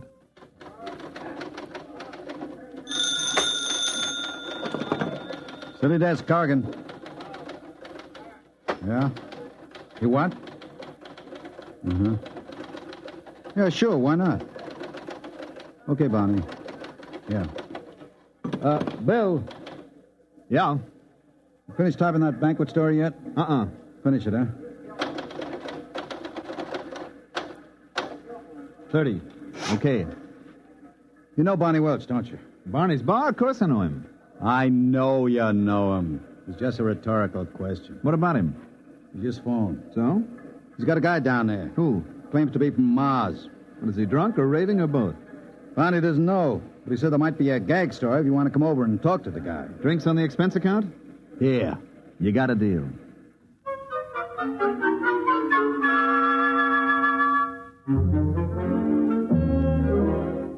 There wasn't a Trib reporter who didn't know Barney well enough to borrow money from him. I made for the bar like a St. Bernard makes for a fallen traveler and ordered a quick one with water on the side. Keep the bottle handy, Barney. Which one is the Martian? You see the tall, dismal-looking guy sitting alone there in the booth? Over there? That's him. What's his story? Well, he says he just got in from Mars 2 hours ago, and he's trying to figure it out. He claims he's the last living Martian. Mm-hmm. Does he know I'm a reporter?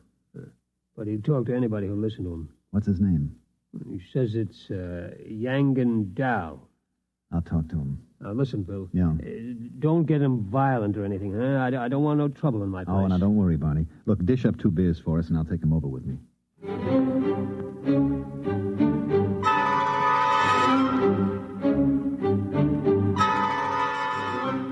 Barney drew 2 beers and cut off the heads. He rang up 60 cents, gave me my change, and I went over to the Martian. Mr. Dow? Yes? You mind if I sit down? Help yourself. It's a free country. I brought you beer. Barney, the bartender, told me something about your problem. Oh? Thanks for the beer. Drink up. Well, I suppose you think I'm out of my mind, but, well, maybe you'll be right. The bartender probably thinks I've flipped my lid. Listen, are you a doctor? Nope. Do you think I'm insane? I'm not a doctor, and I haven't even heard your story yet. How can I tell? Okay, I'll tell you. I'll tell you everything that happened Then you tell me if you think I'm all right. 2 hours ago, I was on Mars. 2 hours? How did you get here? I don't know. That's the horrible thing. All I know is that the others were dead. All of them? How do you know? I saw them. I saw their bodies in the street. It was awful. Now, wait a minute. You mean you're the last one? The last Martian? Yes. Well, that's a little hard to believe. Listen, I was there. I was in this room in the city of Scar. I don't know why I was there, but I was. I was locked in. Then I got hungry, and there was nobody to bring me food. So I worked a stone out of the floor and started digging. It took 3 days. When I got out and reached the street, everyone was dead, lying in the open. What did you do? I took a Targan, an energy plane, and flew it to Xandar. Xandar is the biggest city, the capital. Every place, it was the same. Hundreds of thousands of bodies lying in the fields, the streets, as if everyone had died at the exact same instant. At Xandar, in the stadium. I'm listening. In the stadium, there were 100,000 of them. As if they'd come there specially to die together. I landed my ship there. In the stadium? Yes. Mm-hmm. I see. Well, there, in the stadium, they had built some sort of platform. On it was a column made of copper. Copper is a rare metal on Mars.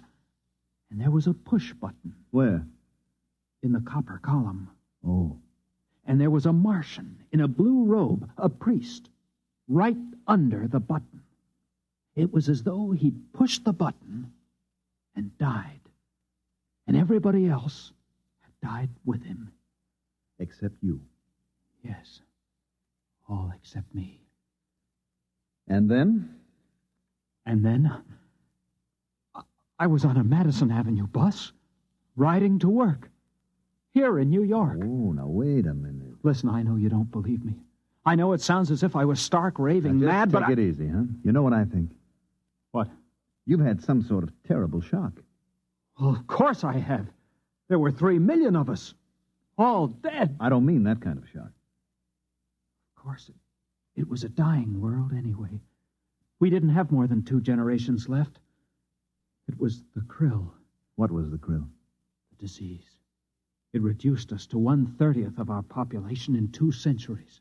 These 3 million, and they died of the krill? No. The krill kills slowly. These people died like that, with a push of a button. Why didn't they escape? We tried to develop space travel, but we couldn't. We couldn't even reach Deimos or Phobos. Where are they? Our moons. Oh, I don't know too much about this stuff. It was horrible. Mm-hmm. Can I ask you a question, Mr. Down? Anything you like. Well, if the Martians didn't develop space travel, how do you think you got here in New York City? I don't know. It's driving me wild. I'm Yangan Dal, a Martian. And I'm here, in the body of an Earthman. The body of an Earthman? Of course. You don't think Martians look exactly like humans, do you? I'm 3 feet tall, weigh what would be 20 pounds here on Earth. I have 4 arms and 6 fingers on each hand. Barney? Yeah? 2 more beers, huh, with whiskey chasers? Right.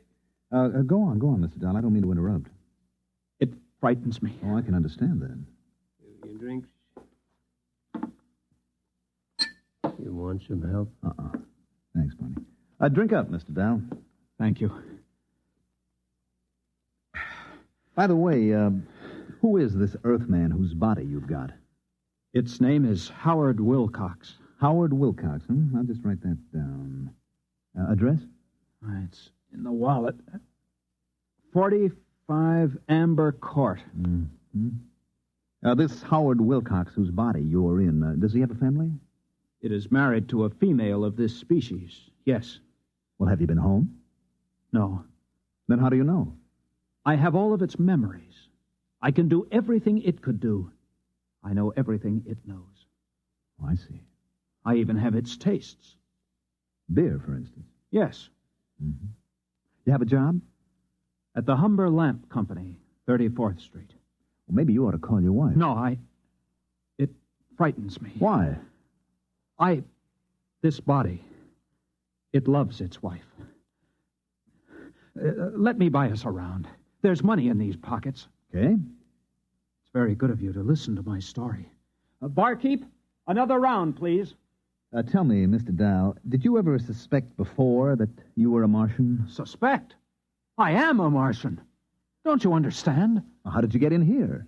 I told you this body was on its way to work on a Madison Avenue bus, and then I was inside it.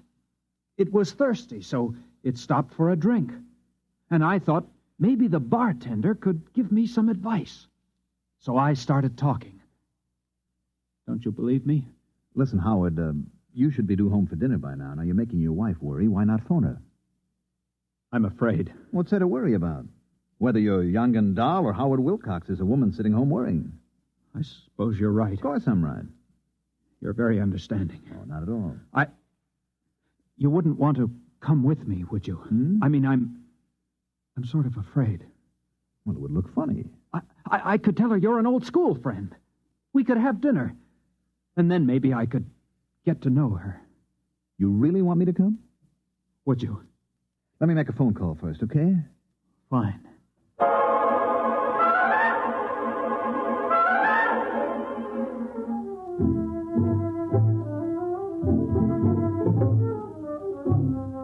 I rang up the Tribune and got Cargan at the city desk.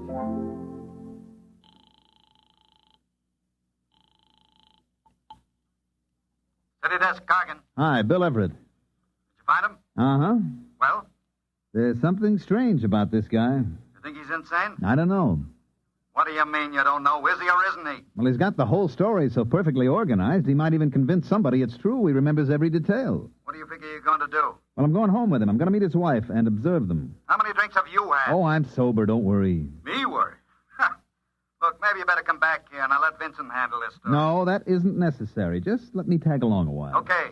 But if you want help, yell and I'll send Vincent. I will. Don't worry. What's this guy's name? Howard Wilcox. Address? 45 Amber Court. Okay. Oh, and Bill. Yes? Just remember one thing. What's that? You could be playing with dynamite. Watch your step.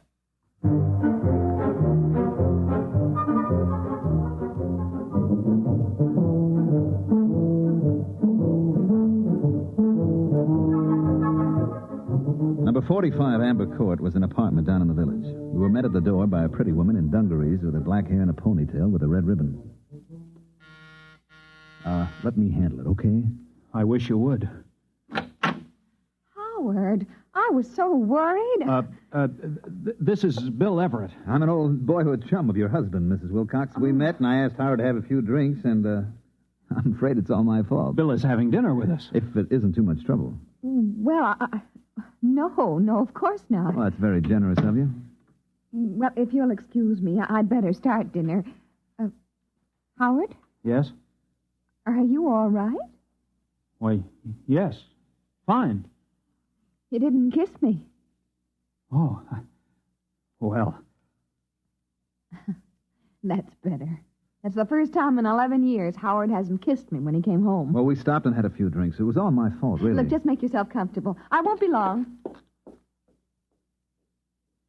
you think she suspects? Of course not. I'll have to tell her. You want to wind up in an institution? No, but I can't keep up this pretense. Just set your mind to it. Now, after a while, it'll become natural.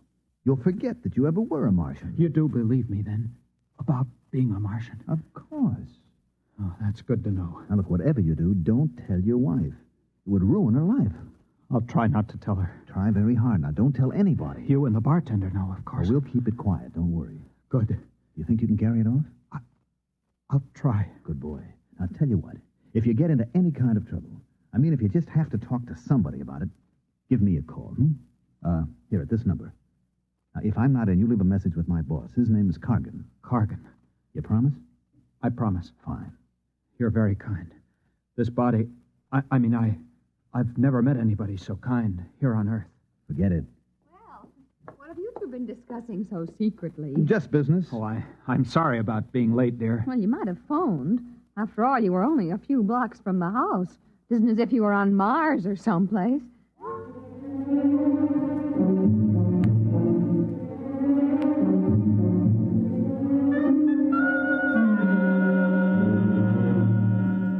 Dinner went pretty well, and Elaine Wilcox turned out to be an expert at shish kebab, which is one of my favorites.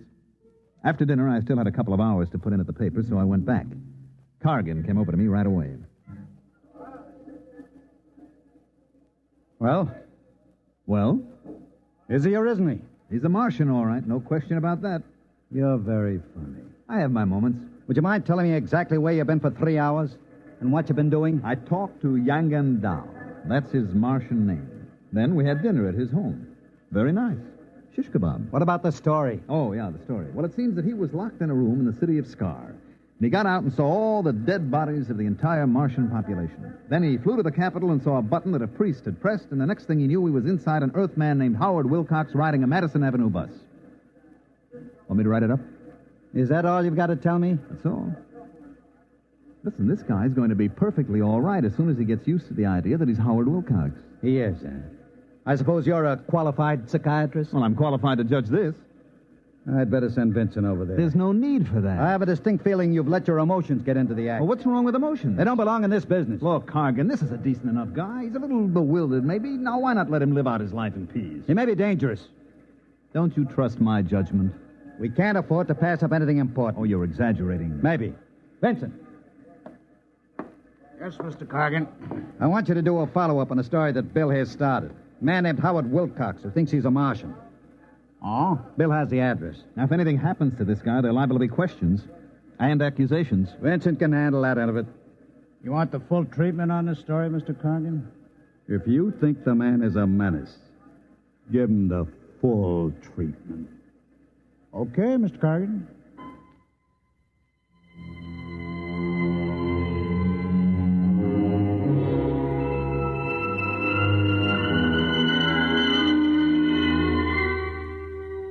I gave Vincent the address, feeling like a murderer, and then I beat it to the nearest phone booth and called Howard Wilcox's home. His wife, Elaine, answered.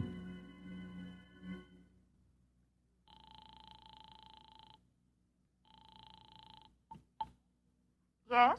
Well, Mrs. Wilcox, this is Bill Everett again. Oh, did you forget something? No, I have something to tell you, and it may sound a little weird, but bear with me. Oh, what is it? A man from my newspaper is coming over. His name is Vincent. Now, he's a big, ugly man with a scar on his lip. He's coming over here? He's on his way now. Well, what for? Well, that's the part you aren't going to believe, Mrs. Wilcox. Well, try me and see. He's going to murder your husband. I'm afraid I didn't hear you. I said he's coming over to murder your husband. You and Howard did do quite a bit of drinking. I'm trying to do you a favor. Now, listen to me. I'm listening. Send him away. Tell him Howard had to leave town. Do you hear me? I hear you, but really... Please, Mrs. Wilcox, if your husband means anything to you. Well, of course he does, but why not call the police? They'll laugh at you. I'm coming right over. I'll explain when I get there. And remember, your husband's life depends on this.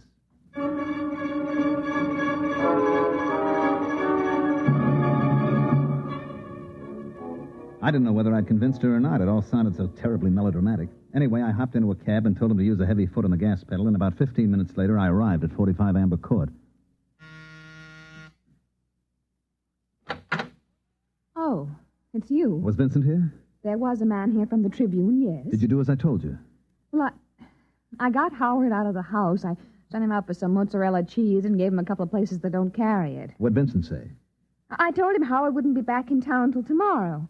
He said he'd be back. Did he say what he wanted? Just that he had some good news for my husband. Some good news. May I come in? I wish you would. I want to know what this is all about. Sit down. Mm-hmm. Now, would you mind explaining? You won't believe me. You keep saying that. Okay, Mrs. Wilcox. Your husband, Howard, is a Martian. A Martian? That's right. I see. And When did you discover this about my husband? This morning. Would you mind telling me just when he arrived? From Mars, that is. This morning. You don't say. Told you wouldn't believe me. Oh, I haven't said that yet. You're sure Howard is a Martian? Yep. He claims to be the last Martian. Look, see if I can make it clear. There was a plague sweeping Mars. Now, they devised a means of transporting their intellects through space to Earth. Their dead bodies remained behind. Now, Howard, your husband, was confined in an institution, so he didn't get to go with the other Martian souls.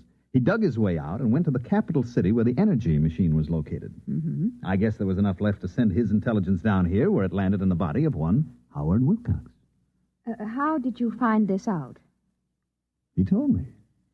Mr. Everett, if you don't mind, I'm rather tired. First you tell me someone's going to murder Howard, then you tell me he's the man from Mars. Now, I'd like to get some rest, if you don't mind. I'm trying to convince you your husband is in danger. If Howard is a Martian, just why does your Mr. Vincent want to kill him? Because Mr. Vincent is a Martian, too. Uh-huh. I suppose the editor of the Tribune is also a Martian? No, not the editor, just the editor of the city desk. And you, Mr. Everett, are you a Martian, too? Matter of fact, yes. Good night. Just won't see it, will you? Good night, Mr. Everett. Okay, I tried my best. Martians, indeed.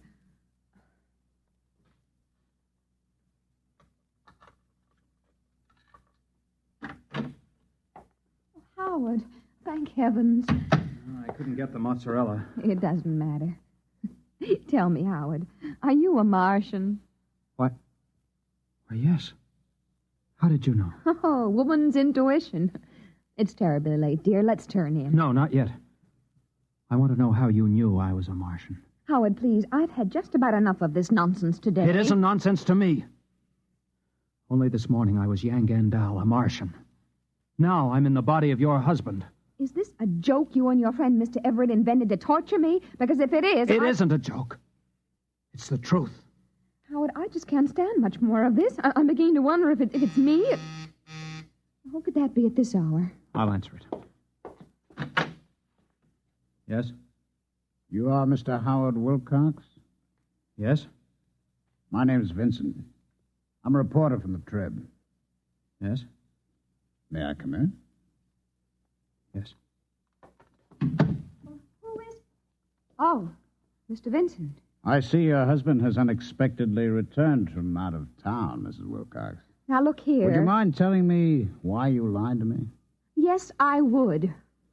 Does it have anything to do with the fact that you know your husband's secret? What secret?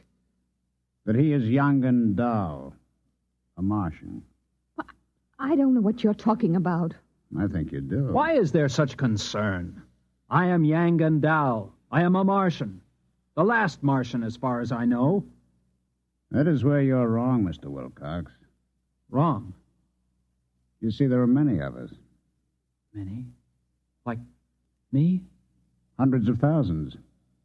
We were teleported to Earth during the Great Migration and found ourselves, like you, inside human beings. But then I'm not alone. You do understand my position. Perfectly. I can establish contact. We can remember our old home. Unfortunately, no. I don't understand. Sadly enough, young and dull, you were considered mentally ill on Mars. Ill enough so that you were institutionalized. But here on Earth, a person like you represents a distinct threat to us. How do I threaten you? You're unstable. You may give us away. That would spoil it. Spoil what? Our plan. Plan? You have not heard of the plan? I heard of no plan. I was in an institution. Yes. You are certain now? Of course. What plan? If you knew, I would have been forced to destroy you. You've just saved your own life, young and dull, and that of Howard Wilcox as well. What are you going to do? Nothing. Nothing at all. Aren't you afraid that I'll do something? Such as? Tell people my husband is a Martian. Really, Mrs. Wilcox, you know better. You'd be laughed at or sent to the nearest psychiatric clinic. No, we aren't at all concerned with the fact that people will betray our presence here on Earth. I'm sure you can appreciate the reaction if you were to phone the police and tell them that the Trib reporters are all Martians. Well, not all. Just the city editor and yourself and Mr. Everett. How did you know that? Perhaps I'm one myself, Mr. Vincent. It isn't possible. Why not? Are you... Tell me where you were born. What city? I was born in Undanel near the dead canal of Krilla. Your name? Zanat Cree. You are party to the plan? The plan to take over the Earth? Of course. Your husband, young and dull. Why did you not inform him? For the same reason you did not. He is unstable. But there is no need to worry. I will care for him. Amazing. Now, would you mind leaving us alone? We have many things to discuss. Of course. Amazing. Positively amazing.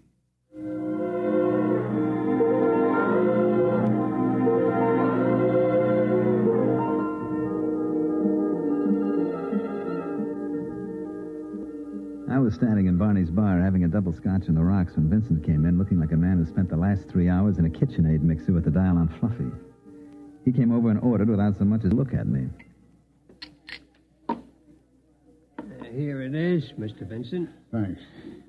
You okay? Sure.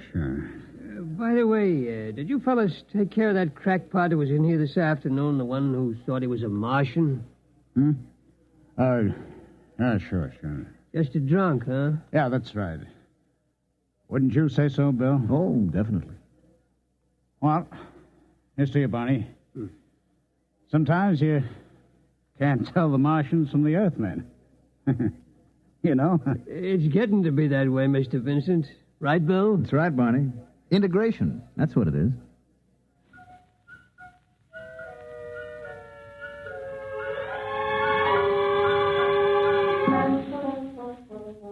I gave Barney a sly wink and lifted my glass along with Vincent. Of course, Barney understood. You see, he's one of us, too. You have just heard X-1, presented by the National Broadcasting Company in cooperation with Galaxy Science Fiction Magazine, which this month features Alan Cogan's story, Nothing But the Best, which tells about a strange mix-up in time and place. Galaxy Magazine, on your newsstand today. Tonight, by transcription, X-1 has brought you The Last Martian, a story from the pages of Galaxy written by Frederick Brown and adapted for radio by George Lefferts. Featured in the cast were Mandel Kramer, Elliot Reed, Santos Ortega, Ralph Bell, John McGovern, and Patricia Wheel. Your announcer, Fred Collins. X-1 was directed by Daniel Sutter and is an NBC Radio Network production.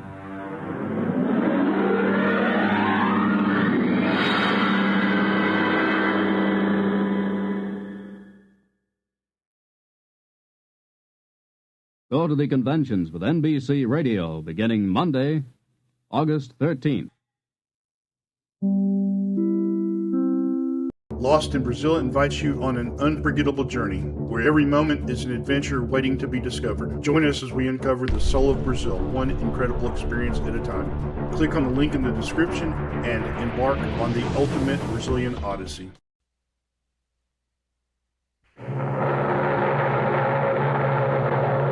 Adventures in time and space, told in future tense.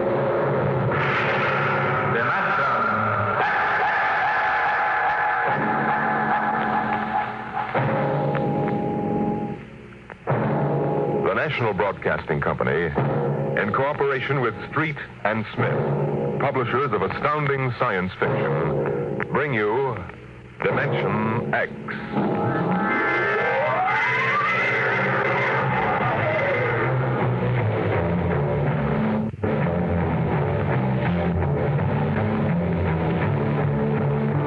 I doubt that anywhere on Earth there's a man or a woman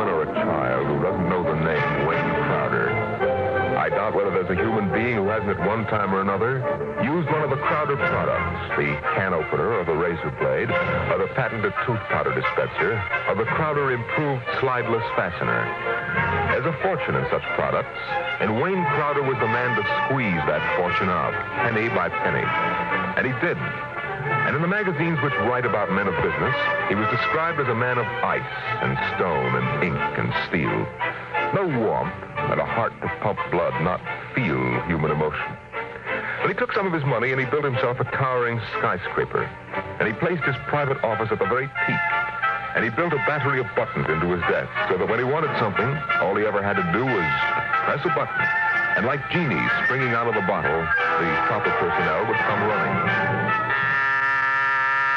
Yes, Mr. Crowder. Got me my engineers. Yes, sir. Right away, Mr. Crowder.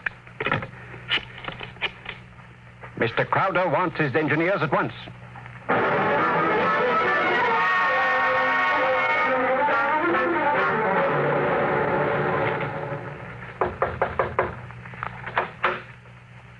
Here are your engineers, sir. All right, close the door and get out. Now, gentlemen, sit down. Gentlemen, I hired you because you're the best engineers I was able to find. They tell me you can do anything. They tell me if there's a scientific fact known in the world, even if it was discovered 6 hours ago, you gentlemen are up on it. All right, I want to put that to work. Gentlemen, I want you to build me a spaceship. What? A spaceship, sir? That's right. I've decided that I'm going to be the man who gives space flight to mankind. Any questions? Well, I don't know, sir. We can design such a ship. That part's not too hard. The basic blueprint has been in existence for many years. The submarine is the model for the shape and the form, but... Yes? But we have no way of providing the motor to power such a ship. When the ship's ready to fly, there'll be a motor. Sir, I don't like to contradict you, but you see, scientists have been searching for a motor power for spaceships for decades now without success.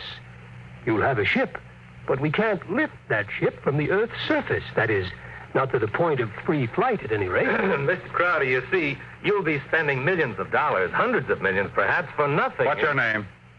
Phillips, sir. You're fired. What? Go down to the cashier and draw your pay and get out. But, Mr. Crowder... Get out. Nobody who works for me thinks of how much something costs. We use money. We don't let expense provide a rationalization for not beginning a project. Phillips, what are you waiting for? Get out.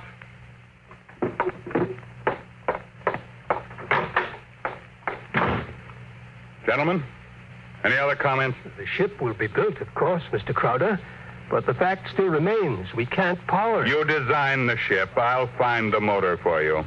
Where, sir? That's a fair question. The answer is, I don't know. But somewhere in the world, there's a man who does know the secret. Long before Henry Ford, there was Leonardo da Vinci. And long before him, there was Archimedes. And long before him, there was some Stone Age genius who invented the wheel when the only thing the mob could conceive was dragging things around on their backs. I want that motor. And I'll root out the man who has the theory which will let us build it. I'll find him.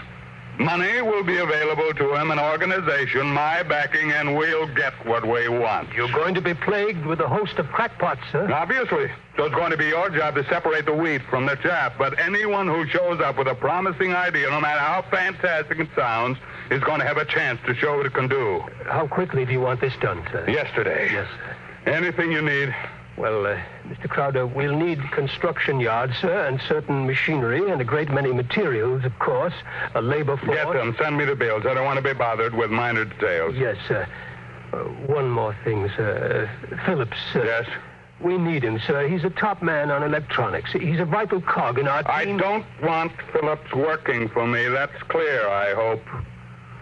Who else in the country knows what he does? Not one in this country, sir. There's a man in Asia, though. Get him. We've tried before, Mr. Crowder. He's working on an important project for his country. I'm not concerned with details. Now get that man, pay him what he wants, but get him. But, sir, you don't understand. I understand, man. If this man quits his job, that whole project will collapse. It means the welfare of many people, millions of people in his country. And he has a high sense of patriotism. By that sense of patriotism. Now, that's all. I don't want to see you again until you have a report of work in progress. Yes, sir.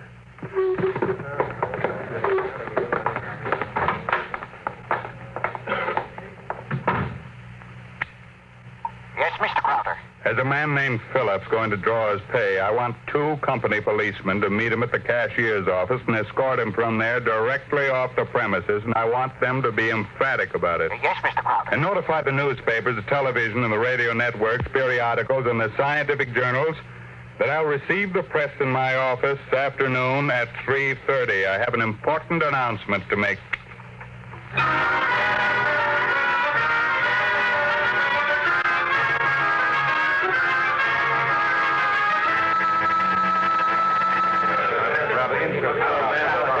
Gentlemen, you can finish your drinks later. Gentlemen of the press and ladies, it's my pleasure to be able to tell you that I'm in the process of constructing a spaceship. What? Any questions? Did you say a spaceship? That's right. That's what I thought you said. I knew the drinks weren't that strong.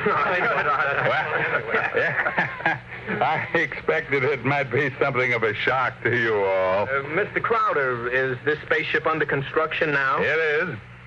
Well, according to your plans, is it intended for interstellar flight or merely for flight between planets? This is a beginning only, and my intentions are quite modest. I expect the ship to be able to pursue a course between Earth and Mars or between Earth and Venus. For the present, any longer trips are not contemplated. You've solved the problem of motor force, then? No, I haven't. But what sort of... You mean you don't have any means of propulsion for this spaceship? That problem is not solved as yet. It will be. That's why I called you in this afternoon. I want you to announce that I have $100,000 in cash waiting for the man or woman who first brings me the basic idea for such a motor. That's all I have to say for now. Finish your refreshments, ladies and gentlemen. I'll let you know from time to time how things go. Mr. Crowder, one more question, please. Yeah. Do you have a name for this spaceship yet? No, not yet. Then let me suggest one. Yeah? Crowder's Folly. Quiet, all of you. Quiet! What is your paper? The Daily Times, sir. Inform the company police that under no circumstances is any representative of the Daily Times ever to be allowed on company property again.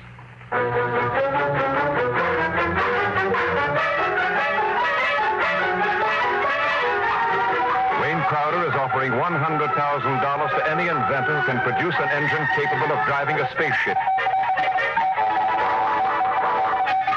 Wayne Crowder is offering $100,000 to any inventor who can produce an engine capable of driving a spaceship.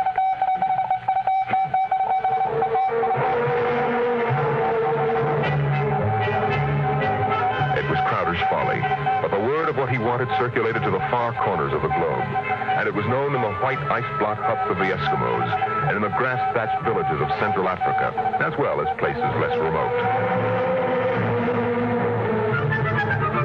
And the Crowder office became the mecca and the heaven for the lunatic fringe of humanity. Their blueprints and scale models clogged its corridors, and more applicants came to the great skyscraper. I told you I don't want these people in my office till this green. Now get out! Get out! Every time I open that door, they surge in like a tidal wave. I have a progress report for you, sir, on the construction of the ship. Go ahead. I've spent $13 million for the yards, the equipment, including 3 gantry cranes, several dozen presses, thousands of dies, and so forth. Go on. We have 12,000 people working for us directly, not including subcontractors and their labor force. What about the ship? Mr. Crowder, the ship is finished as far as we can go. Certain additional construction cannot be done now because it depends on the shape and the mass of the engine, on the type of fuel, on the weight of that fuel. I see. All right, lay off everybody we don't need. I've ordered that, sir. Miss Crowder, is it possible that no one will turn up with a motor? That's the one thing that's not possible. He will come. Money and determination will buy anything. Now close the door on your way out. Yes.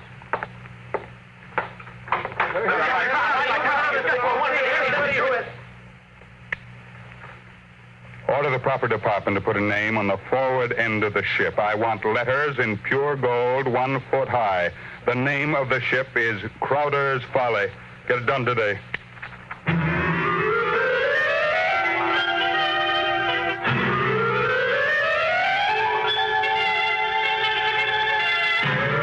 The sun rose in the morning and glinted rose on the silver sheen of the hollow ship's skin. The sun set at night and glinted rose on the silver sheen of the hollow ship's skin. The golden letters on the prow held out the fury of Crowder for the world to see. A staff of 50 was employed as time went on in taking rust preventive measures to ensure the ship's well-being. In a year, the first experiment seemed ready to bear fruit, and a test was held. The atomic fission motor. In exactly 45 seconds now, we'll hold the test, Mr. Crowder. The actual trial of the motor is taking place 3 miles from here. Now, this dial here registers the nucleonic activity. And this dial, right here, is thrust. Over here, this dial is a measure of the effectiveness of the shielding in terms of outside radioactivity. That sound you hear is our generators right here, building up power to supply the motor by remote control. Now, if this needle goes around to the part of the dial marked in red, there will be an explosion.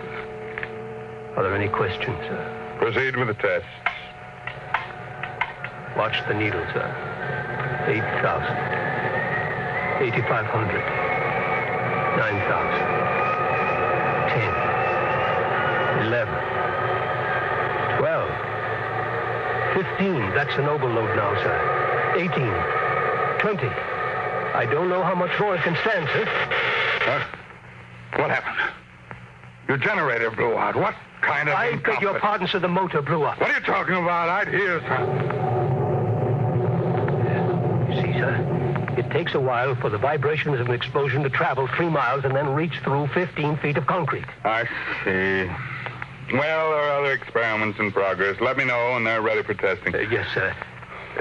Mr. Crowder, the inventor of that motor had to be with it, of course, during the tests, but he has, that is, he had a family. The fool knew what he was doing. He understood the danger. Now line up those experiments and don't turn anyone away if he seems to have the remotest possibility of success. Now, I'm telling you, my man will come. Money and determination will buy anything.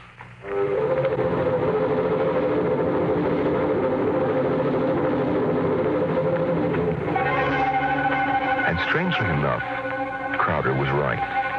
Because one day there came to his office a stranger, a small man. He looked even smaller in that tremendous room. He was an unusual visitor in that he carried no briefcase fat with blueprints, schematics, or formulae. He was unusual in that he neither blustered, cowered, nor deferred to his host. Oh, he was a pleasant little stranger, bird-like of eye and movement, bright and smiling. Mr. Crowder, my name is Wilkins. I can power that ship you want. So? Of course, what I have in mind won't be anything like that meaningless for you. What? Well, Rock, my motor requires a difference here in my head. It so happens that I'm presently supporting half a dozen people who make this. None of them have been successful. What makes you think your idea will work? Simple enough. The common magnet. What? Electromagnetism. Utilization of the force of gravity, or its opposite in this case, countergravity. Thank you very much. If you'll forgive me now, Just a moment, Mr. Crowder. There's one thing more. This. I've seen pieces of metal before, thank you. How high from your desk would you say I'm holding it? I'm very sorry, Mr. Wilkins. Do you want to leave or do you want to be escorted out? This will only take a second, sir. How high from your desk would you say I'm holding this piece of metal? Foot and a half. And if I let go, then in less than a second, a fraction of a second, it should fall to your desk. Now, look, I don't want the surface of that desk marred. But will it be? You see, I have let go of the metal, is that right? What? Good Lord. Many seconds ago, it should have crashed to the desk, am I right? This is incredible. Well, if you want to speak to me anymore, I'll be right outside. But it hasn't fallen. That's right, sir. It hasn't fallen. It floats in the air. That's right, sir. It floats in the air. How do you do it? Well, why don't you call your engineers and ask them? I'll wait outside. Get me my engineers immediately.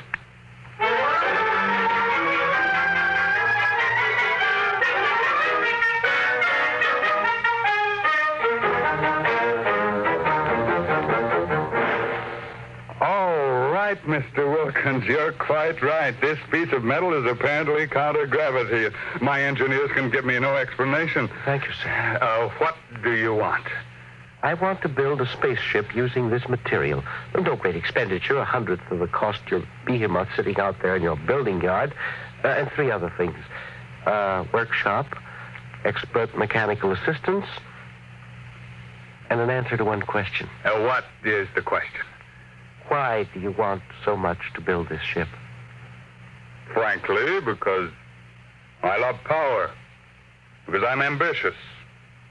I want to be the master, not only of one world, but of worlds. That's an honest answer. And that's as far as your thinking goes. What else is there? But there's my answer. I want to leave this planet and go to Mars.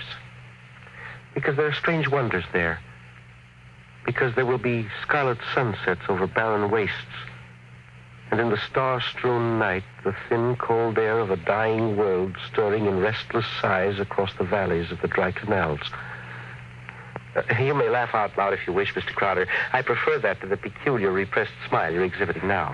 You're a very lucky man, Mr. Wilkins, to have scientific talent, because your talents as a poet are inferior and very sentimental.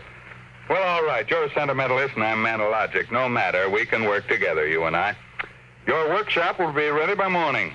If you need money or materials or personnel, just tell my engineers. You'll get it, or I'll know the reason why, and that's all. Thank you, sir.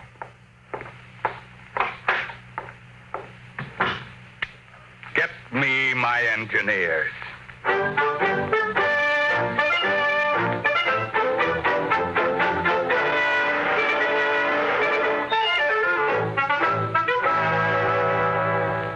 Yes, Mr. Crowder. Now, we have 50 men working on preserving that useless hulk out there in the construction yard. Lay them off. Now, how many others? But the ship will deteriorate if we do that, sir. Let it rot. Lay them off. Yes. Now, how many other employees are still working for us on the project? About 3,000, sir, including the people working on experimental motors. Get rid of them. But, sir... Get rid of them. Well, Mr. Crowder, I never thought you'd drop this project. You were so adamant on it. I'm not dropping anything but dead wood. Well, you saw what Wilkins had to offer. He's my man, and the rest is junk. Mr. Crowder, he might fail. We ought to have a minimum of protection against... I say he won't fail. Yes. You just lay everybody off that isn't needed. Give him 2 weeks' pay and my thanks for a thankless job well done, that's all. Yes, sir. I'll get it done, sir. What, a year's work? Yes, and 10 years or 20 years, now do the same thing. That's why you're an engineer and I'm an executive. That's why you work for me, because when I have to, I can be ruthless with my own mistakes. What are you waiting for? I was just thinking, Mr. Crowder, what would happen to me if my usefulness to you were over?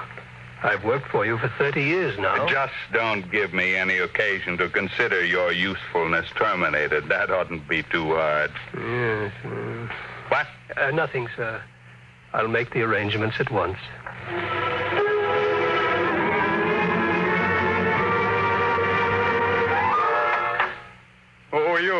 What do you want? I tried to stop him, sir. Well, speak up, man. My name is Jarvis Ashtree. I am an electronics expert. Oh, yes, I remember. You're the, Asian. Well, come in. Do you want me, sir? Never mind. Just stay outside. Close the door behind you. Yes, sir. Sit down, Vizushtulin. Thank you, no. I want to give you a gift before I leave. Oh, you leaving? I thought we still needed you. I resigned. Well, I'm sorry to hear that. I'm told you're a good man. I want you to understand what's behind this gift. I was working on a power project in my country which would have meant a tremendous rise in the standard of living for millions of my people. I was unable to resist the money you offered. Had you resisted, even more money would have been forthcoming. I placed no limit on your worth to me. I understand. But you see, I did not come without a sense of guilt, because there was no one in my country who could take my place. I would assume that. And now I discovered that what I did was for nothing.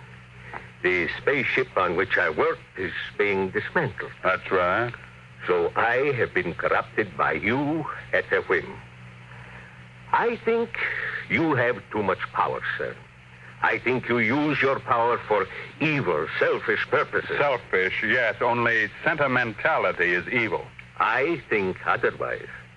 And so, in order that you shall not corrupt anyone else, I have this gift for you. Here you are, sir. Oh. And just one more shot for good measure, to make sure you are really dead. Good.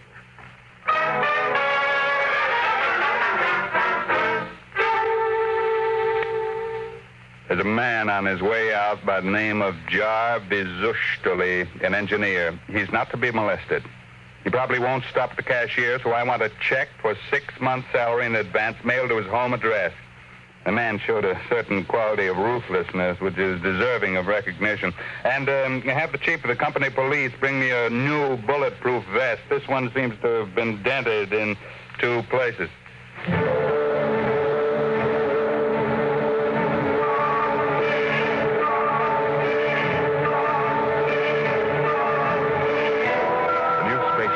According to Wilkins' plans, as executed by Crowder's engineers, was finished within 4 months. It was small. It was shaped like a disc. It gleamed brightly, even in the smoky haze of an October sunset. Inside, Crowder and Mr. Wilkins, in a small cubicle at the heart of the machine, were surrounded by many instruments of a complicated nature. Outside, huge crowds gathered to witness the test. They stirred and murmured, waiting restlessly, as inside the control room of the craft, Wilkins installed the final secret part he had not revealed to those who built his driving apparatus. Well, Wilkins, what's holding us up? Nothing now. Or sentiment, perhaps. What? A wish to look once more on Earth's familiar scenes.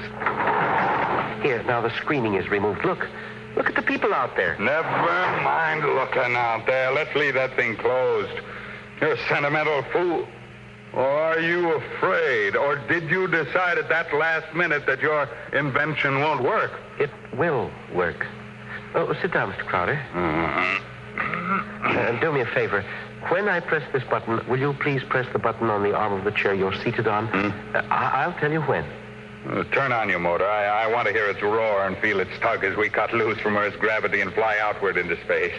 That might be a moment in which I'd share your sentimentality. Press your button now, sir. Thank you.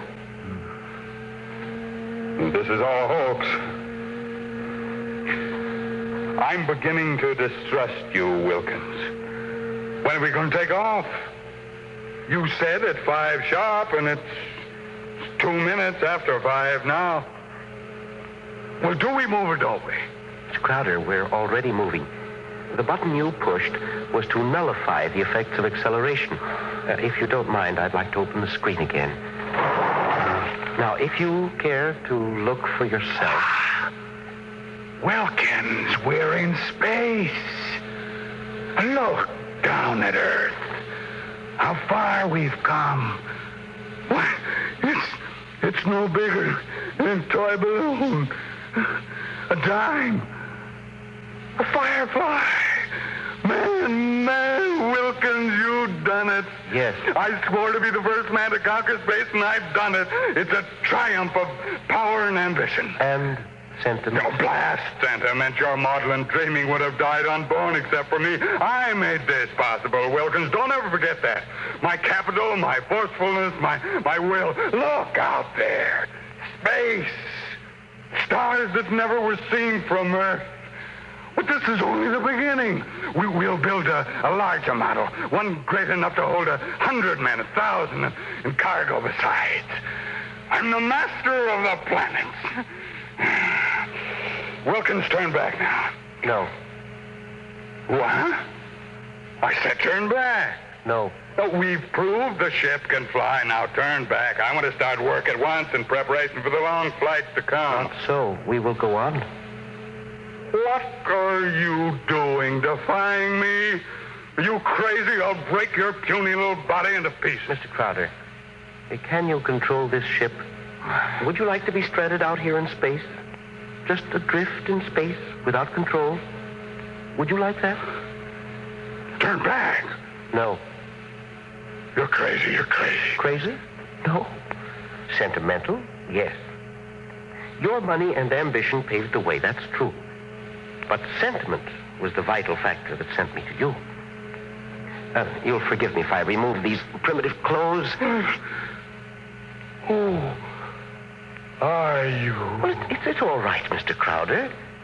There is no need to be so terrified because you've had your first close look at a Martian going home.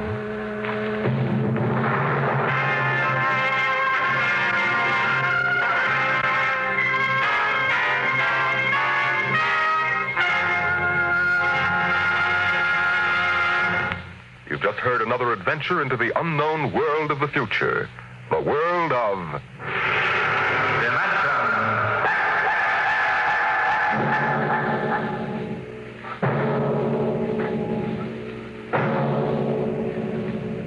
A private detective receives many strange assignments, but none has ever received one quite like that given to the investigator we're going to tell you about next week, as we bring you from the pages of the September issue of Astounding Science Fiction, Untitled Story.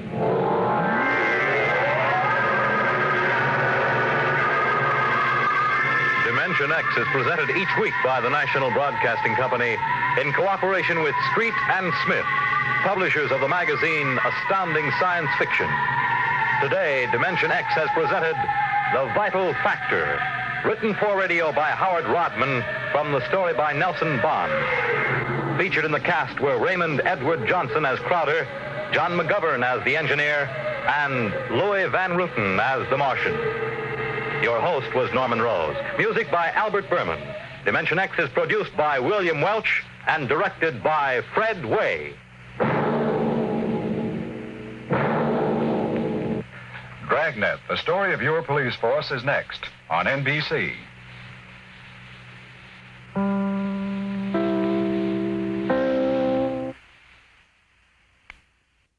Thank you for visiting Golden Age Radio, rumble.com/C/GAR. Please support our veterans by visiting veteransradioministry.com. Together we can honor their great sacrifice. Thank you. And now, the Hall of Fantasy. Welcome to the Hall of Fantasy.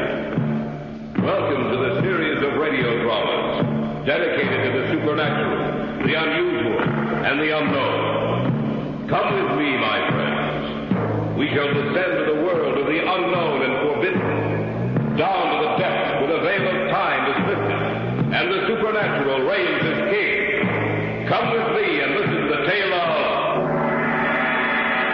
the Shadow People. Elaine, have you seen anything else since you spoke to me last? No, I haven't. Ever since Mother died, nothing's happened. Well, I only hope... It came from upstairs. Come on. You don't... I don't know what to think. I only hope that... David, if anything's happened to him? We'll see in a moment. There's no light in his room. You wait here, Elaine. Where's the light? Over to your left.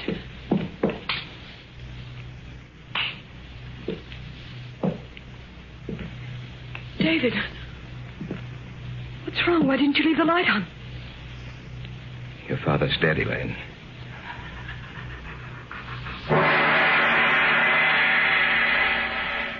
In just a moment, the Hall of Fantasy will present The Shadow People. And now for our story. An original tale of fantasy by Richard Thorne entitled The Shadow People.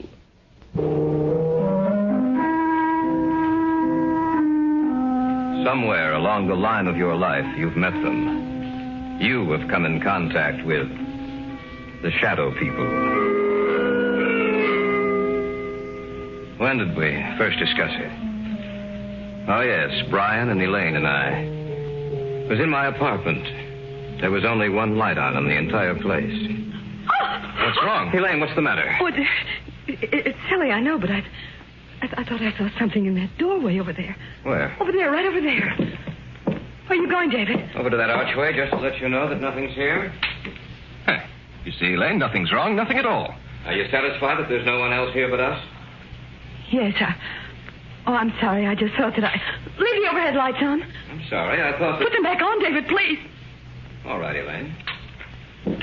Look, what's bothering you, sis? I don't know. It's just that... I don't know. Tell us about it, Elaine. Tell us what's bothering you. You promise that you won't laugh at me? Of course not. Brian? Oh, Elaine, I'm your brother. If something's troubling you, I'd like to know about it. All right, then. The reason I was so upset was the fact that I saw someone or something standing in that archway. But, Elaine, David showed you that there was no one else in here. When the lights were put on, you saw for yourself that we were alone. I'm not talking about something you can see in the light, Brian. I'm not talking about a human being. And what's it all about, Elaine? In the darkness, I saw something that can't be seen in a lighted area. And I've seen it several times before. You're sure you're not imagining this, Elaine? Oh, I don't have that good an imagination, Brian. How long have you seen this thing, Elaine?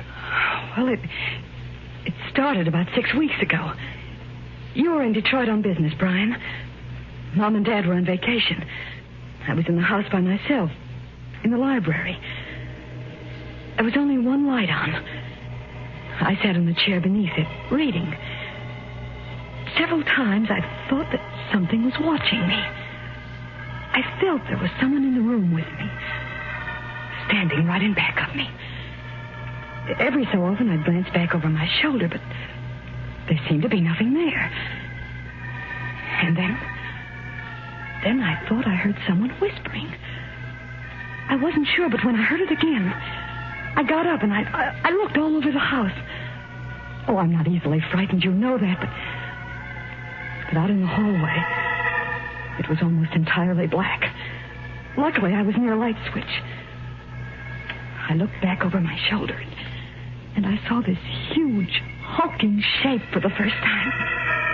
And I heard a voice. Or rather, the whisper of a voice. I couldn't distinguish the words, but that dark shape seemed to be moving towards me. My hand was on the light switch, and I turned it on. In a minute, the light flooded the hallway. The shape was gone. There was nothing there. I was alone again. As long as there's light, I know it can't hurt me. I know it can't reach me. You might have imagined it, you know. Of course, that's possible, but I'm sure I didn't. It was so real.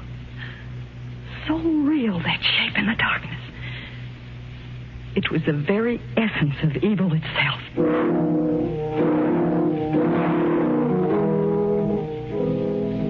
There was an old man I knew of, a Dr. Heselius. I'd heard that he knew quite a good deal about the supposed supernatural manifestations which had taken place in the world. I went to him to see if he knew anything that might explain the events of the story Elaine had told us.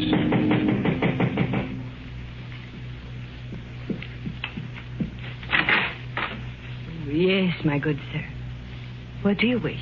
I have an appointment with Dr. Heselius. Oh, yes. He mentioned something about it. You are Mr. Drake. Yes.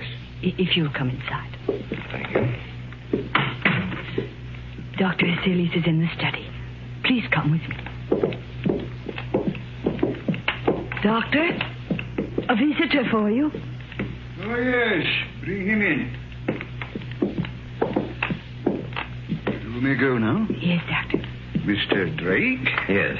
Sit down, please, in that chair over there. Thank you, sir. Now, what is the nature of your visit to me? Well, I understand, Dr. Hesselius, that you have a great knowledge of the supernatural manifestations which have occurred on the Earth. Great knowledge, Mr. Drake? No, hardly that. I have only scratched the surface in my years of study. Perhaps I can help you. Then again, perhaps I cannot. Well, may I tell you the story? By all means, my good sir. All right. Now, this didn't happen to me, Doctor, but to my fiancée. It seems that about 6 weeks ago, when she was alone. But when the light was on, the dark form disappeared. And that's the story, sir. As much of it as I can remember. I see. It's a strange tale you tell. I'm fully aware of that, Dr. Hesselius. You say she seemed to hear whispered voices? Yes, that's what she says. I see. A moment, please. I have the book in my file. Oh, yes. Here it is. This is the one. Yes. Perhaps I may be able to help you after all. Let me see. This is a very ancient book, Mr. Drake. I seem to remember... Yes.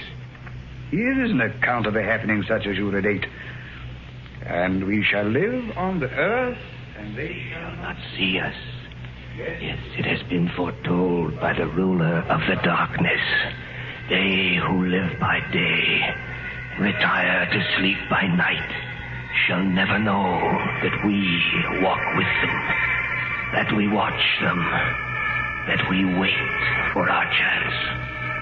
Only in the night will they see us, for in the daylight we are not seen. Only in the night, when the darkness grows together and the forms of the shadow people are shaped from the blackness, they will know us. Then they will know that we are their companions, for we are the shadow people. I knew I had read something similar to the story you have told me, Mr. Drake. Dr. Hesselius, what can we do? Well, give me a little time. Let me see if I can find any more references to these people of the darkness. One more thing, Mr. Drake. Be sure that your fiancée is never left alone at night. Be sure that there is some living thing, animal or human, which accompanies her every second of the night. For she is in danger, Mr. Drake. A terrible danger.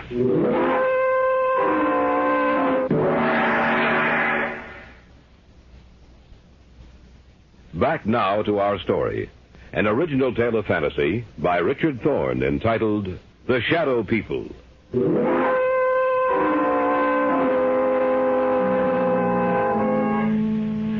That night, the night of the day I had seen Hesselius, Elaine's mother died.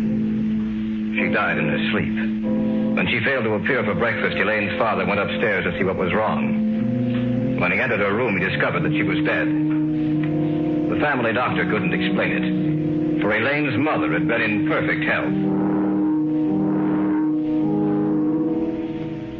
A few weeks later, I was out at the house spending a weekend with them. I glanced at the clock on the mantel, and it showed 11. I can't understand why Brian hasn't returned from town. Well, he said he had some extra work to catch up on. He told me this morning that he might be late. 11 o'clock. I'm going upstairs. Glad you came out, David. It's good seeing you again. It's a pleasure to be here, sir. Well, don't stay up too late. See you both in the morning. Night. Night, Dad. Good night, Mr. Davis. He isn't the same, David. Ever since Mother died, he hasn't been the same. I didn't realize that until tonight. He's changed. I only hope that he'll start living again. Ever since she died, it seems that a part of him died with her. Elaine, have you seen anything else since you spoke to me last? No, I haven't. Ever since Mother died, nothing's happened. Well, I only hope. Came from upstairs. Come on. You don't think... I don't know what to think. I only hope that... David, if anything happened to it... We'll see in a moment. There's no light in this room. You wait here, Elaine. Where's the light? Over to your left.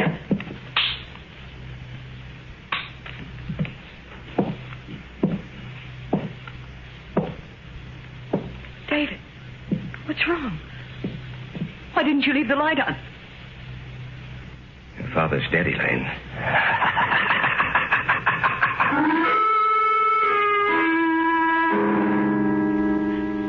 I'd walked into the darkened bedroom. On the bed was Elaine's father. It didn't take a second look for me to know that he was dead. I switched off the light and walked back into the hallway to tell Elaine what happened. And then from the room there had come an eerie, quiet laughter. In the darkness of that room was some unknown evil power. The voice itself was unearthly. There was no substance to it. It sounded as if it came from the darkness itself. No. No, I don't believe you. It's the truth, Elaine. There's nothing more I can do. We'll have to notify the police. Tell me it's not the truth, David. Tell me it's not true. I'm sorry, Elaine. I wish I could. Your father's dead.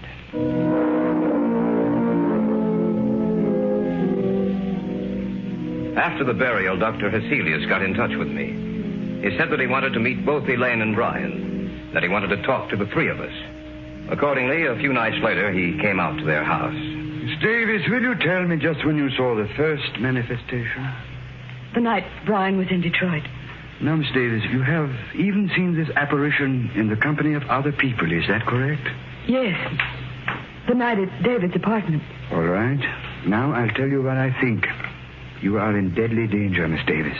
These beings want to claim you. So far, they have had no success. Only in the darkness do they have power. Little by little, step by step, they have been removing the obstacles in their way to reaching you. First your mother, and then your father, Miss Davis. Both died in the same fashion. In the darkness, death struck at them. Now tell me, do you feel their presence here in this room as I talk to you? Yes. Turn out the lights, Brian. No. Stand by the switch, if you please, Brian. If anything happens, turn the lights back on. All right. Dr. Heselius, I don't... Do you want me to continue working with you? Yes, sir. All right, then. Brian, turn off the lights. Yes, Doctor. The room now is in darkness, Miss Davis. Do you feel or see anything? No, Yes. Yes, I do. Do you see anything? Yes. Doctor, I don't... Be quiet, you fool. I know what I'm doing. In front of me. The darkness gathering together into a huge, terrible... Not only do you see us, Miss Davis, but everyone else in the room also will see the vague shapes forming themselves in the blackness. We do not want you, Dr. Heselius. The girl we want. We advise you to drop this case. You will only bring down the wrath of the shadow people upon your head. The girl. We want the girl. Do not stop us. Let us take her now. Turn on the light! They're gone. Miss Davis, are you all right? Yes. Yes, I am. Just as she said. The darkness. I saw it form into something, too. So did I. What are we going to do, Dr. Heselius? At the present moment, I don't know. But this much I do know. You must leave this house immediately. You must try to get out of their reach. I don't know if that is possible. I hope it is. I shall have to return to my home. I must learn if there is some manner by which we can defeat these creatures. For the moment, leave this house. Dispose of it in any manner you may see fit, but leave this house.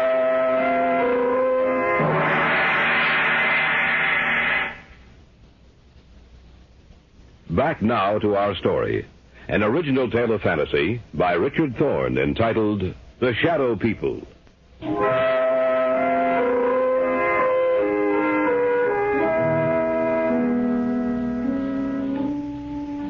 We spent the night in my apartment, the three of us. The following day, Brian and Elaine made arrangements to dispose of the house. In the afternoon, Dr. Heselius called me and asked that I come to see him.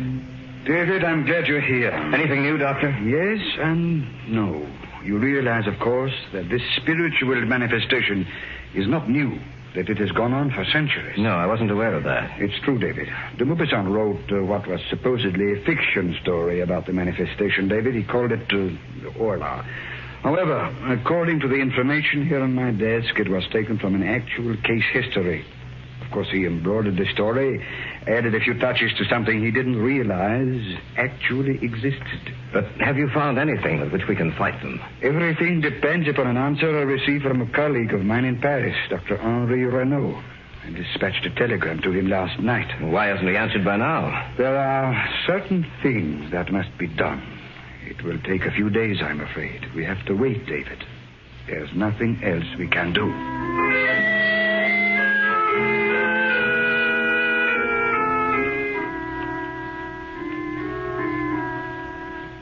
In the next few days, the house was sold, and Brian and Elaine moved into a newer, more modern home a few miles from my apartment. Cecilia said it might take a few days for them to build up their power. I spent the nights at the new house. The lights were left on, and I watched for any unusual occurrence. In the daytime, I'd return to my apartment and get some sleep. About 4 days after Elaine and Brian moved into the new house, I was at home when Heselius phoned me.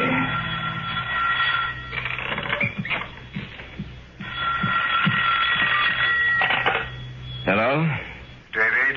Yes, Dr. Heselius? I hate to tell you this, David. What's the matter? What's wrong?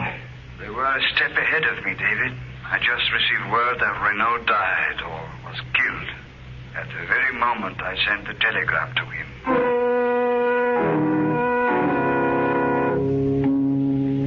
Step by step, they had outwitted us. For they had anticipated every move we'd make. Even Dr. Heselius was at a loss as to what to do. He agreed to meet me at the Davis house. What did you want to see us about, Dr. Heselius? Did you find out anything more? I'm sorry to say that I haven't. At the moment, I'm at a complete loss. I don't know what to do. But what did you want to see us about this evening? Merely to check, to see if anything else has happened. Miss Davis, have you seen or heard anything? Not in the house, only in my dreams. Your dreams? Yes. When I go to sleep at night, in my dreams, in the darkness, I see them. And it's grown worse, much worse. I was hoping that it would not have progressed so far. There has been no disturbance in this house, but now they disturb your sleep, Miss Davis. Now, you must stay awake for as long as you can. I want the three of you to move into my house. Perhaps that will give you more protection.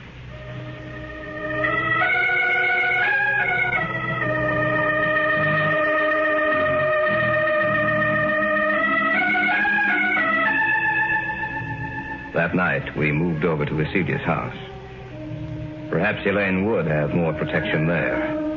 From there, we might be able to devise some plan of action, some way to beat those beings. For a few days, things were quiet. The shadow people seemed to have withdrawn. For a while, I thought that we might have succeeded in thwarting their purpose.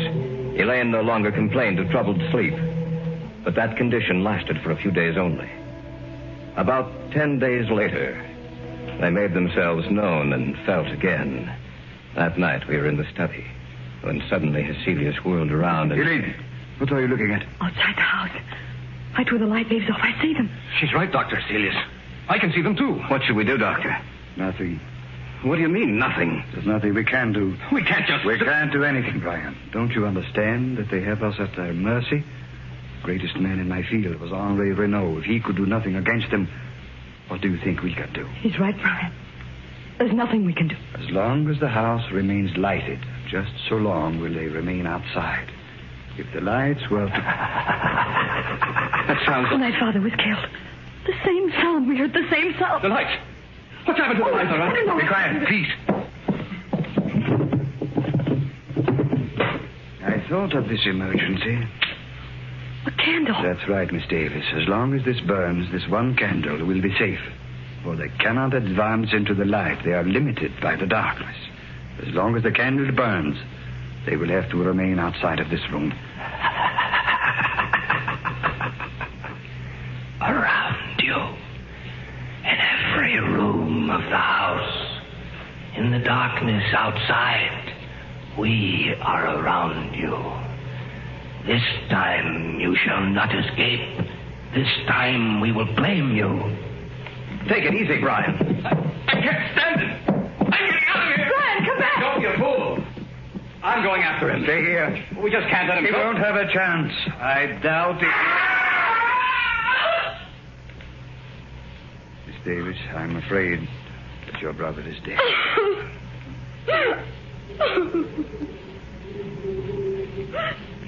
The wind, Doctor. Listen to the wind. I know. Yes, Doctor. Listen to the wind. You must realize by now that the three of you haven't a chance. You must know in your minds that we can destroy you at any moment we desire. But, Dr. Heselius, you may still save your own life. Let the others go. Give them to us. No. No, you will have to take all of us. Shall we destroy your light? Shall we move in on you now? As you will. Do as you will.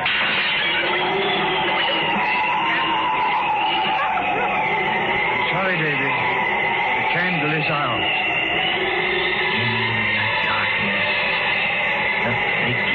In the darkness.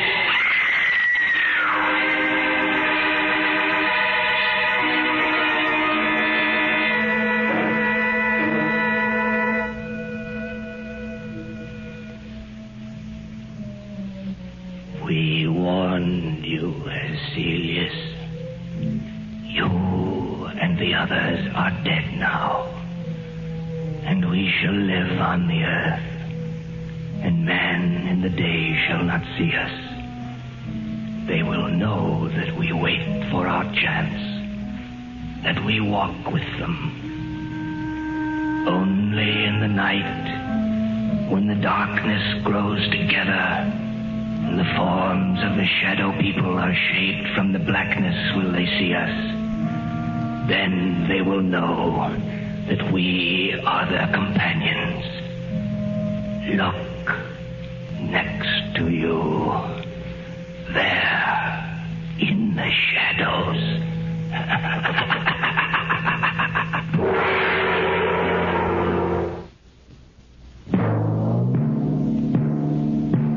So runs tonight's tale of the unusual, the terrifying, the unknown. Join us again when next we journey down the corridors of the Hall of Fantasy to hear another strange tale of the supernatural.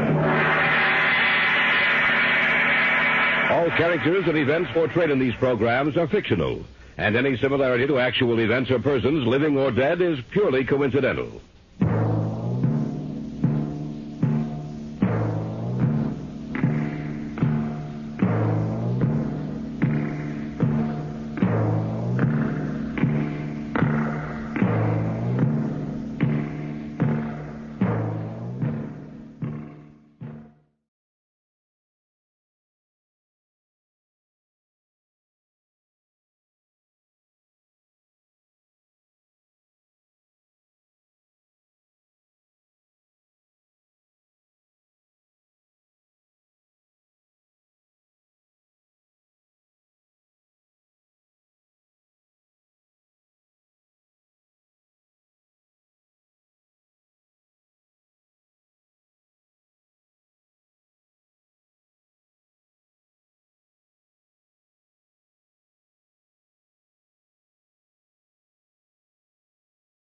Thank you for visiting Golden Age Radio, rumble.com/C/GAR. Please support our veterans by visiting veteransradioministry.com.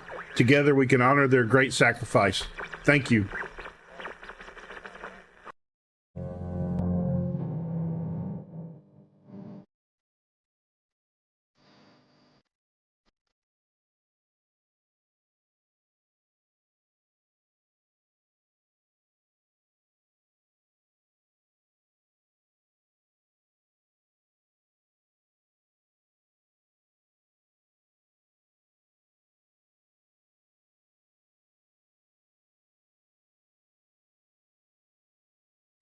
Good evening. Tonight and next week, we bring you the most chilling of all horrors, the kind that really happened. A docu-horror, you might say. The year is 1600. The place, Castle Bathory, in a violent and war-torn Transylvania, the castle of the true Count Dracula. She is about to spread her wings.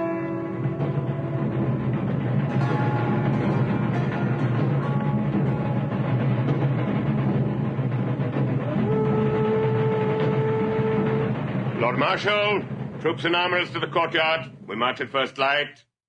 Dearest Lord, go in pride, return in triumph, as you always have. Return, Elizabeth. Always before, yes, but this time... You do not fear. I fear nothing, neither the living nor the dead. But last night, as I rode in the gate, a raven lighted on my helmet. Who would dare touch you? Elizabeth, the dirtiest peasant, is my equal on the battlefield, if he has something sharp to hand. And violated daughters to avenge. Do not joke. The necessity of the body. Why women think it so important, no man will ever understand. I have always been faithful to you. See that you always are. A man's pleasures touch the gutter. A woman's may not. You are the only man, the only one, till death. And after I am gone? Even then, the only one. Swear it. You are crushing my arm. Swear. By the Holy Trinity, by all things holy and unholy, I swear. Your arm is very soft. As soft as when you married me. As soft as then. Did you steal oil from the holy chancel lamps that you keep the skin of a girl? No such sacred vessel, Lord. A careless serving girl. You know, Ursula, who combs up my hair for an hour or two every evening. Oh, yes.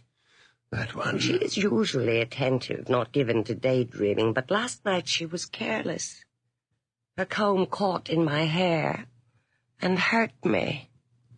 Badly. You beat her, of course. I struck her face until it ran blood. Do as we do with lazy sentries. Set fire between their toes. But listen, Ferenc, the skin of my arm has been growing drier and drier. Do what I would. The stupid girl's blood had drenched it. And as I rubbed to clean it... Well?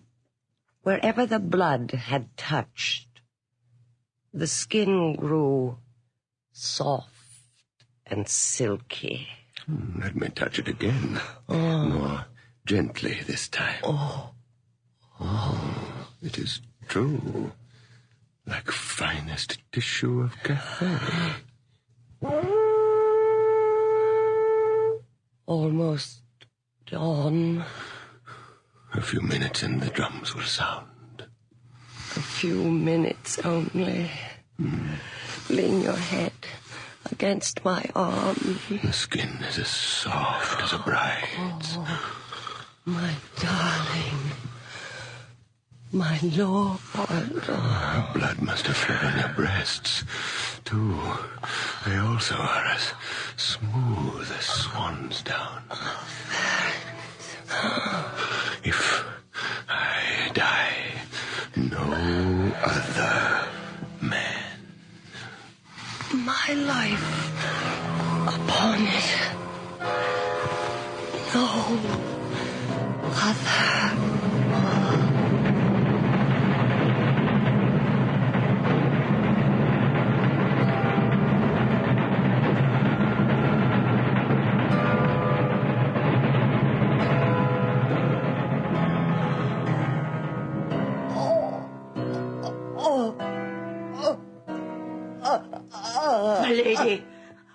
lady. Oh, my lady. There is a messenger come post haste from the battlefield. Our Lord. He is dead. The one man in all the world is dead. I will swallow fire. Compose yourself, my lady. I have loved and served you faithfully since you were a child. Now bridle your grief and hear me. Nothing matters. Say what you will. So great and valiant a nobleman as your husband must be in heaven, must he not? You dare to suggest he could be in any other place? Never, lady, never. But you must remember those who kill themselves are instantly damned. You tell me that I cannot see him if I live, and cannot see him if I die? Dearest lady, there may be a way. A way? The path is dark and dangerous. Do you think I fear a way, any way, that leads to him? There are wise women who, with much effort, have talked with spirits. Witches. I know a forest woman. A certain Davula has spoken with the sheeted dead. Bring her! Instantly! She lives deep in the forest, lady. No village, no house will let her near. They all believe she signed a pact. In blood. In blood! The dead are pale and bloodless phantoms, Dorothea. They crave the red elixir that they lack. Great Aeneas poured blood upon the ground, and the ghosts rushed from the other world, moaning and crying for it. He held them back from drinking, until in desperation they told him all he wanted to know. Shall we slaughter animals? Animals!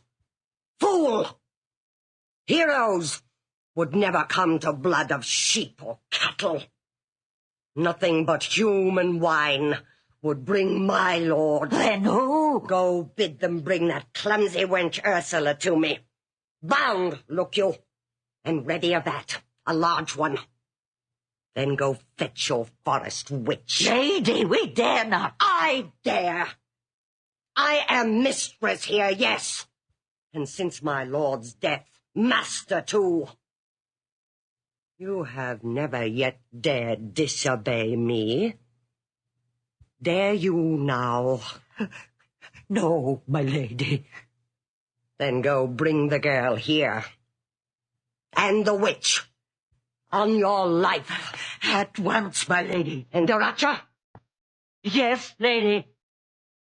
Remember to bring me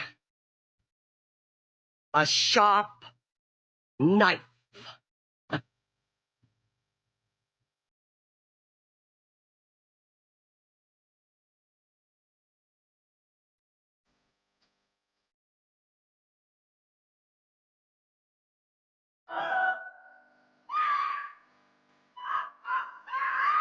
My lady, we are ready now. Countess Battery. What? Oh, yes, the invocation. I was dreaming as I gazed on my lord's helmet. You, witch, whatever your name is. Darvula, great lady. Take the helmet and begin. There is not as much blood as I thought, Dorothea. Ursula was of small stature, madam. Silence, my ladies, or you will anger our guests. Dorothea, give me the burning brand. We will light the Greek fire. Ferenz Count Battery, Lord of Battery and Adosti, Knight of the Holy Roman Empire, Baron of Transylvania. In the name of the Prince of the Air and of the Little Spirit, Come to this, your battle helmet, as we pour the warm blood of your servant. Once. Come. Twice. Come. Thrice come. Friends. Friends. He's here. No. He approached, Countess, but could not come farther. The barrier to the dead is hard to break.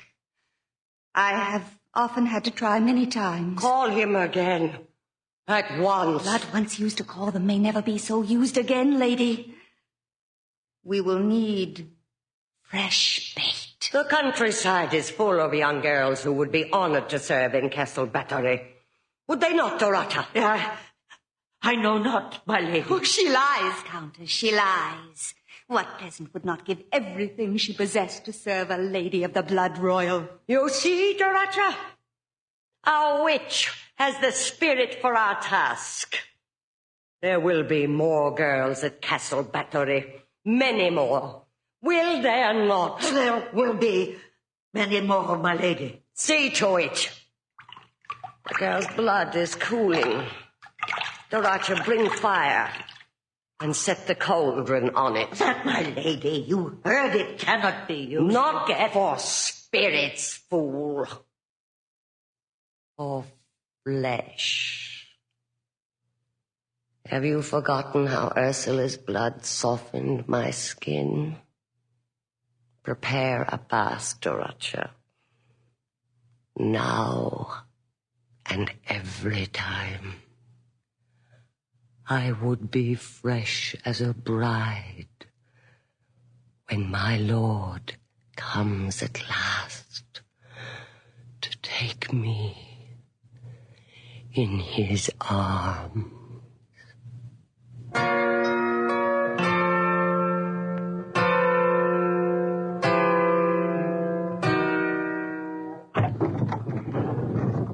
Drag the demon in here. Drag her. Throw her on the floor. So. Heaven protect us. That's Maria Tetra. Fool. Only her outward form. Did you not hear the Countess's messenger tell us Maria Tatra died 3 days ago at the castle? Maria's soul is in heaven. This thing that has usurped her body, we shall now send to hell. Woodcutter, prepare. Here, now, the blood drinker pleads for mercy. Position the stake. Carter, hold the stake while he strikes. One blow, remember, or she wakes again. Does she name the Count? And he dead in battle these many weeks. The vampire grows desperate. Lift. Father, protect us. Strike! She died. Instantly. Does not a vampire struggle in the death agony? If she is shamming death, it will do her no good. We will drive silver nails into her temples. Did you not hear her call a name? No. Carter, did you hear anything but demons' cries? I thought I... What did you think? I heard nothing. I heard no name.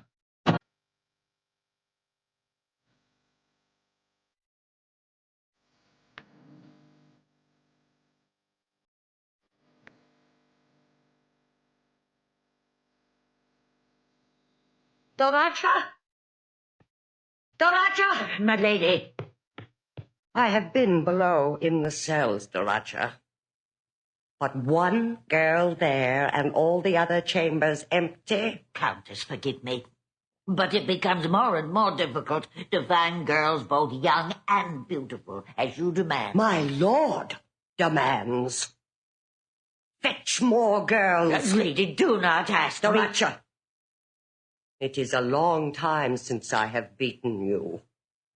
Do you remember how my rings cut to the bone? Forgive me, great lady. Then fetch them. Virgins, mine. Your servant in all things. Oh, my lady. Well? Darvola the witch. She has a friend, a clockmaker. A little mad, perhaps, but very skillful in his art. We have prepared a special present for you, lady. May I know? Let it be a surprise, lovey, huh? Oh, your surprises were always the best.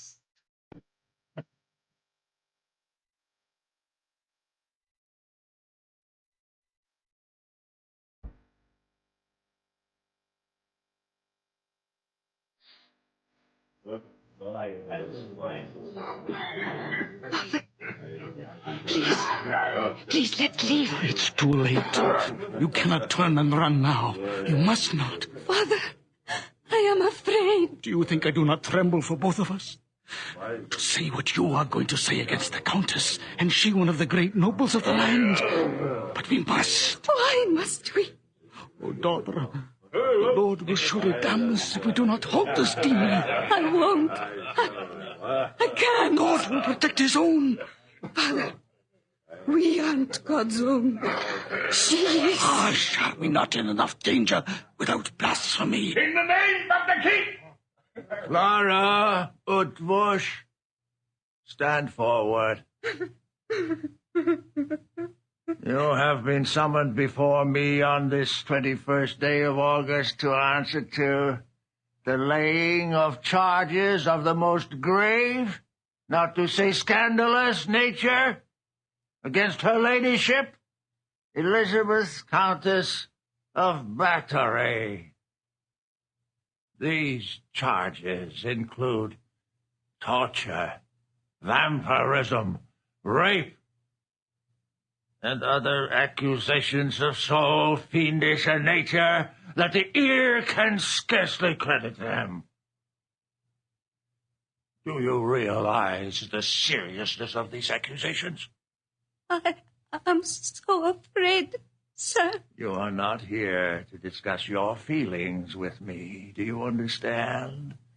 Merely answer my questions. Yes, sir.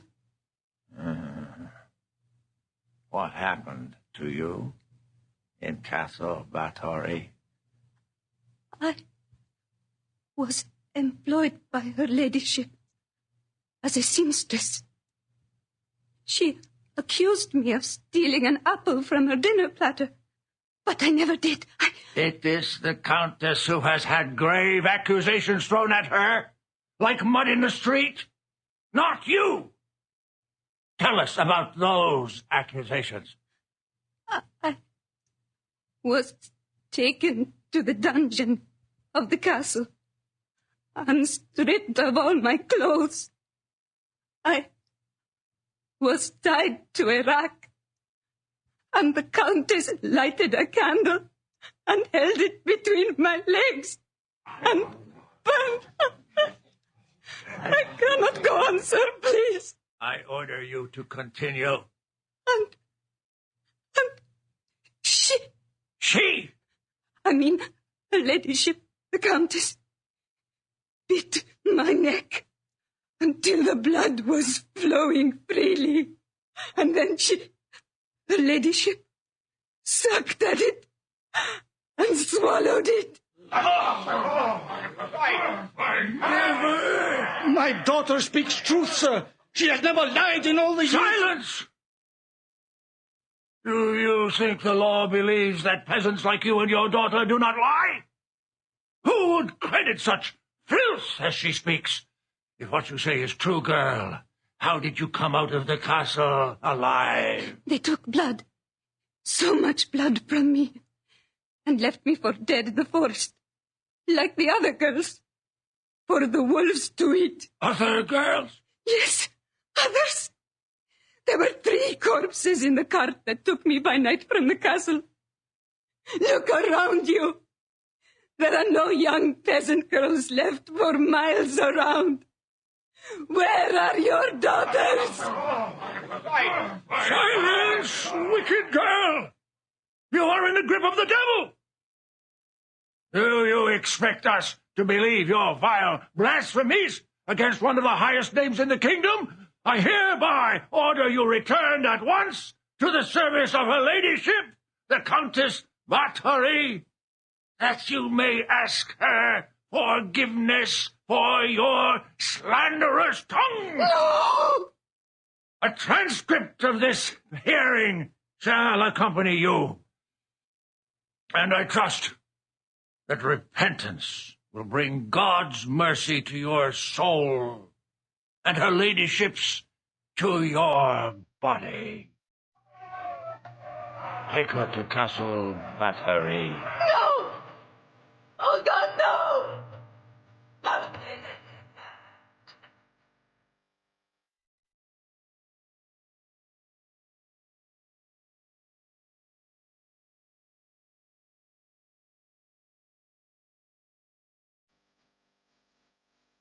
Here, in here, my lady. Your surprise awaits you. Bring the light closer, I cannot see. Oh, God in heaven. Is she not beautiful? But you said this present was fashioned by a clockmaker. Is she not alive? For all her loveliness, my lady, she is a thing of wheels and gears, no more alive than the castle clock. She is miraculous. More than that, lady. Much more. Watch. I touch behind her ear, and she stands. Her arms close in an embrace. She is... Knives. Knives spring straight forward from her breasts, and cups to catch the blood. Look lower, Countess. A third knife. From the place of birth, my lady. Oh, but she is a naughty girl to look so shameless. I push another button, and she modestly retires. She is a wonder of the world. And spares your poor servants all the labor of cutting. Countess, look whom we have here. That wicked girl, Clara Utvash. Utvash, but we killed her. She but shammed death, the vixen. She came back from the forest and denounced your ladyship to the magistrate. Who, of course, sent her back to me. He knows his place, my lady. So shall Clara. Come here, girl. Do not be frightened. Countess, forgive me. I did not mean that. Of course you didn't. You are only a foolish child who must be taught a lesson. Now do exactly as I say, and you shall then be released. Anything, my lady. Anything. You see this girl before you here? Is she not most beautiful? Most? Step forward to her.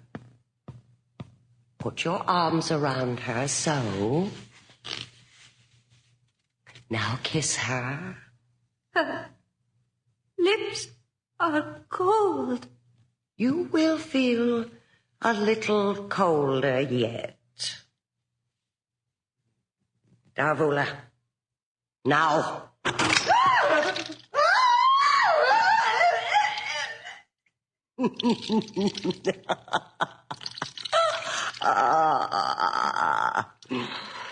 For such a present as this, for both of you, much gold.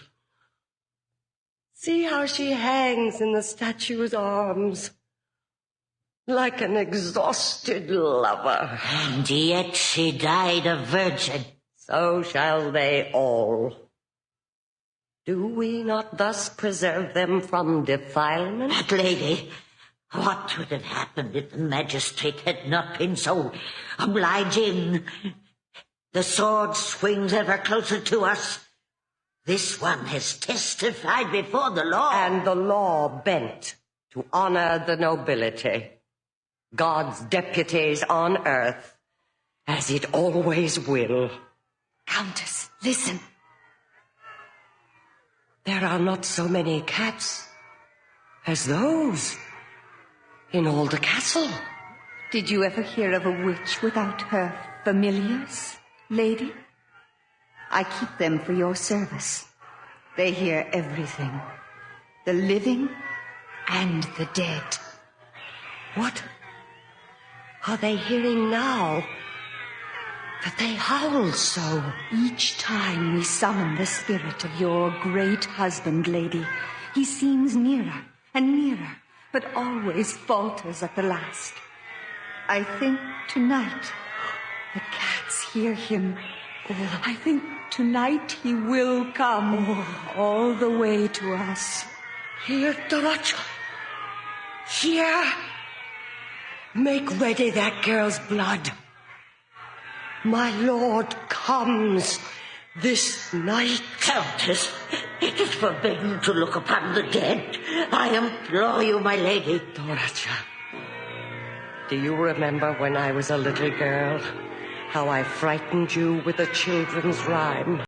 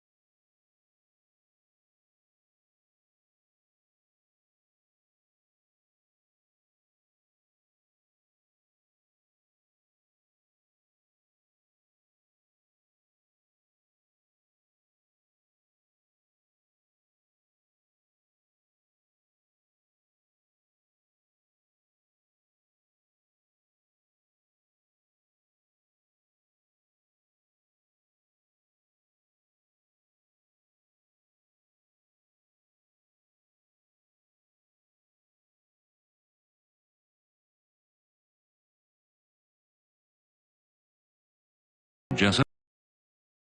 Exciting news for adventure seekers. Join us on a thrilling journey through the vibrant landscapes and diverse culture of Brazil. Lost in Brazil brings you to captivating videos showcasing heart-pounding adventures, mouth-watering cuisine, and hidden gems of this incredible country. From bustling cities to tranquil beaches, our videos capture the essence of Brazil's beauty. Experience the warmth of its people, the rhythm of its music, and the thrill of exploration. Click on the link in the description to find out more. I would like to extend my sincere gratitude to Old Time Radio Research Group for their remarkable efforts in preserving and archiving the captivating world of old-time radio programs. Their invaluable contribution allows us to step back in time and experience the magic of radio history firsthand.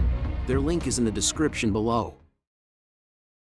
This is Golden Age Radio signing off. Thanks for watching. If you're listening to rumble.com/c/GAR, we will continue in just a moment after the national anthem.